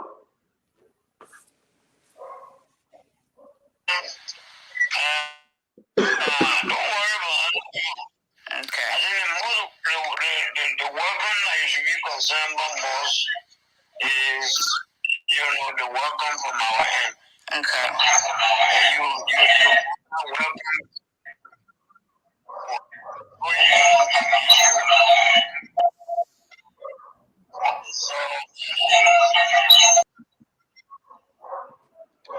hold on, guys. I'm sorry the door back in. I know it's interfering with this thing. Adam, are you in the back? Can you come on, yeah, please? there is a feedback coming. Someone is having another audio device. Yeah, because I think it was also. Madam Cummins, can you hear us? Yes. All right. So the producer going to play it. So don't play it. All right. No, I'm not playing. I'm not playing anything. Okay, Damo, go ahead now. Thank you. Once I'm about to play it, she should lower the volume of the device she's using to listen. That's what's sending the feedback. Or she. Oh, yeah. beautiful. Okay. Yeah. All right. No, that's okay. Go ahead. I'm going to mute her. Damo. Damo. Go ahead. Play it. I'm playing it from the top. I feel welcome. That's all. Yeah. No, welcome me on time. Don't worry about other people. Okay. I think the welcome that you should be concerned about most is, the welcome from our end. Okay. And you had that welcome before even I talked to you on the phone. Right. Before even I met you, you had that welcome. So that is not an issue. You may not be welcomed by people. I mean, people will look and they will be there, they say the cheaper show and all of that, but because you come, there are some responsibilities, that some others got, but we know from what we see, what we observe and all of that, that what we say do. And so somebody may not be happy, so you're not minding that. At the end of the day, I am not interested in how married Joe or whatever you. My interest the most is that whatever I do here must go in capital be something that will project the image and promote the vision and leadership of His Excellency. So in doing that, will mean that those have been hired and the only tool that will be hired is tool that is not interested. Right. Right. And so then I don't care about that. Okay. As it is. So that's all that we can say. But otherwise, you're welcome. Yes. Okay. So let's talk about start date, about me coming to New York to do paperwork, whatever paperwork needs to be done, and then start date. Let me just tell you now, for the way I think the government things, the all of that is you can say, you are appointed to this position. Hiring, you are appointed for some position. So it's the paperwork. Okay. Gotcha. Everything, cumbersome and all of those. And the only other thing is from there then to, get started with get started with the work. Okay. All of that. And then, with respect to your work in the office, yes, but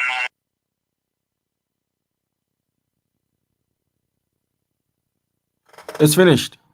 That's the end of the recording. So thank you, Dama. Thank you very much. I think we got Madam Cummins on. Madam Cummins, we were. What about this clip? Who's on the other side speaking? Can you identify the person by name? Ambassador Kimaya, now the Foreign Minister of Liberia. Colonel Gray, your second question before we bring in Mama C.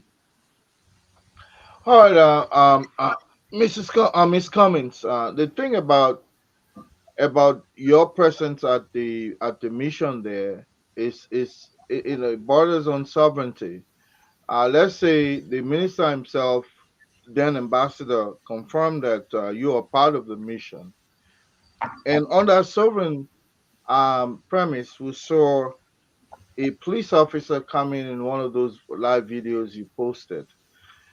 There is something in diplomacy called diplomatic invulnerability. I don't know, it's a big language. Maybe you are not a student of foreign policy, unlike some of us.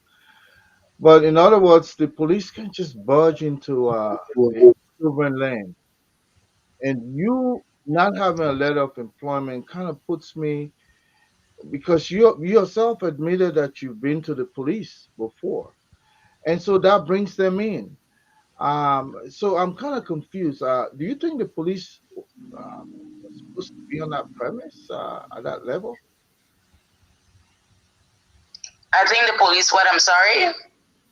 Do you think the police had the authority or the audacity to even venture into a sovereign premise, the Liberian mission? Do you think you could sue them, the police department, if they were not legally supposed to be there? In other words, have you done that? Let's put it that way. Because we're not supposed to come there fully away. No, I haven't filed any charges against the NYPD. The incident that on Monday, I was handcuffed. Handcuffs were placed on me. I advised the officers that I suffer from epilepsy, and they ignored the fact I had an epileptic seizure and was taken to the emergency room that day. So I've been home ever since. I have not done anything as far as the police is concerned. I overheard one of the officers saying that they spoke to Minister Kimaya, who was on a Zoom call with the staff. And Minister Kimaya informed them that I was not a staff by the permanent mission. I was never hired. I asked them if I'm not supposed to be here, kindly provide me a termination letter. They refused. They said, we cannot provide you a termination letter because you were never hired. But yet and still I'm on the payroll. I think I sent you the letter that was sent to Minister Finley in order to get me on the payroll of the Ministry of Foreign Affairs and the permanent mission payroll, monthly payroll. So thank you. Mama Z, can you come in? Yes. Okay. All right. So that hey Wani, good to see you. I know that you've had this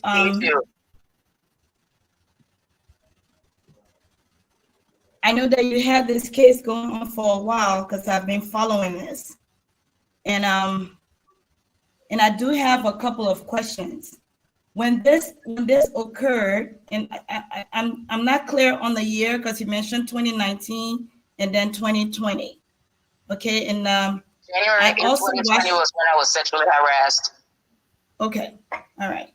And I watched this. I watched your last live when you were at the mission. I do want to ask you a question because you mentioned something in that video that I'm interested in. As a female, okay, and you know when there's an issue with sexual harassment, it's very difficult to prove, okay, and sometimes it's your word versus whatever happened versus the alleged predator's words, okay. Did you file a police report for this when this occurred? Yes. Okay, because this happened around Not when it occurred. Like I said, I didn't speak out for 9 months. I didn't speak out. Okay. I didn't speak out for 9 months during. Huh? Okay. Let me see. Let me see. We got a little delay. Let's give her a chance to answer. Then you can come back. Okay. Finish up, Madam Cummins. Finish up, please. No, I said I didn't file a police report right away, but a police report was filed when I spoke out. All right, thank you. And the other thing that's concerning is, and you know, you stated that President Weah is a close family friend, and you got recommended for this position by a VVIP. I am curious, you know, and a lot of people in the chat that are following, a lot of Liberian female are interested in this. And it's concerning to come on the show and try to hold some of this information. Because I think if you bring that out, you may get justice for Wani sooner. Because this has been going on for what? We're going on 3 years now. What do you think about that? That making everybody accountable that knows this story, that know about you. You have a close family friend. Do you think it will help your case if you let people know who this VVIP is? President Weah. Okay, thank you.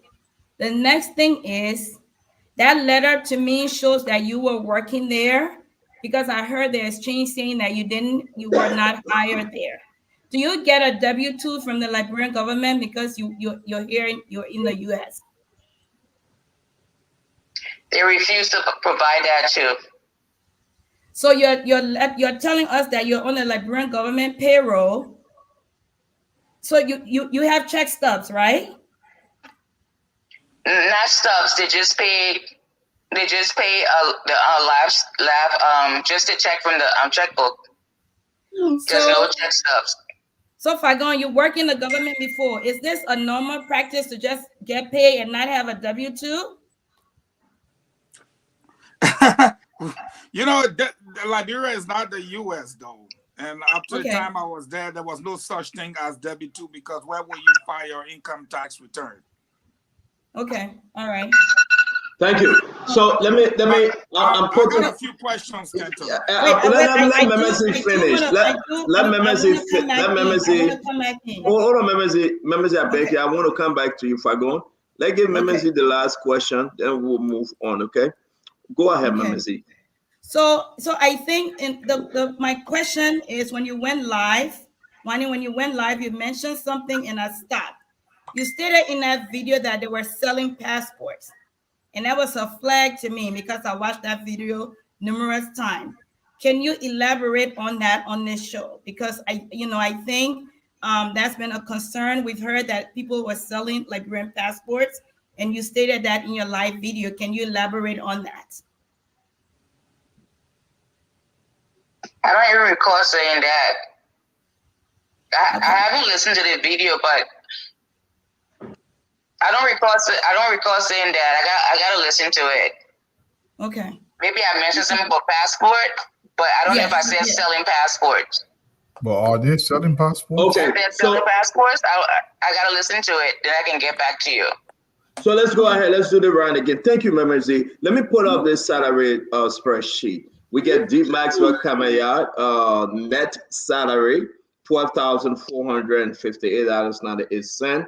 We are talking about up to December 2019. And on this list, here you are, Winnie, I think it's Winnie C. Wilson, correct? You are, yes, here you are.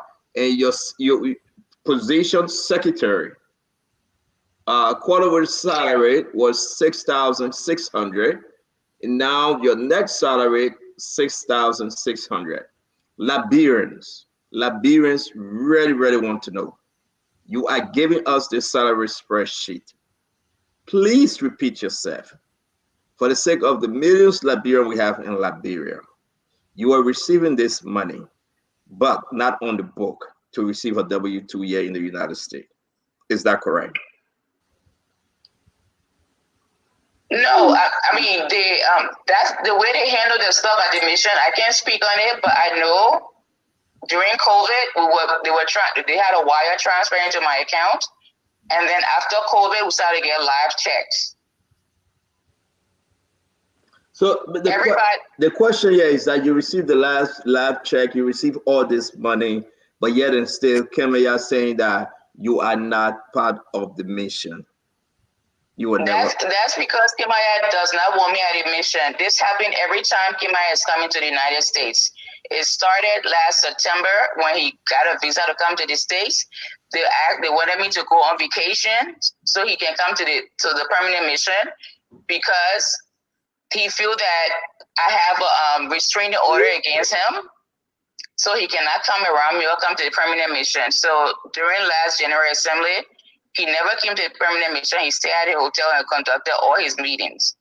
So this time around, they continued again when he was coming back this year, or when he thought he was coming back this year.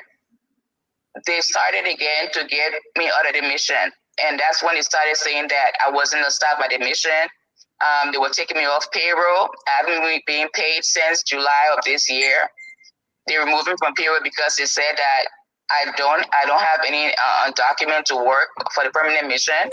When the U.S. law states that all I need to provide is a work permit, which I provided to them. This has been Kimaya retaliation since I spoke out against him.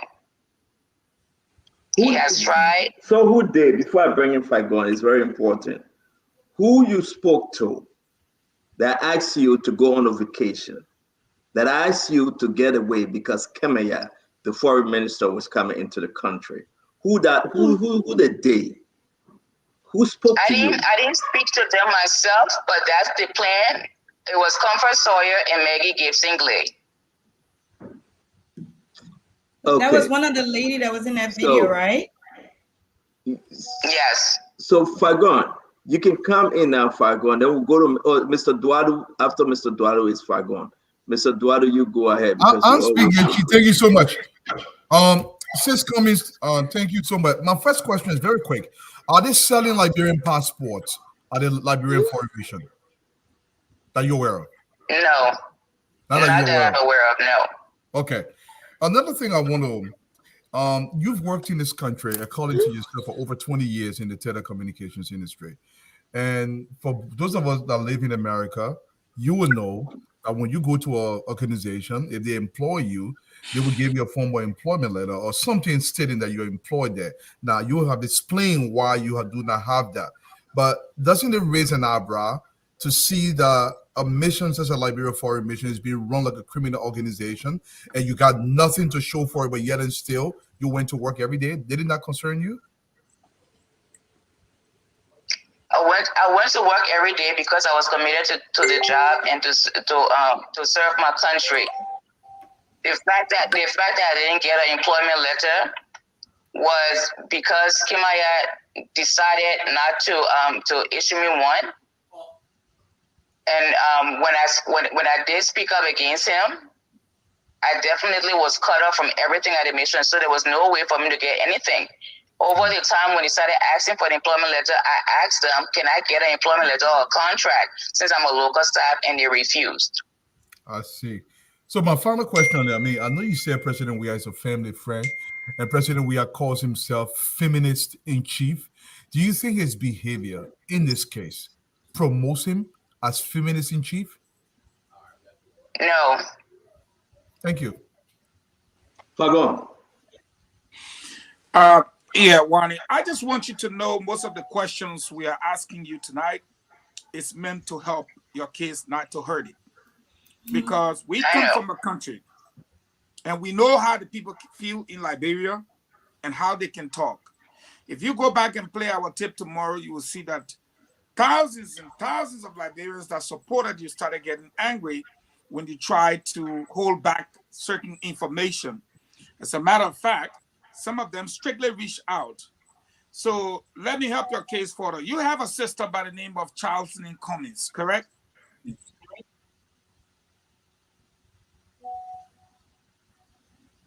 Yes. She's much closer to the president than she is closer to you, correct? She's much closer to the president than you are to the president. She's the president's best friend, and you just happen to be her sister.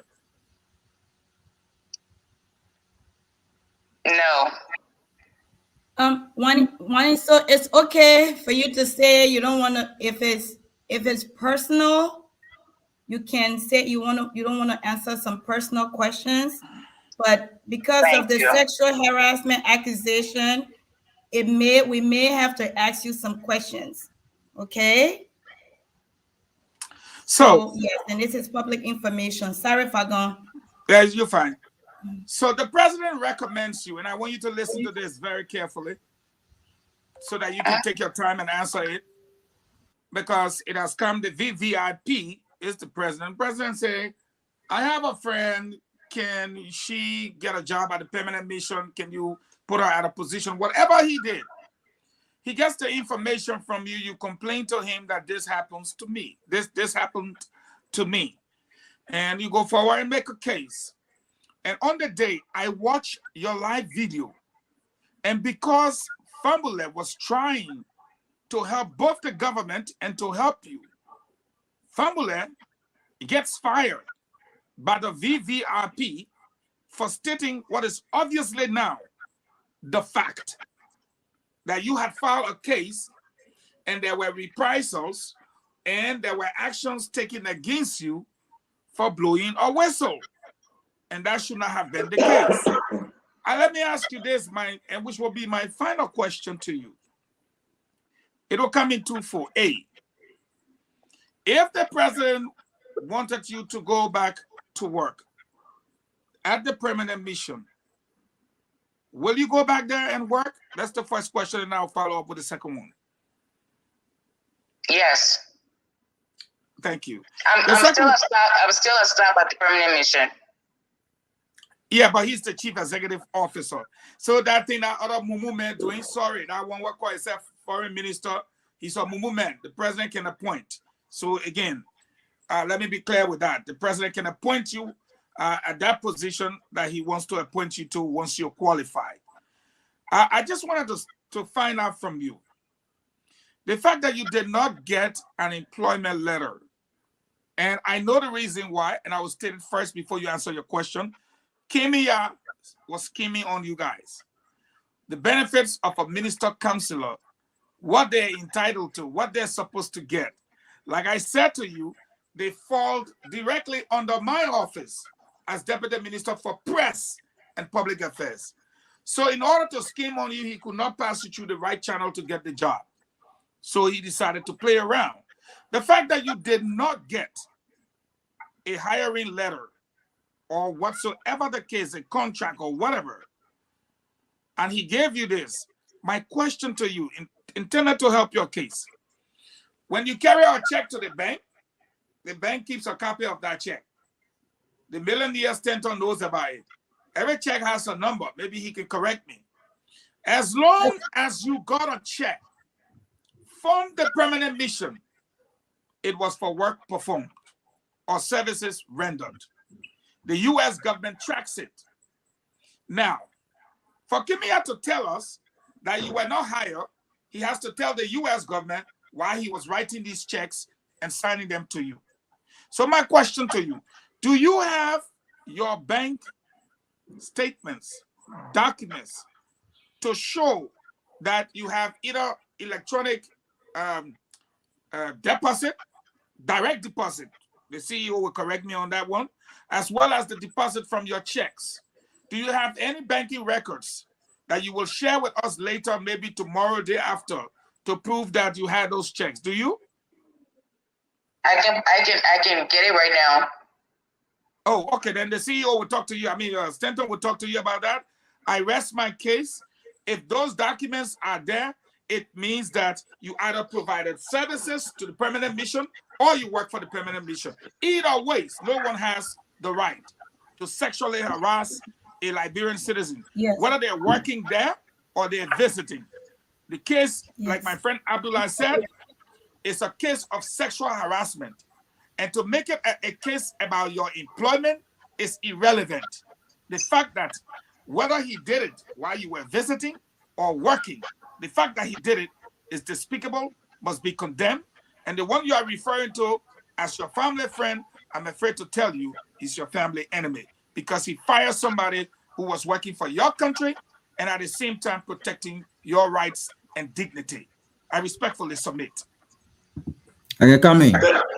Before you come in, Abulai, are you sending me the document on Madam Cummings? Yeah, I'm trying to pull it up. And while you try to do that, let me ask you, how do you feel your family friend, the president, you told him about what happened concerning Foreign Minister Kemaya.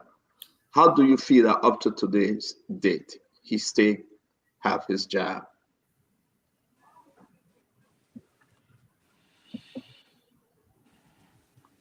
Horrible. Horrible. It's sad. It's sad. Will you still consider, I'm not going to get into your family relationship with the president, but let's speak because of others written out there, or Madam Cummings, people that you couldn't mention, 2 other women that are foreign minister allegedly assaulted, harassed. The president of the Republic of Liberia. Election is the 14th, 2 days from now, or as per Liberian time, 1 day from now. You are his friend, but he did nothing. My question, what is the position of the United States now, especially the UN mission? Because we saw that they couldn't allow Kemaya back in the state. What's the status of your case right now?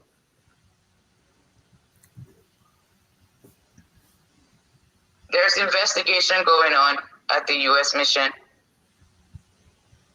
There's still investigation. He refused to go to the U.S. Embassy in Liberia to answer questions.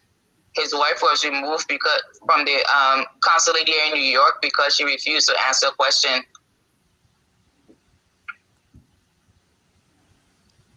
My last question, then, Mama, please come in. What's your advice to young women out there, older women out there, that are facing the same problem like you, but yet instead there is no redress from the government? What can you tell them now? Because they have taken everything in you to appear on Spoon today, to say you were sexually assaulted, you were harassed, and you went into seizures and everything that followed that up. Now it's not even ending there though.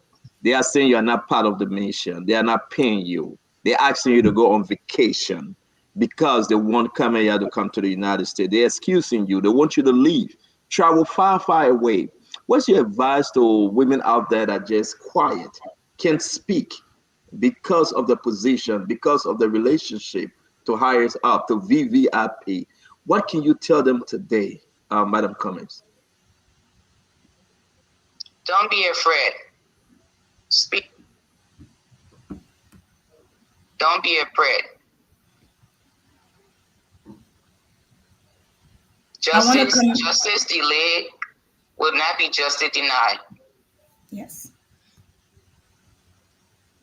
I beg your pardon, did I give us a chance for she finished? We'll bring you in because we got that delay. Yeah. Go ahead, Madam Cummings. Yes, like I said, justice delayed doesn't mean justice denied. Don't compromise yourself for anything. Kemaya have tried to offer me money, to offer me positions, and I I turned down every single one of them from 2020 until now. Because he want me to say that because of my epilepsy, whenever I have seizures, I don't remember what I said, and that I misspoke when I said he sexually harassed me, and I refuse. All I have is my name. D. Master-Sergeant Kemaya is a serial sexual predator, and he must be stopped. I want justice for Winnie, not just Winnie, but for all the whinies out there. There's a lot that are afraid that stay in silent, unable to speak out. I want justice for them, and I want justice now. Thank you very much, Mama. Go ahead. Then we'll bring in Mamazi and Era McGray. I believe I have exhausted my question. Mama? Yeah, this would be my final round on this. Winnie, I just want to congratulate you for the courage, for how you've stood up to protect your dignity as a woman, to stand and sit in the office of an ambassador and reject his offer to kiss him, and walk out with pride and dignity, and refuse his offers for you to come back on your word. I just want to say thank you, and I want women listening to this show today to see you as an example of a strong Liberian woman. We will stand with you in every way possible. But you are fighting against a system. You are fighting against a clique. You are fighting against a clique of womanizers. You are fighting against a clique of woman abusers. You are not fighting against Kimenya. That clique protect each other and bring down people who try to protect you, other victims. Ambassador Famule, who tried to protect you, was brought down by that clique. Ambassador Famule, who tried to protect the dignity of that little child in Nigeria, who was abused by one of the members of that clique, was brought down by members of the clique. You are not fighting against Kimenya, you're fighting against a clique. Unfortunately, the president of the country is the headmaster of the clique of men that exploit women. He is the headmaster and the head protector of every member of his clique who are caught into such syndicate. That's the reason why he will protect Kimenya even at the cost of the country's image and reputation. That's the reason why he will protect Kimenya at the cost of our national reputation across the world. You will not let him go down. You are fighting against a clique. But I come tonight to tell you, you are a strong woman. We will stand with you. We will fight with you. And a part of the reason why we don't want to politicize the situation, but we want people to know that what you're going through is an example of more to come when this clique is giving more power and authority.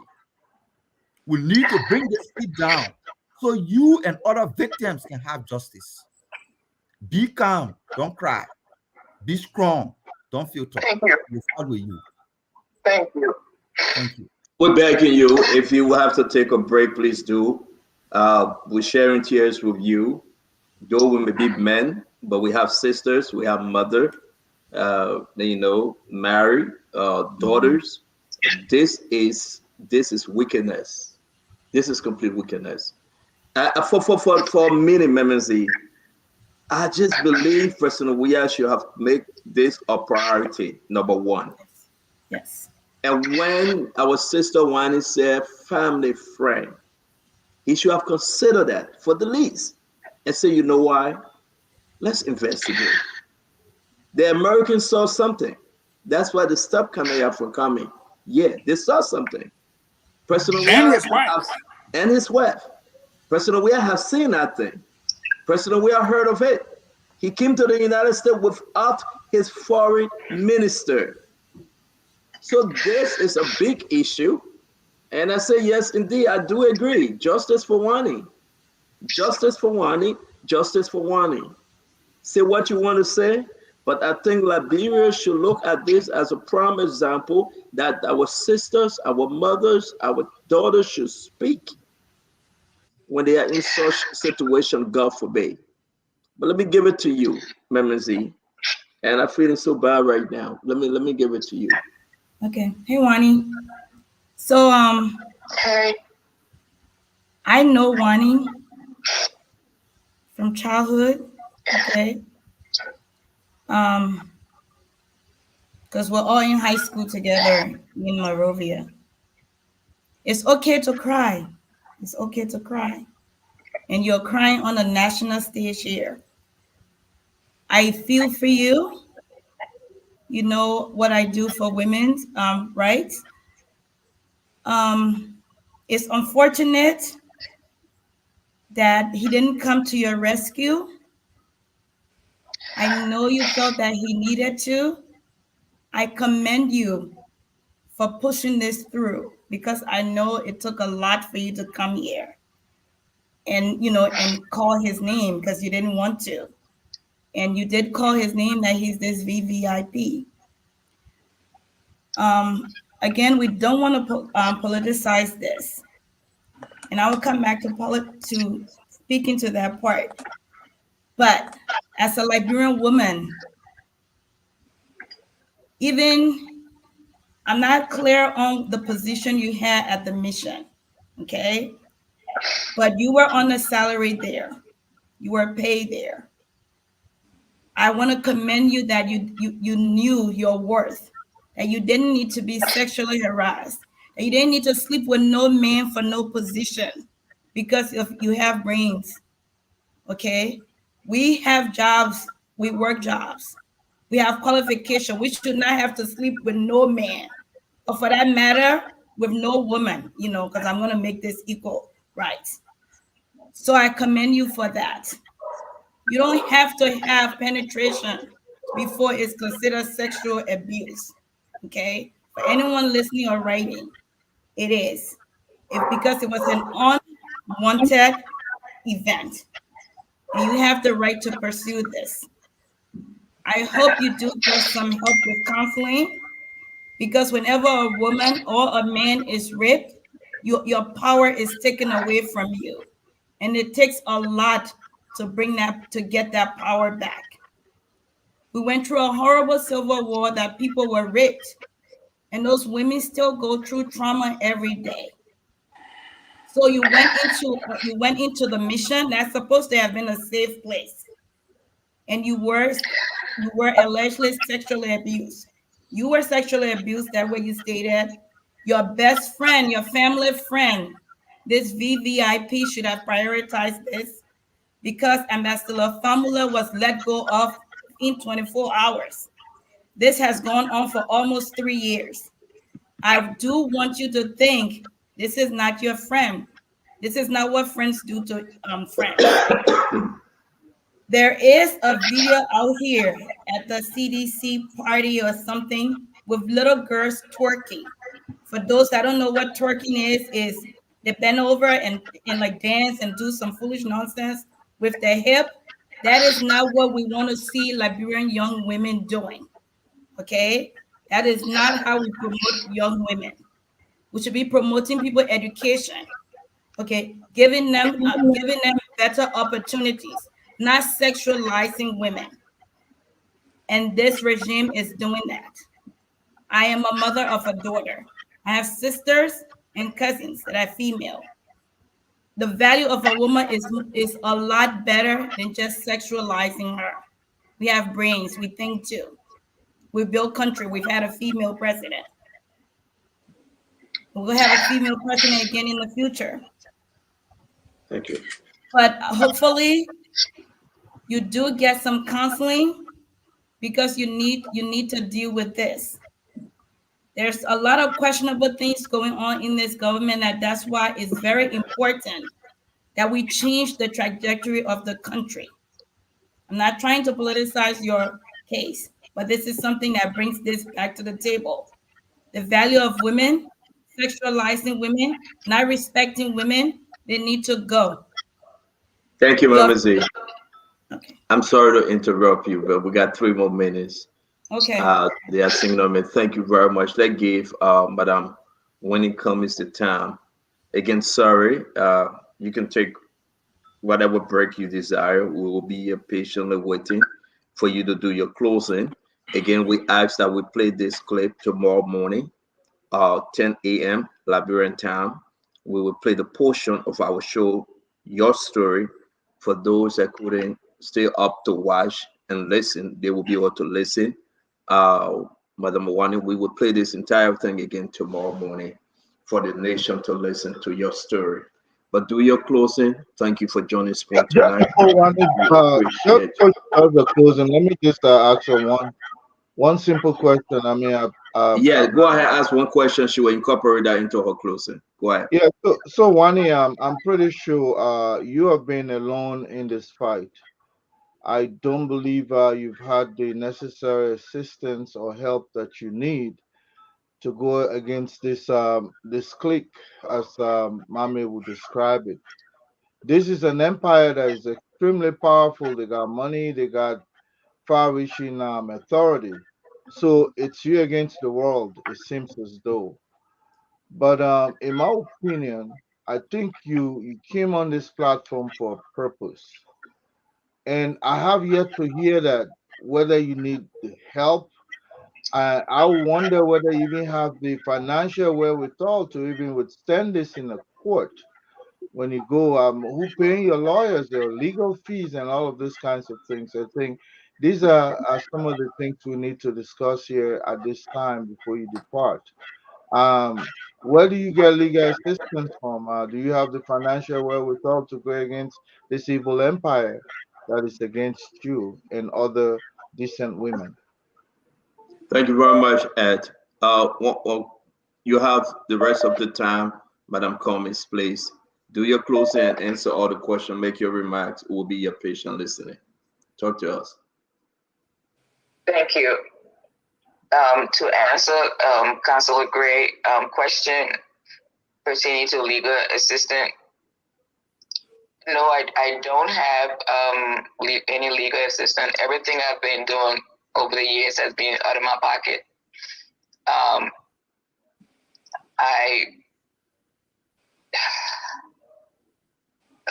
I'm sorry. It's okay. It's just been a very, very hard 3 years. It's been a very hard 3 years, especially the attack from women who you expect to be as a support, but these women that support Kimaya, I have no words for them. I have no words for them. All they have done has harassed me over the years. Monday, I was embarrassed. I was taken away in handcuffs because they lied. They lied and said that I didn't work there because of Kimaya instructions. And they know the truth. They know the truth. They know the truth. Some folks that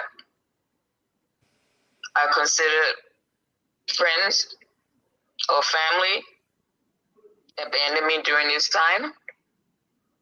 They know who they are, but I'll leave mine to God. You have your reasons.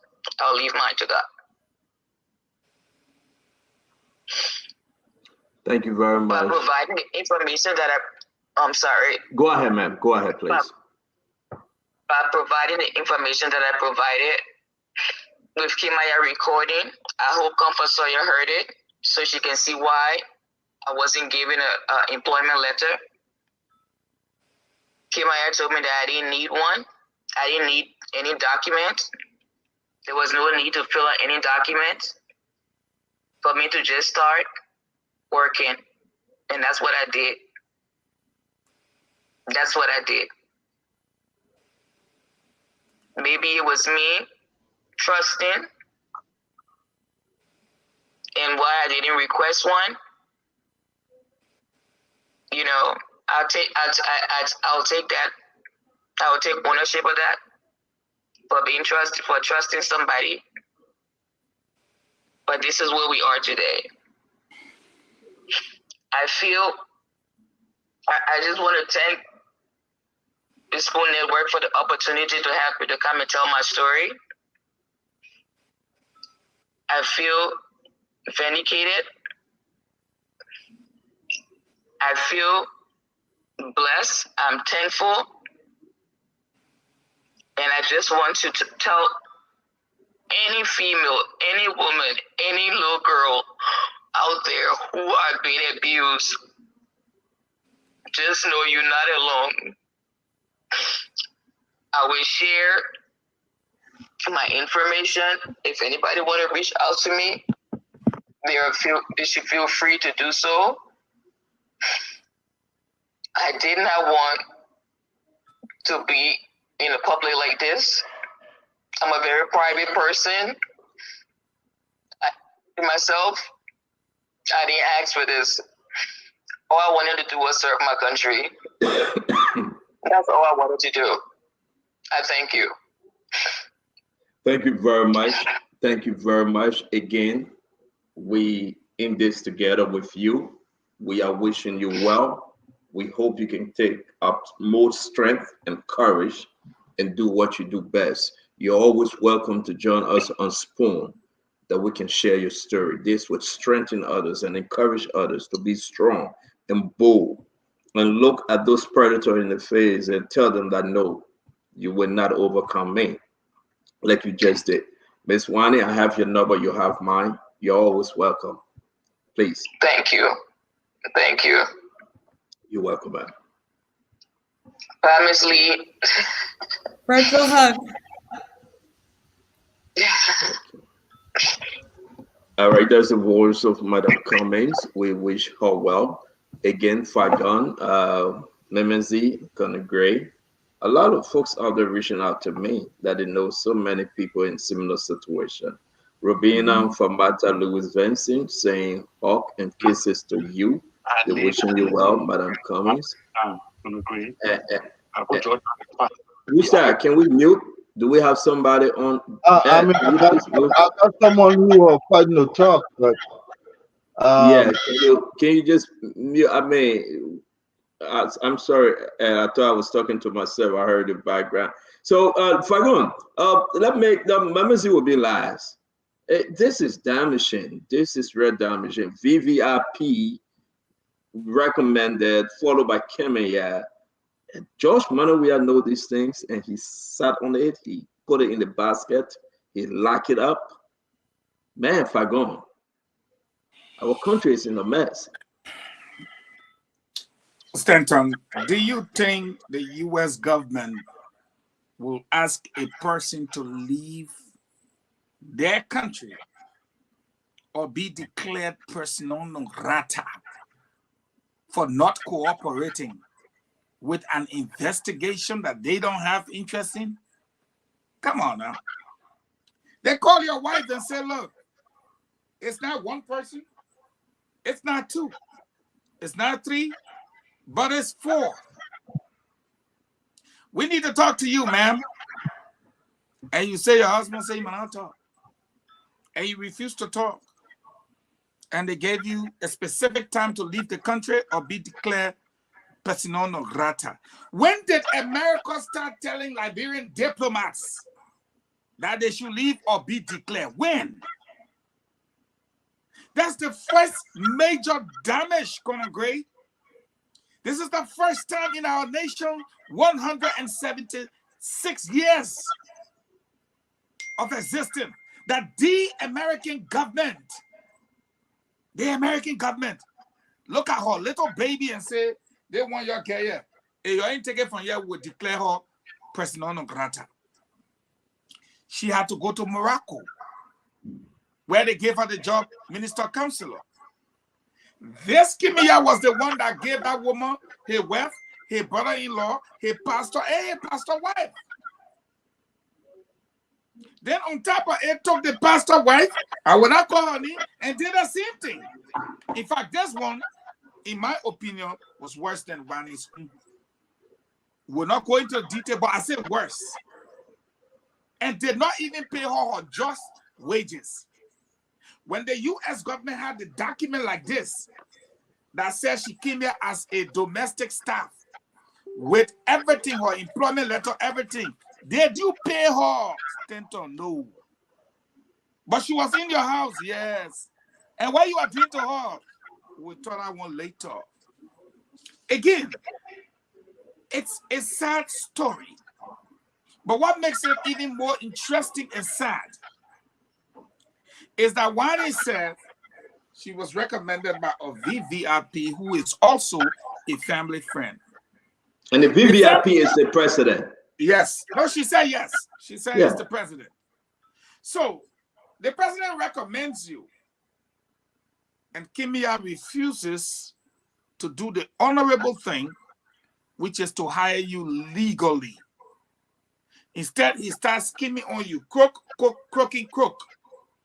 Because I'm fine. I beg you, let me interrupt you. Because I want to let you interrupt you, me. The one I just let you just stop you. I serve as deputy minister. Yeah, but I want to let you stop you. Imagine, for God's sake, right? Let's forget about how the employment process went. We call that honor cover. Fago, you know that honor the table. Yeah. Kemia brought her in as honor the table staff. But Mr. President, you recommended your family friend to Kemia. Mm-hmm. She came back to you and said, the person that you sent me to, the person molesting me, attempting to molest me, harassing me, and asking me for sexual favor. Mm-hmm. Was there a recommendation or instruction to hire?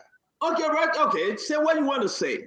But he sent his family friend to Kemia. And this is what Kemia did to her. The allegation that she took it now, that allegation to Mr. President. But Liberians home and abroad, yes, their frustration. Mr. President did nothing. And up to today, Kemia still remains as foreign minister. The Americans stepped in. Mr. President said, to hell with your American. The Americans said, Kemia cannot come here. We will declare his wife persona non grata. Joe, we are saying we don't care. The Americans said, we will stop Kemia from coming. You coming for your UNGA, Kemia not coming. Joe, we are saying we don't care. We say keep this guy. What kind of family friend is that dude? Joe, we are. A predator can never be a family friend. A predator is a predator. A predator is one who moves around looking for his next victim. They do not care whether you are Jesus' sister, Mary cousin. That's where the word comes in, predator. Now, how many cases have you heard about this president either sleeping with women before he get a job? Malu. How many girlfriends do you know this president to have? Malu. How many baby mothers do you know this president to have?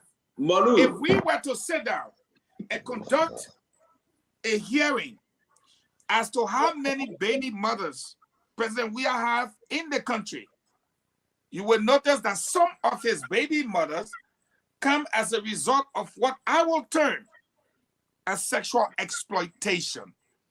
Let's define it. I see Grace shaking her head. Look, if I have to sleep with you before I give you a job or give you money or the assistance, I am exploiting you.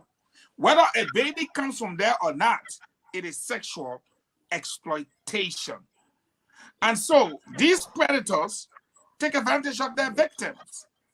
Now, this is what I will think happened. Mr. President, who is a family friend, says to his minister, hey, this is a family friend to me. Can you hire her? Mr. Minister, to be another predator, right, takes advantage of the situation to say, come all the way to New York. I buy the plane ticket, pay the hotel bill, feed you, do everything. Then Mr. Minister goes into and say, we not small children here, Mekaya can't case me. Trying to hustle on his man B. Or trying to hustle on his friend who is a family friend to this person. What that tells me again is that the people say, George, we are anybody go behind a chicken. Any get one video for me, Prophet. He say, I went behind a man woman, I want to fire. And they fire you. You went behind B. Yeah, and you explain it. You went behind B. That the man woman and they fire you. Which means Yure is saying that he explained to him, Yure, that he fired me because I went behind B.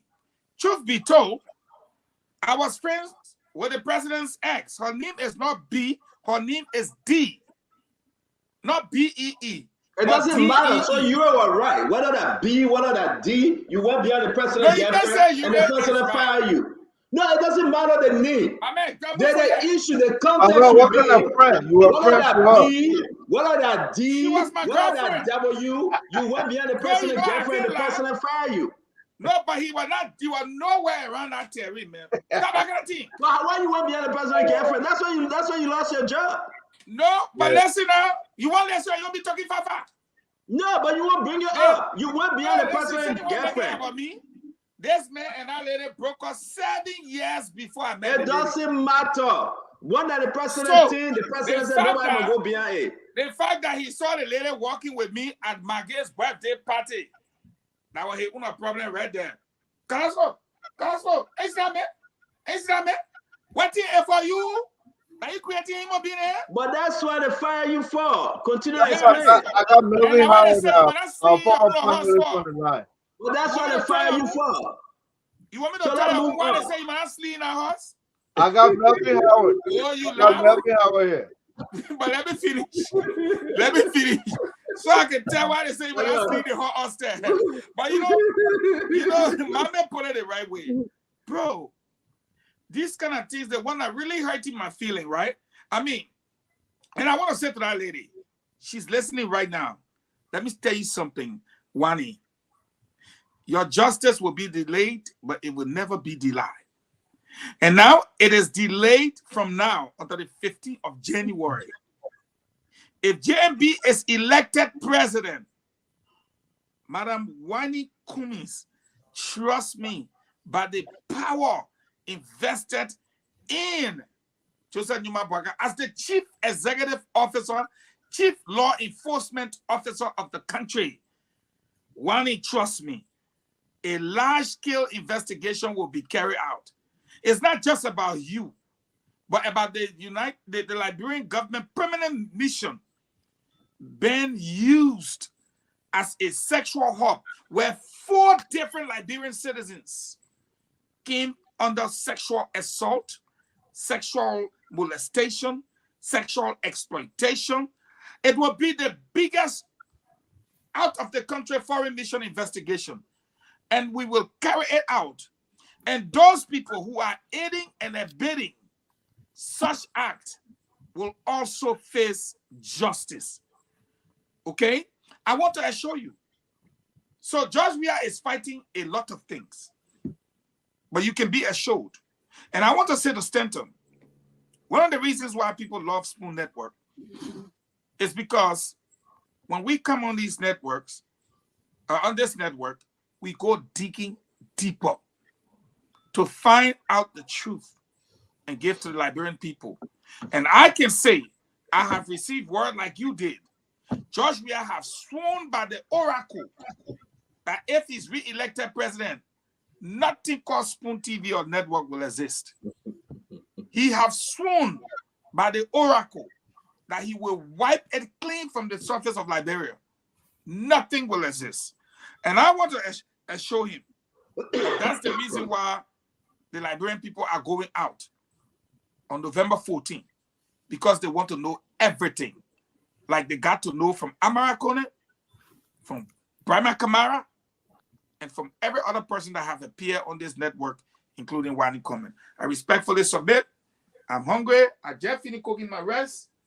The rice cooker just beat. So Stanton, they can just take 1 second, 1 or 2 seconds to just make his point. We are not taking phone call, but let Melvin go ahead. Melvin, go ahead. Don't stay long though. We got to go.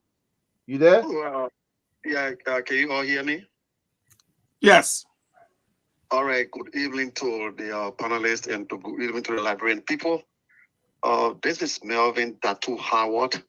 I monitor the show to see my little sister whining from Lakwasi, and it kind of takes tears from my eyes because for the fact that we all got children. I got my young daughter. And the part that I really felt bad and also shed tears when she said, very family friend.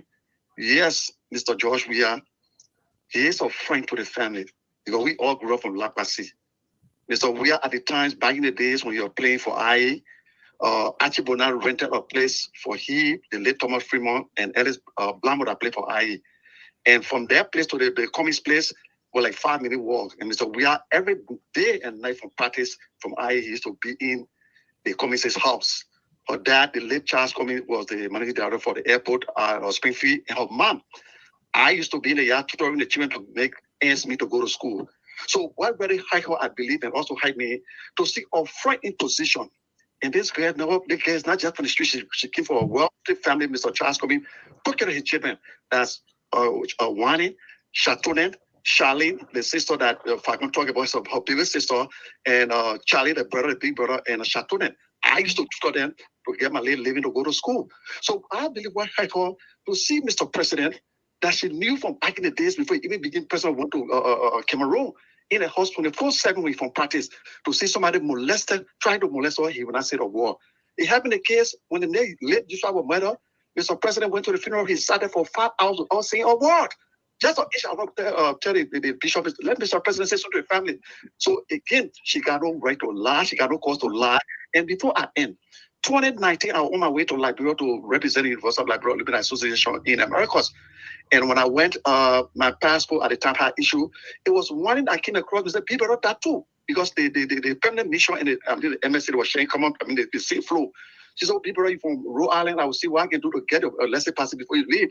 So that now I say she's not working there. So I think her disappointment and the disappointment for the family to see Mr. George Weah, who grew up in Lakasi Pali, every day into the Cummings' house where from practice, then go to where the late Marcia Paddy used to live.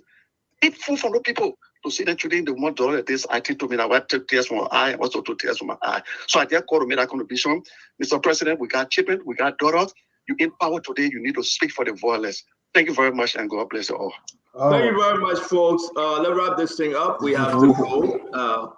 Mame, exactly too. My potato screen is in the microwave. It's very steaming with cow foot and dry pork fish. So I got that will go for you. But color girls, what is this? I came from church. I don't know if I get it. Listen, let me invest my time. I listen, Fagon, I got a mother-in-law that can cook when I need the wagi from the Loma Peresa. I got a wife that can cook the potatoes green and pepper soup and flour. So I just ate myself some okra. I am not like you. You're a single man. You gotta go cook your own food. Thank you for promoting me, because right now I have a lot of people that asking me out on dates. I hope you can send them the red picture when they ask for your picture. I hope you can send them the red picture. Don't send it from the chest up. Send them the whole full body. Let us see what they're asking for. That guy is a huge guy. Trust me, the man is huge. The man is huge. Look at his big stomach. I went to go visit a man in New Jersey. He was stabbing me to my belt. Listen to that. Stabbing me to the belt. The man stomach big. But D can go for the man. Who D? I bet you, yeah. D will go for who? With his skinny Joey, hey, man, you ain't say the man follow D. Joey, find the man for D business. Joey say go back. I'm going to hear that. Oh, fire chunk with the cash. Hear the song. You know 7 years. You don't see woman. You don't see woman. You go take a chance. You see nobody that Joey woman you father. You buy man. Anyway, remember see on the show. Let be quiet. Remember see do your close here. Let's see here. They want from real men today. Because it will promote Liberian women. If you think you will be married and then you hold another woman, that thing that somebody who you can be going to, you will put up with men like us. And when we come in with our elbow sharp. Then what happened? They fire you, you ran away, you eat America. I was there before. I don't want the minister before. Look, you get job, there pajamas. You wear in the night to sleep in the morning, you wear your business clothes. And you see Joe Biden coming tell you from there on Tuesday morning, soon in the morning, 3 o'clock. Wednesday morning, Joe will be forming the transitional team. They finish. He gone. All the one that I'm talking will become. Although we was just talking about this, but mommy, I won't bring you in. I beg you, mommy, forgive me to do this. Do this. This election, to me, this election is over. Everything Joe we are doing now that just correction to go ahead and talk about we try our best. So yeah, Eugene Lee Nangbe coming on radio and saying things about American, about this, about that. Hey, Causing a friend. Election over. Election over. The thing that American put in place to protect the vote from Nimba, Lofa, to the Western Belt, to the Southeastern region. I spoke to somebody very important today from Sano. The person is one of the big presidents in the white government. The president is Stanton. We just here now till Wednesday. We're getting our plane, we buy our plane ticket $300 from that place to Morovia, and then we know that it ain't finished. Because the person working in the white government. The name was recently on air. The person said Stanton to move from here to Morovia at $300 in plane. Yeah. I get my $300. I just here now to go take all my lady, go back to Morovia and sit there and wait for the government to hire me, the new government to hire me. I said, what you mean? He said, my man, they take Finney. Everybody in my circle don't like the president. But man, I am not here to scare anybody, and we'll discuss this tomorrow. By God's grace, on Spoon Talk. This election, the people are so angry, MMC.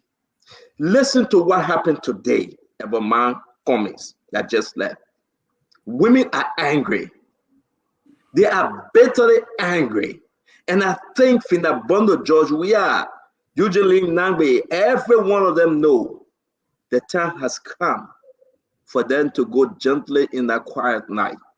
They are so angry that there is no turning back. Joseph Yima Bwaka is so resolved. Joseph Yima Bwaka right now, comes Wednesday, people will say, damn, we didn't know this day was ever to come. And that's exactly what happened. John Manawiana, they have lost the election. The people then forcing. Was he at the closing program today? Was John Manawiana there? Yeah, he showed up. Oh, yeah? Yeah. Exactly. And you saw how he showed up, right? Sure. All day, the helicopter are going around looking for sedition. All day. You saw the helicopter? But plenty, Damo, you want to go, you better be fast. I said the street was dry. I was voting my man Kwame Weeks. Kwame Weeks got to.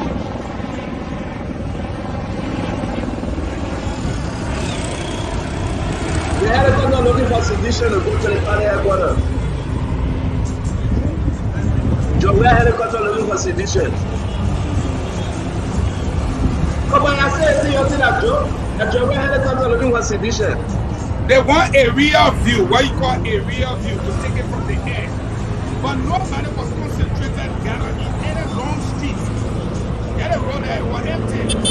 By any time everybody went for the party, they couldn't follow the how you call the place, the party headquarters. Whereas in contrast, JMB locked down the whole city. They went and locked down party headquarters. What happened today, and I don't mean to be long, but I'll tell you, what happened quickly today was, they mainly collected the money. Hey, Remy Great Legacy. They collected the money. Instead of them giving it to the district people, they told the people must show up and they will take care of the people. That team pays everybody all. They say, what? We must go there. Then you will take care of all. You should take care of to facilitate us to go there. That's where the problem came from. Today, they had a low turnout. Don't let nobody fool you. They had a very low turnout today. And when they were driving, going home, I met Kwame Weeks, went and started a live. I started following Kwame Weeks until I got in 5 minutes into his live. I said, Kwame, from the party headquarters to where you going now, I see no human being. He laughed. He said to me on the live, you can go to a page. Fago, you don't see no human being? Leave me, man. In fact, I see your bar, how he call his life of Damo. But you didn't see the video where they were distributing the t-shirt in the morning? You didn't see that, Fago? Yeah, that video, that Buju. That video. I get it. That Buju. Damo, can you play it if we have it? Buju is the butler to the president.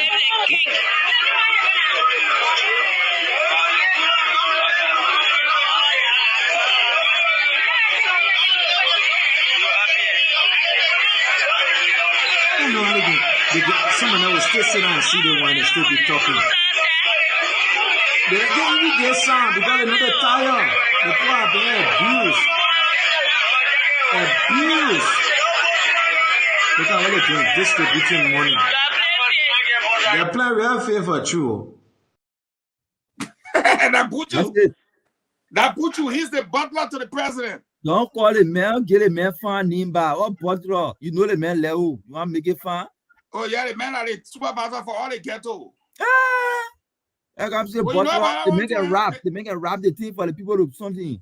Yeah, that is supervisor. Mama, I thought you were quiet though. You're not quiet at all. I thought you were quiet. Oh no, Abuju Lao that will know for day one. But this is what's that? I want to go over the list of voter ID cards that we have here. We've been making announcements so people can get their voter ID. These were citizens and reported to us so that you can vote. We had over 40 pieces prior to the first time, and we're able to make announcements, and now they've reduced. So we just want our people to come get their voter ID cards so they can go and vote. So one Collie Junior Terrence Will. Your ID card is here. A male, date of birth 17/05/1998. Collie Junior Terrence Will, registered in Montserrado County. Please come to Spoon FM and get your voter ID card, or anybody who knows the name should tell him to come and get his ID card from here.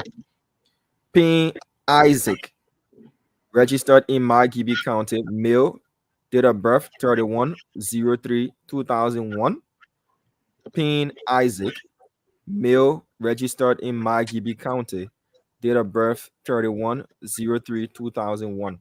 Please come and get your ID from here as well. They will be at the front desk with the security officer. Bring another identification card for us to verify. Moore Emmanuel J, registered in Montserrado County, male, date of birth the 20th of the first month, 1987. Please come and get your ID card. More. How many you got? So we got left with 1, 2, 3, 4, 5, 6, 7, and 8. Wow. So this is the most recent one that was found and delivered at the station. And we've been making an announcement. Where John N, registered in Montserrado County, male, date of birth 23rd of the 11th month, 1999. Please come and get your ID card. This one is Stephanie Fata Flourish. Stephanie Fata Flourish, female, 16/05/1975. Please come and get your voter ID card from Spoon. Stephanie Fata Flourish, registered in Montserrado County. Your voter ID card is here. Please come for your ID card. We are Stanley Mike. Your voter ID card is here. Please come and get your ID card. We are Stanley Mike, registered in Montserrado County. Come and get your voter ID card. Louis James M, registered in Montserrado County, and male. Please come and get your voter ID card from Spoon. It's here. Come again with an alternative ID so that we can verify that it is you, and we'll ask you 1 or 2 questions to give your ID card to you. We want to give it to the right person. Boya Amos, registered in Montserrado County, and male. Please come to Spoon for your ID card. Boya Amos, your ID card is here. David Sa, male, registered in Montserrado County. David Sa, please come for your ID card. Kaba Kopo, female, please come for your ID card. Kaba Kopo, if you know that your voter ID card is missing, come to Spoon FM to get your ID card. And the last is one Dabo Emmanuel Balu, registered in Montserrado County. Dabo Emmanuel Balu, male, please come get your ID card. So CEO, that was just the announcement I thought we needed to have made to conclude this night. Thank you. Thank you. Let me put the last video up for our audience. We'll be back again, folks, tomorrow. We'll be back actually about 3 p.m. tomorrow. It'll be a very interesting show. Watch this.